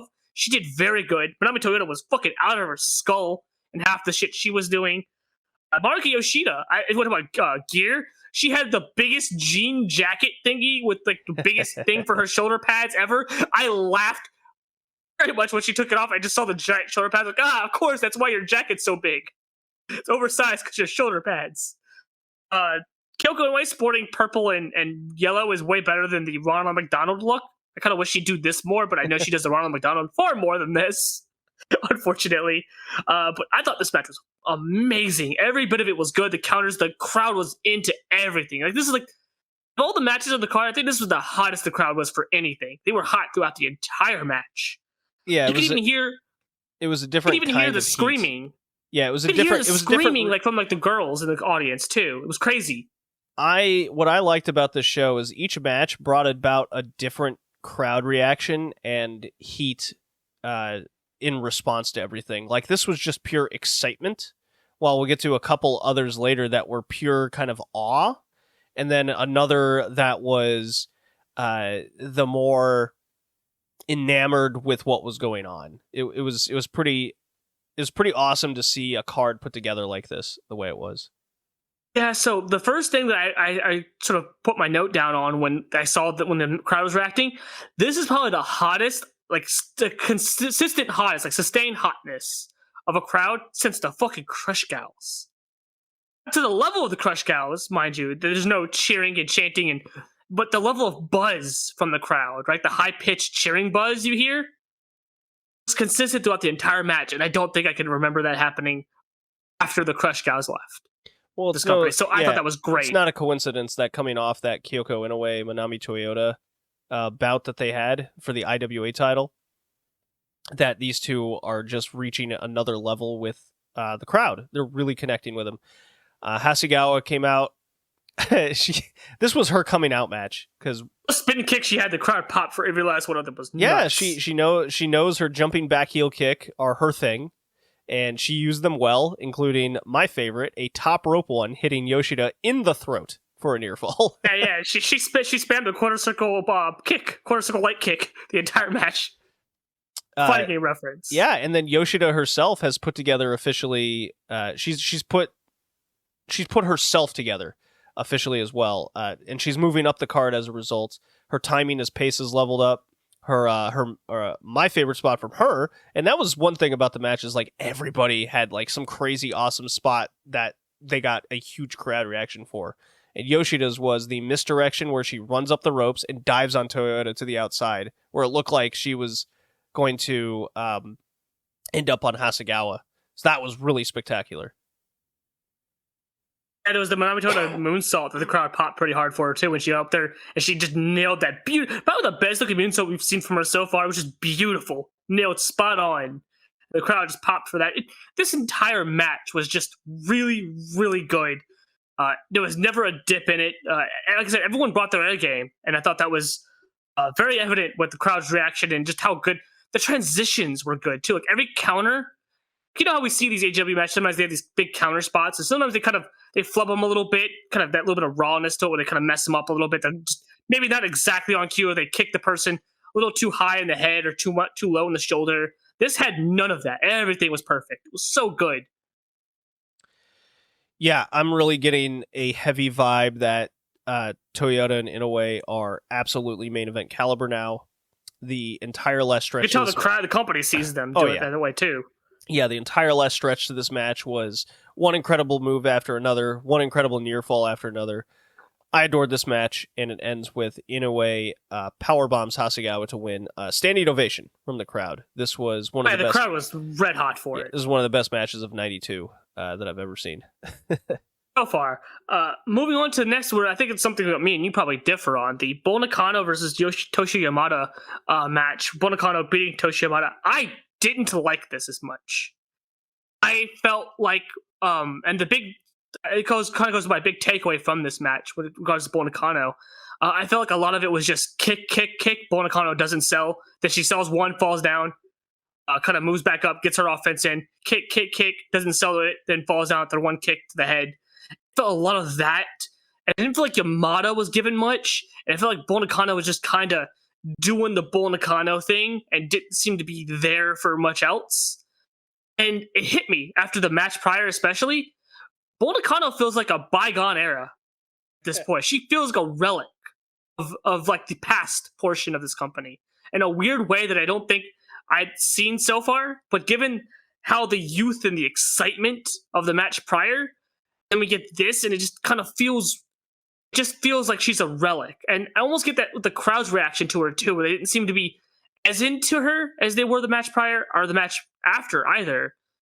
And I feel like maybe I know she ends up dropping the belt to Aja Kong, but I feel like in regards to the big monster on the so in this promotion, I feel like at this point Aja Kong does it better than Bull Nakano, and Bull Nakano just kind of seems to be there to Bull Nakano things, and the crowd doesn't seem to be all into that, and she just feels like a holdover, a very weird way that I don't think I sort of thought of until this match. I mean, I sought out all these matches in their entirety outside the classics. You can find these. I would recommend maybe finding the full version of this match because you'll see a lot more selling from Bull Nakano. It was a lot of stiff-hearted... Gaming, she didn't sell at all for most of it.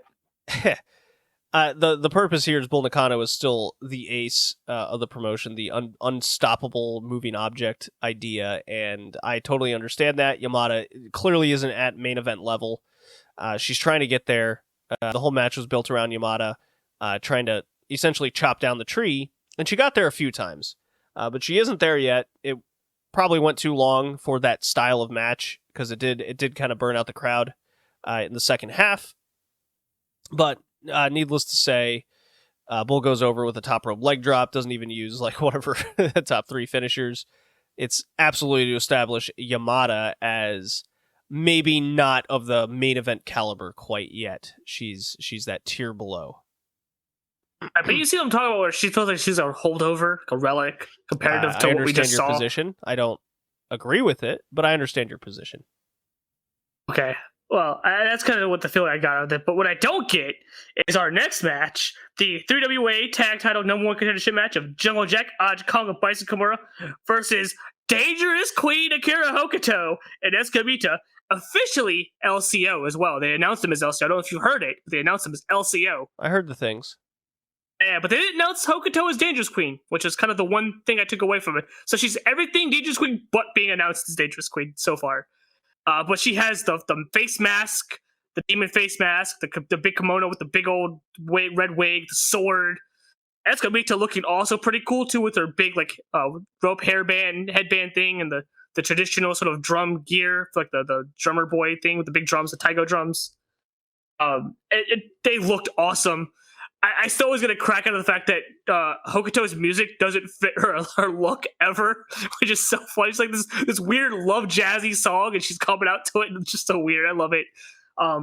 She takes all that off, and she has the blonde hair, not long yet, but the blonde hair with the black gear with all the frills and the tassels on it, like she does normally, and face paint. And oh my god, we finally got Dangerous Queen, and the crowd popped for it when she took all this off, which makes me feel like this is the first time she's unveiled this look. Yes, this was the first time. This was her debut after, because all throughout April and some of March, she was on excursion to Mexico in CMLL, and I believe Mita was there with her. So they both came back with new looks, fresh perspective, and this was it. This was the kind of birth of this particular iteration of LCO. And they were introduced as much, and they got the huge pop. Akira Hokuto is the most notable to take away from here, because Mita hasn't quite reached her form yet. And Hokuto comes out in the entrance with the big kabuki gear and all, with the giant demon mask and the giant red hair. Sure. Yeah. She has a kendo stick with her. Yeah, she hasn't debuted the actual fucking weapon that she would bring. But yeah, like you said, she's got black gear, matching blue face paint with Mita. She's got earrings in to get a little bad girl look going on, and she's got the blue lipstick, and it's a totally different Akira Hokuto. We've never seen her like this. It was a very subtle change over time, but now it's not subtle no more. And it really... lifeguard gear is gone. We're now Dangerous Queen. Yeah, it really reminded me of the Great Muda and Great Kabuki type transformation. And that's definitely on purpose. Oh, I think it's just we got the inspiration for this from, probably. Yeah. I think that the one thing I took away from it is when seeing her do all this, I'm like, oh, right, Akira Hokuto is fucking awesome. Because I feel like we kind of forget that on this journey, because she's kind of had this weird lifeguard gear look, and she's getting hurt, and she's wrestling, and she's really good, but then she just never stays consistently on the cards anywhere.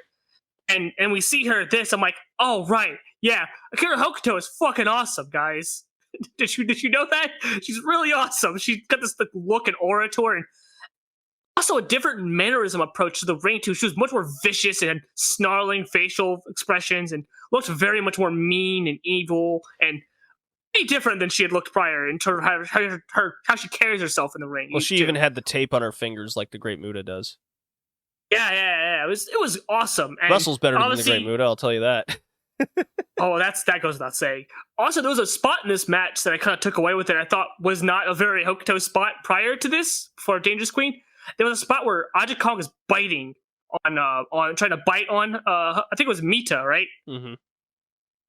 And Hokuto comes in and just starts kicking her in the head.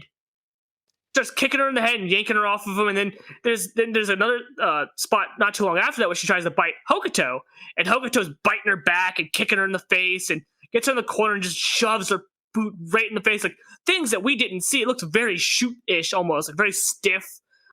Getting Aja Kong riled up, I think was sort of the game plan, was get Aja really mad, make her go in this furious rage so that she kind of loses herself and take advantage of the monster not seeing where she's going.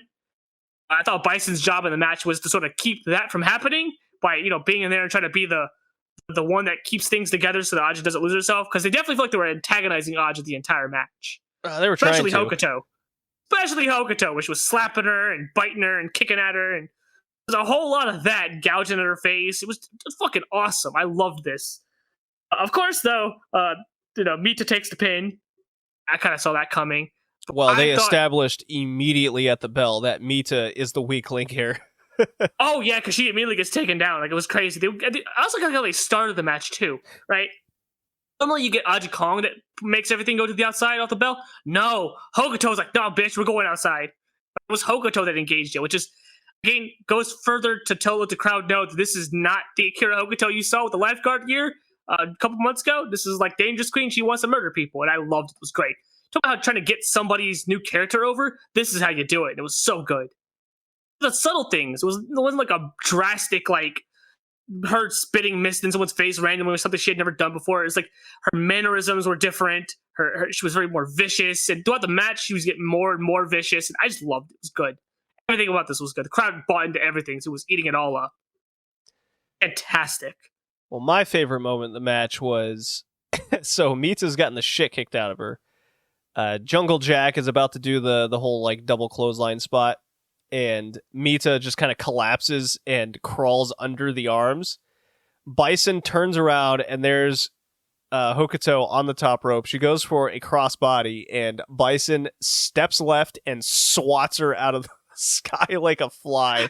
That was fucking nuts. Get down. It was a big get down bitch moment. Bison is a unit. I love her. I love her so much.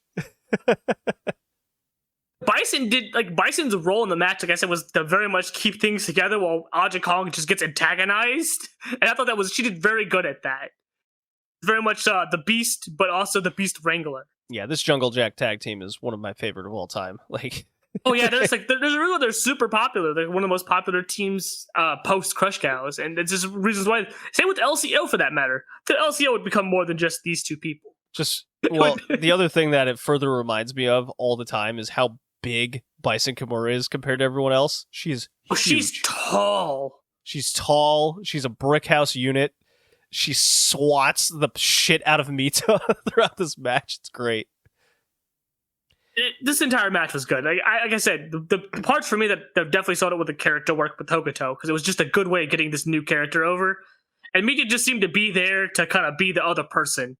It seemed like the whole thing was to showcase Hokuto is not the Hokuto you remember.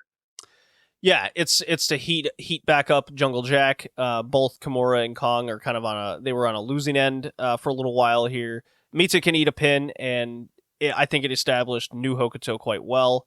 What needs to change is Aja Kong's finisher she's been using the last few months. That over-the-shoulder backdrop off the top rope, and she falls with him and goes splat. This move looks like shit. It's very confusing. It almost looks like a botched Canadian destroyer. It sure does. It never looks good.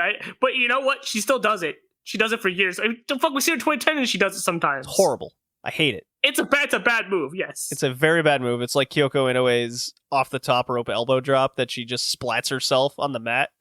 yeah, it becomes her established move, and it's just like, oh, it's just an elbow drop, though.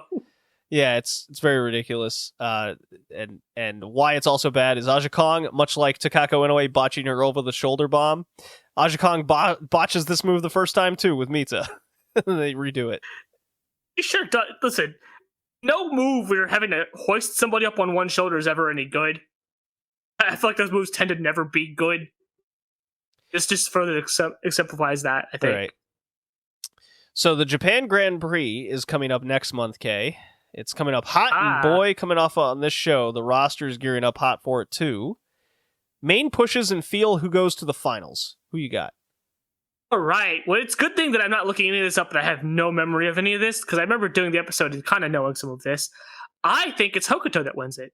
I think they're how they're establishing Hokuto now. I think it's either going to be Hokuto or it's going to be Manami. Those are the only two, but I don't think you're going to do Manami yet, because I think they're going to wait to push her after Aja Kong gets her, or just do. I see. So I wrote down kind of my 2 tiers on heat factor of how we are entering the Grand Prix at this point. No particular order. I just kind of wrote the names that first popped into my head. So maybe that's indicative of what I'm feeling right now. Kong, Hokuto, Bison, Kimura, Kyoko Inoue, and Manami Toyota. There's your top 5. And then on the second tier, I think are in the midst of some sort of push to get up there is Yoshida, Yamada, Mita, and Takako in a way. Am I missing anybody? Not that I can think of. I think you kind of got everybody. Everyone at least that matters at the moment. Yeah, I mean, my feel is Aja Kong's winning this thing. I don't think so, because we're not towards the end of the year when she wins the belt. Because I know exactly when she wins the belt now. Now that I was wrong the first time, because I didn't know they had another match before the big one. So no, she doesn't win until like November. So I don't think she's winning this. I mean, that doesn't stop them from not... I mean, it's a boxing title. They could just not have the title match right after that. You're probably not wrong, but I feel like they're... I think they're going to use it... I guess you don't want to use it to establish Hokuto, because she's just going to lose to Bull, so you kind of don't want to do it. So you're probably right. It probably is Aja Kong. Yeah, I mean, off the top of my head, I was kind of thinking it's Aja Kong Bison in the finals situation. I could see...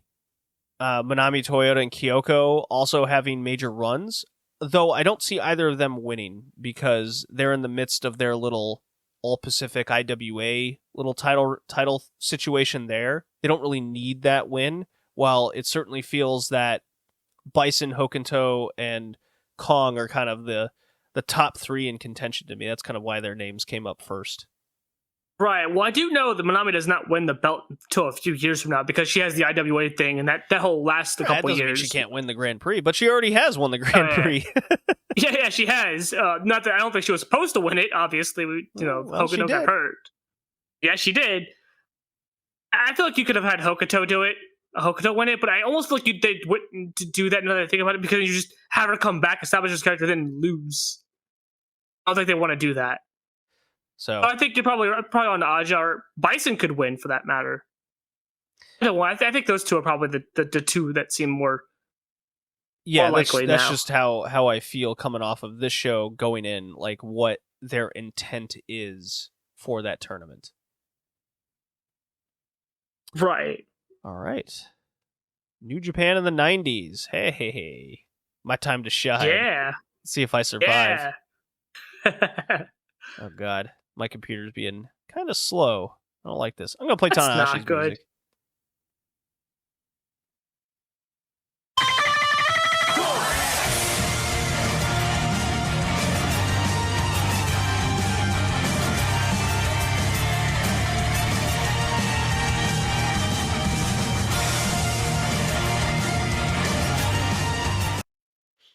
Okay. New Japan through the 90s. Well, guess what? No New Japan on this one. Their archive has one match. It's like an opener on some random show in November with Fujita. Why? And I don't care. Yeah, they don't have anything after the G1. They didn't have like any tag league finals or anything. No Scott Norton teaming with forget who he teamed with, but their archive on New Japan World sucks. Yeah, it's quite. Holy crap. Yeah, it's missing a lot of content from the 90s, which, I mean, it makes this journey go by really quick. That's for sure. But like, yeah, they didn't have anything with like the J Crown like beginning matches. There's never any Super Junior tournaments. There's never any G1 matches in there. It's just always finals. We won't update anything. Anyways, keeps this simple. So I watched the last 2 All Japan Pro Wrestling matches from 1996 that I had listed here.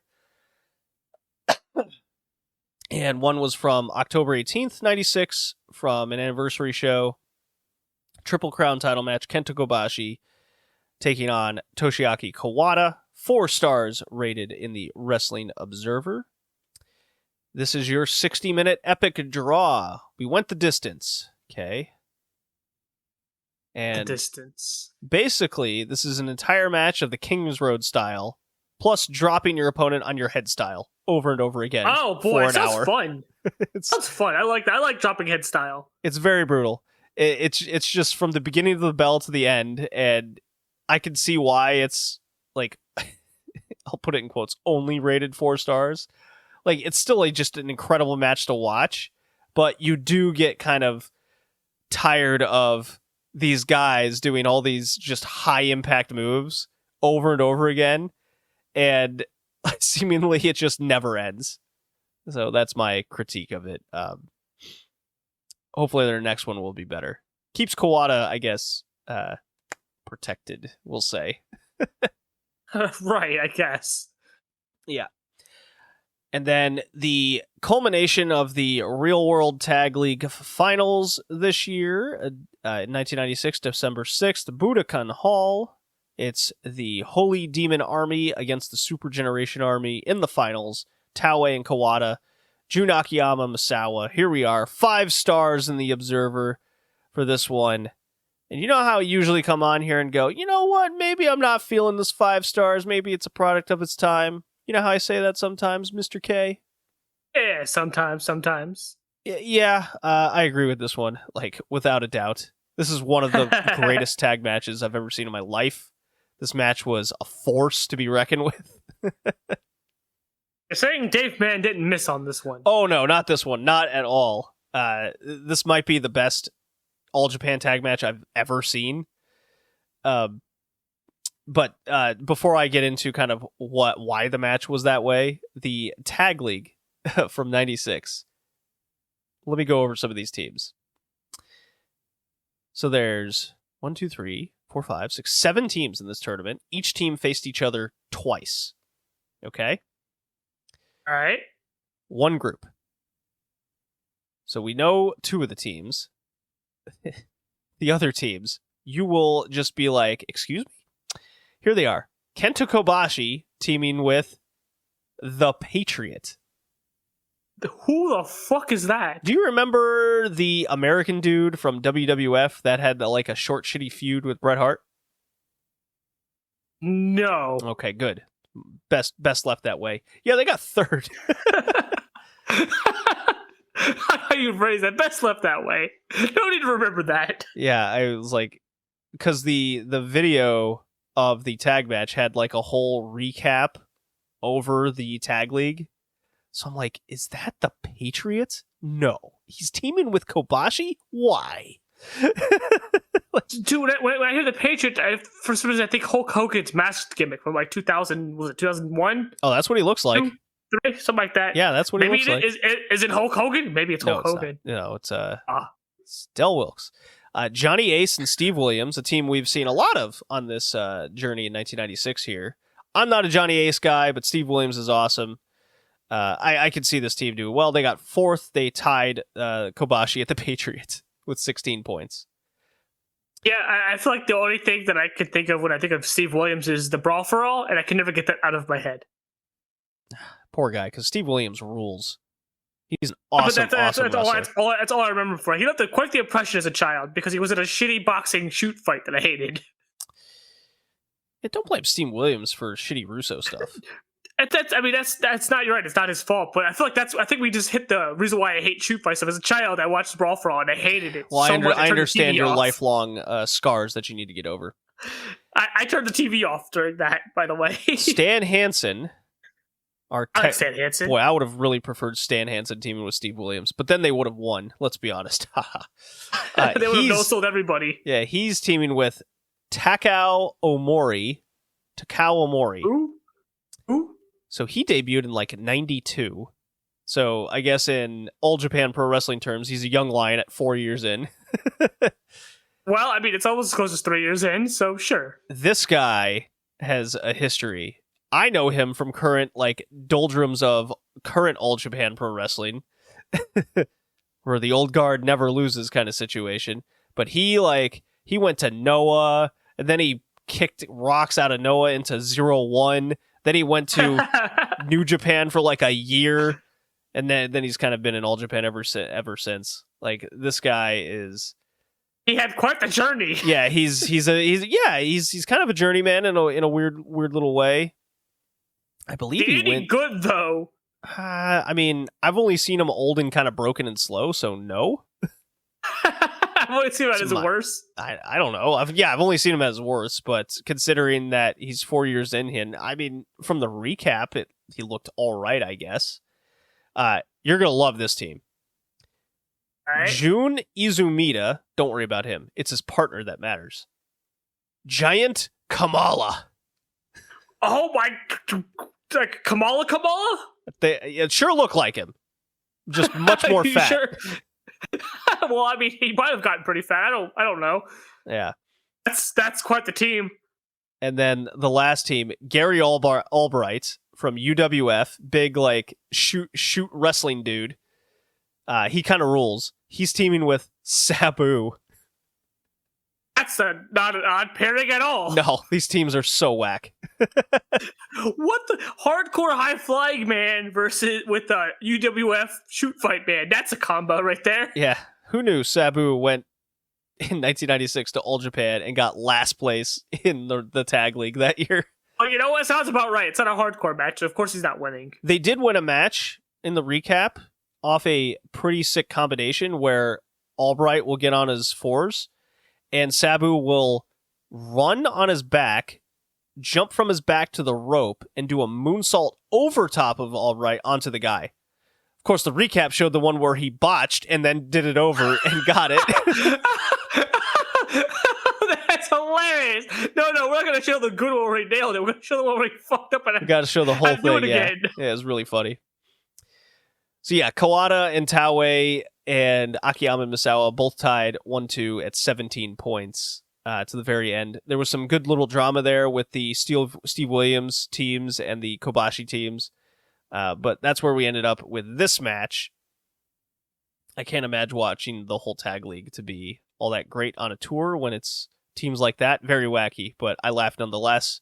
Some of those matches look really good. There looked to be a 60-minute draw with the Patriot. So I couldn't figure out why you would do that. Because he's the Patriot, bro. But this match is just incredible. It is so much just force being in the ring, and Kawada and Taue are such scumbags in this match. They're doing just shortcuts. They're not tagging each other. They're coming in off kilter. Akiyama is a suplex machine. Misawa's elbow is God as usual. It's everything you'd want to see out of the Super Generation Army, but where this match really kicks into overgear is there's never this weird 1980s style of waiting for the tag moment. It was just, I'm going to do a big impact move. I'm going to tag my opponent in. He's going to do one, and we're going to work the body. And it goes from there. And then when you get to the last, let's say the match I think is 35 minutes. When you get to the last 15-minute stretch, all of this damage starts accumulating with Taue chokeslamming Akiyama off the apron, his little cool spot. Kawada taking care of Misawa, kicking his head in the corner, and more time goes by, and the Super Generation Army clearly keeps getting weaker and weaker and weaker. A very, very good King's Road style depletion of energy type story being told here. And when it gets to Kawada's new thing, he does two things. He will drop you on your head with a suplex. He don't care. And he will take a move, not sell it a couple times. And then on the third one, he will take a move, not sell it, but then he'll stumble out of the through the ropes and onto the floor. It's really good. Sounds awesome. Yeah. And the last stretch is, so Kawada dumps Akiyama on his head, and Misawa is trying to fight back, but now it's kind of a 2-on-1 situation. And Taue is just kind of hanging out on the ropes because Akiyama's out of it. And Kawada's fighting to get his finishing powerbomb off on Misawa. And as soon as Misawa kind of reverses that into a back body drop, Taue hits the ring, chokeslams him in, and then walks out of the ring and allows Kawada to get him back, try to get a powerbomb. So he gets the first one, and as he goes for that pin, Taue gets back in the ring, goes over to Akiyama, who's getting some life back into him. So even though Misawa kicks out of that first powerbomb, Taue then just holds Akiyama for Kawada to hit his big enziguri kick to knock him out permanently. So then that leaves Misawa just vulnerable for another powerbomb that ends it. It's just super simple wrestling at its finest with just power moves beating down your opponent to the very end. I adored this match. This is like match of the year for 1996. I can't think of anything better. This was so good. Sounds like it was a very good match. Yeah, every person in the match just knows who they are, what kind of wrestler they are, and what their role is. And you know how on the Patreon we did the Hall of Fame show, and I talked about Taue. It's shit like this with Taue. Like without Taue in this match, you would not get the same dude bringing in a match like this. You just can't have it. I can't imagine anybody shoved in. Like, if Kobashi was in there, could it also be a 5-star match? Yes, but it'd be a completely different animal. It just wouldn't be anywhere remotely the same kind of match. Right. But you know what I remember from that episode? Sergeant Slaughter and how much he sucks. Way to Anyone ruin who it. hasn't listened to that should go listen to that. Way to ruin it. All right. So that does it for 1996. We're out. Go watch this match. It's easy to find on YouTube and whatnot. Okay, we have to talk about Nitro, unfortunately, now. Sure do. And not Sabu and Giant Kamala in the Real World Tag League. That's still very weird to me that both of them were there. WCW Nitro, here we go.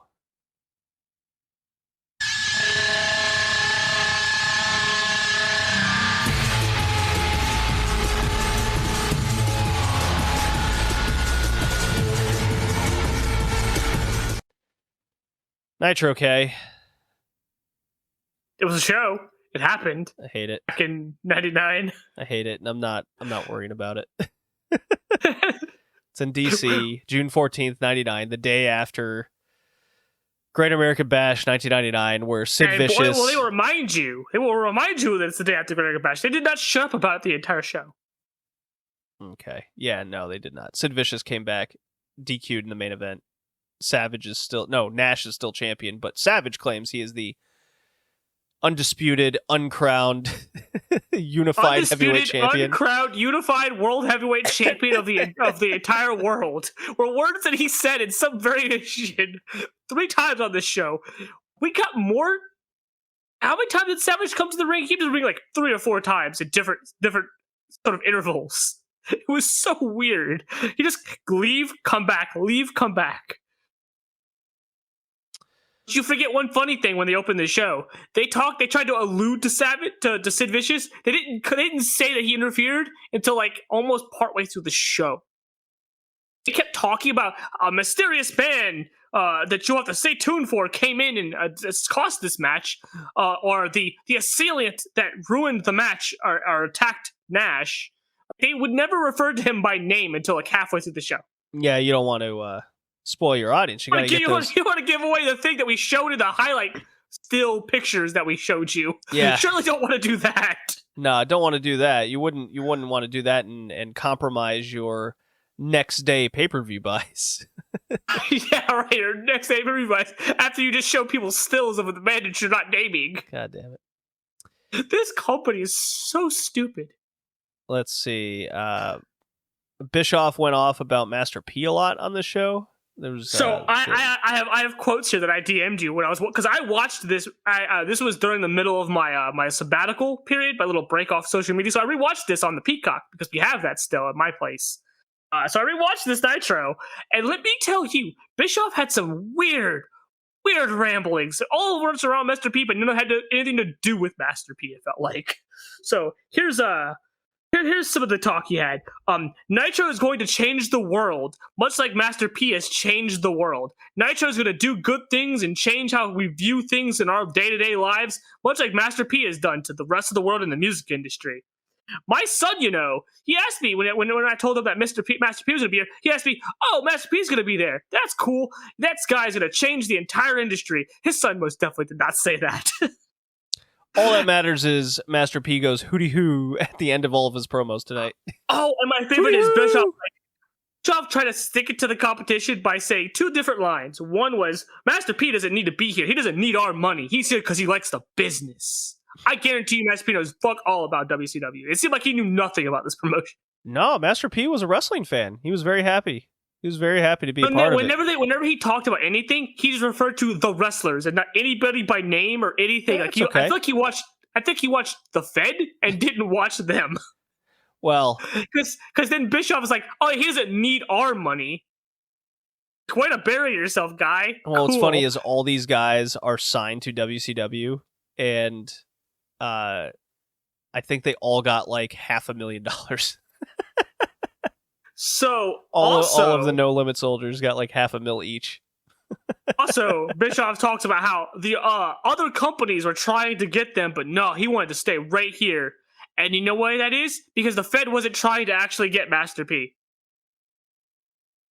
I looked that up. The Fed was not trying to bring Master P in. They didn't. That was not their demographic. They didn't care. No. What's terrible for WCW is the fact that they're using this rap group as baby faces. The rap is crap. When it's a Southern wrestling promotion from fucking like Georgia and South Carolina. And it's hilarious. Their prime audience is like white dudes.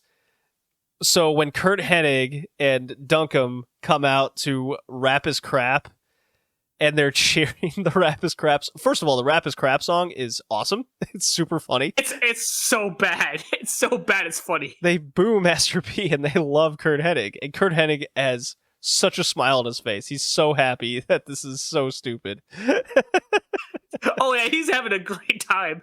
But Windham in his short situation. Oh yeah. Windham comes to the ring in the tightest, shortest looking jean booty shorts I've ever fucking seen a man his size wear. My guy is feeling himself. So Barry Windham, we've commented on his attire in the past with like his beer gut sticking out of the black vest that he maintains to have on. Well, now he's like leveled up. He's evolved like a Pokemon. Booty shorts. Now he's got booty shorts. Now he doesn't have Daisy Dukes, but they're straight booty shorts. He's got the cowboy boots. They might as well be Daisy Dukes. They're close enough to him. He's got the cowboy boots. He's got his wacky blonde long hair and like yellow miner gloves on too. It is so amazing. It's such a weird look. Like I said, my guy was feeling himself because I bet you he walked out. I was like, yeah, my ass looks good. I'm going to go out and walk in these jeans. My ass looks good. Because there's no other reason why you would wear shorts that tight and that short on you. I never want to see him wrestle in anything else. The Windham needs to have the booty shorts forever. Oh, it's so funny. Oh yeah, I think one thing we neither of us have mentioned is they kept bringing up we don't know who hit Nash in the SUV, the Hummer, whatever the fuck. They kept saying we don't know who hit him. They said that 6 different times, and then they show Sable in attendance. Oh, maybe she's the one that did it. Yeah, maybe. Sable looks visibly uncomfortable. When we're watching this, she looks like she does not actually want to be on camera. Looks visibly uncomfortable. Yeah, they showed her a couple times tonight, and they put her front and center. Crowd was going nuts for her. Nobody cared about what Nash had to say in the promo. It was stupid. No. Nash's promos was a Nash promo. Who cares? He still apparently has injured ribs, despite the fact that he has no tape on said ribs, and is not selling his ribs. But they keep telling us he has injured ribs, as does Bruce Buffer when he brings him down to the ring. Michael Buffer, whatever. His brother's way better than him anyways. Michael Buffer had many things to say about Kevin Nash before the main event. He sure did! He had a list. I bet you Kevin Nash gave that list to him, too, to say. What did he say? He's a champion and known all over the world. He is fighting through it. His motto of fight through anything and don't give up. That's what it was. He's fight through anything pain. Ribs. Yeah, his fight through anything pain mentality. He has broken ribs, and it shouldn't be wrestling on doctor's orders. Thanks, Buffer. I didn't know that you had his doctor's note in front of you too. Well, without that mentality, doctor's orders, he wouldn't be able to get through it. Doctors have told him he should not be wrestling tonight, but he is doing so anyways. That's the kind of man he is, was the quote he said in its entirety. I was like, boy, I bet you Nash slipped him that piece of paper. Hey, just so you call me to the ring.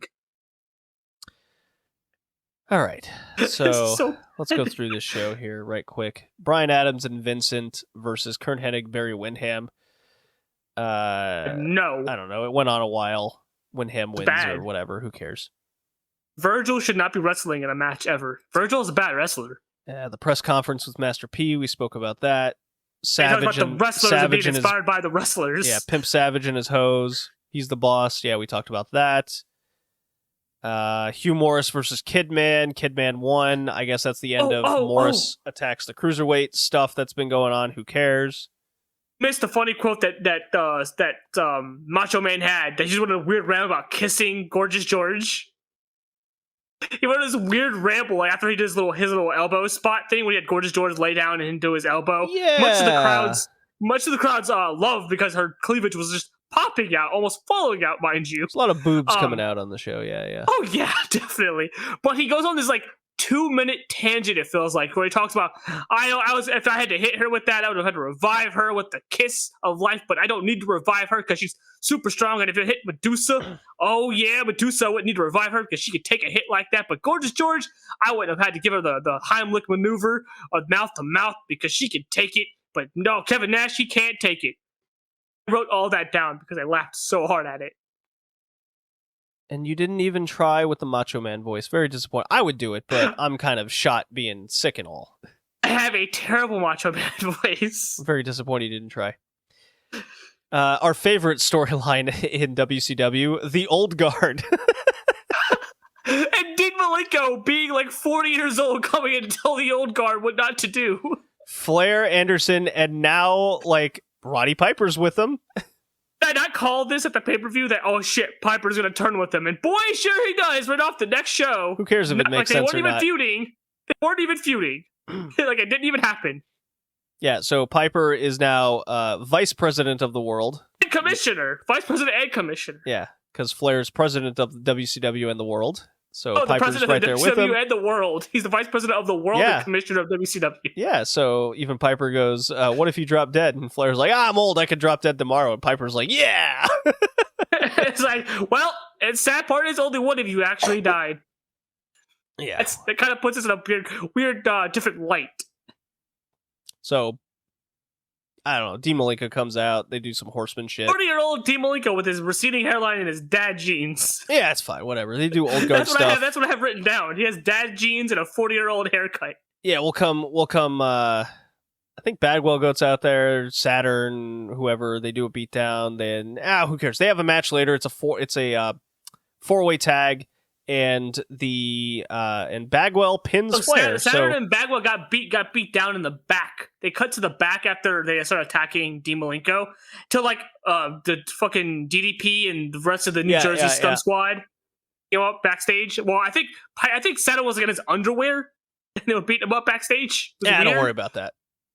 The point is they have an 8-man tag later and Bagwell pins Flair of all people. So at least weird. At least that is what I call trying. Yeah, commentary is telling us that Bagwell is the future of this industry. Oh boy. Well, I mean, in hindsight, no, but in foresight, I don't think even in hindsight. I think even within this year, don't they realize that he's not the star? But they start pushing me like fucking Jeff Jarrett to slap nuts. You'll see. Cat versus Scott Norton happens again. Kill me. Disco Inferno versus Van Hammer happens again. Kill me. Just F matches left and right. Fit Finley versus Brian Knobbs. At least this was okay, but it's still a hardcore match, so kill me. Still kill me. Yeah, it's bad. Then the 8-man tag happens. I think we already talked about all. Oh, Hack versus Rick Steiner. Who cares? Hack versus Rick Steiner and appearance by Sting feuding with Steiner. And then, so the weird thing is Sting shows up. throws. One of them, I think, throws. All right, Rick you missed Steiner a lot.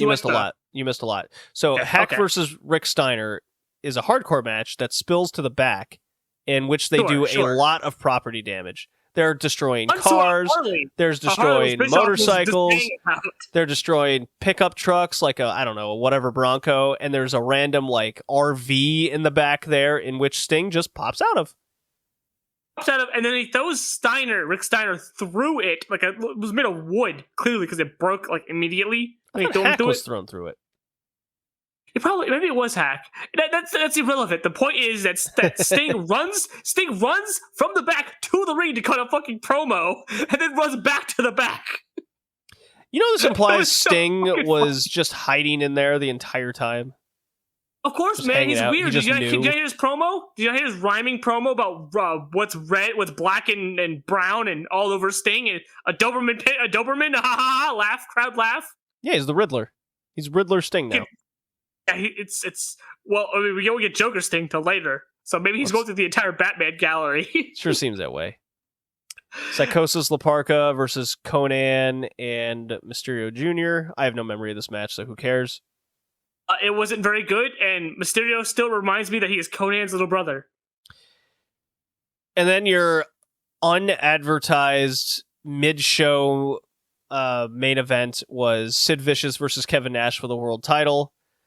It never happens because it's like an immediate DQ right away. So you're missing a few important parts here. So kind of before this, a little bit before this, I think they had Master P go up to like the little DJ stand, trying to hype the crowd up. The crowd was having absolutely none of it. He got no reaction, and you can almost see the look on his face as he got no reaction, that he was kind of confused. But there was an appearance of a big old Surge cooler right next to his feet.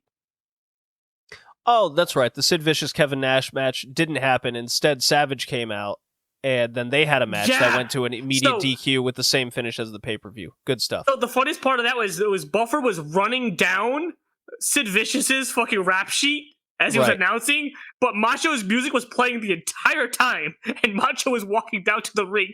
It was the funniest thing. Like, hey, Buffer, just look up, guy, look up and don't look at your card. I wonder if I can get Macho Man's little Seek and Destroy his rip-off of Seek and Destroy. Let's see here. Macho Man WCW theme. What up, match? Yeah, it says "What up, match." That's what comes up. That's even better. It's way better. Oh, here it is. Okay, we'll play this. Let's see if hopefully an ad doesn't play. Oh yeah, here it is. What up, match?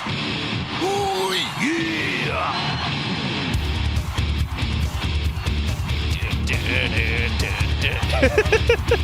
It's totally not Seek and Destroy by Metallica. Oh my god, the Tron's got like the poop bucket feuds in all of his terrible matches. That's fantastic. I love it. I love this YouTube video. Oh, that's hilarious. This is awful. Okay, yeah. No crazy strobe lights that'll give you epilepsy. This was the 2021 year in review episode. Nitro sucks as always. It's only getting worse. You forgot one thing that I really want to point out. Kevin Nash had a rainbow tie-dye NWO shirt. So no one could ever say that he's not accessible and inclusive in the NWO. He's always inclusive, always accessible, big, sexy Kevin Nash. Oh, there you go. Sign up for the Patreon, everybody, where we have a lot of reviews and stuff and data, and I'll plug it more on the Joshi section. See you next time. See ya.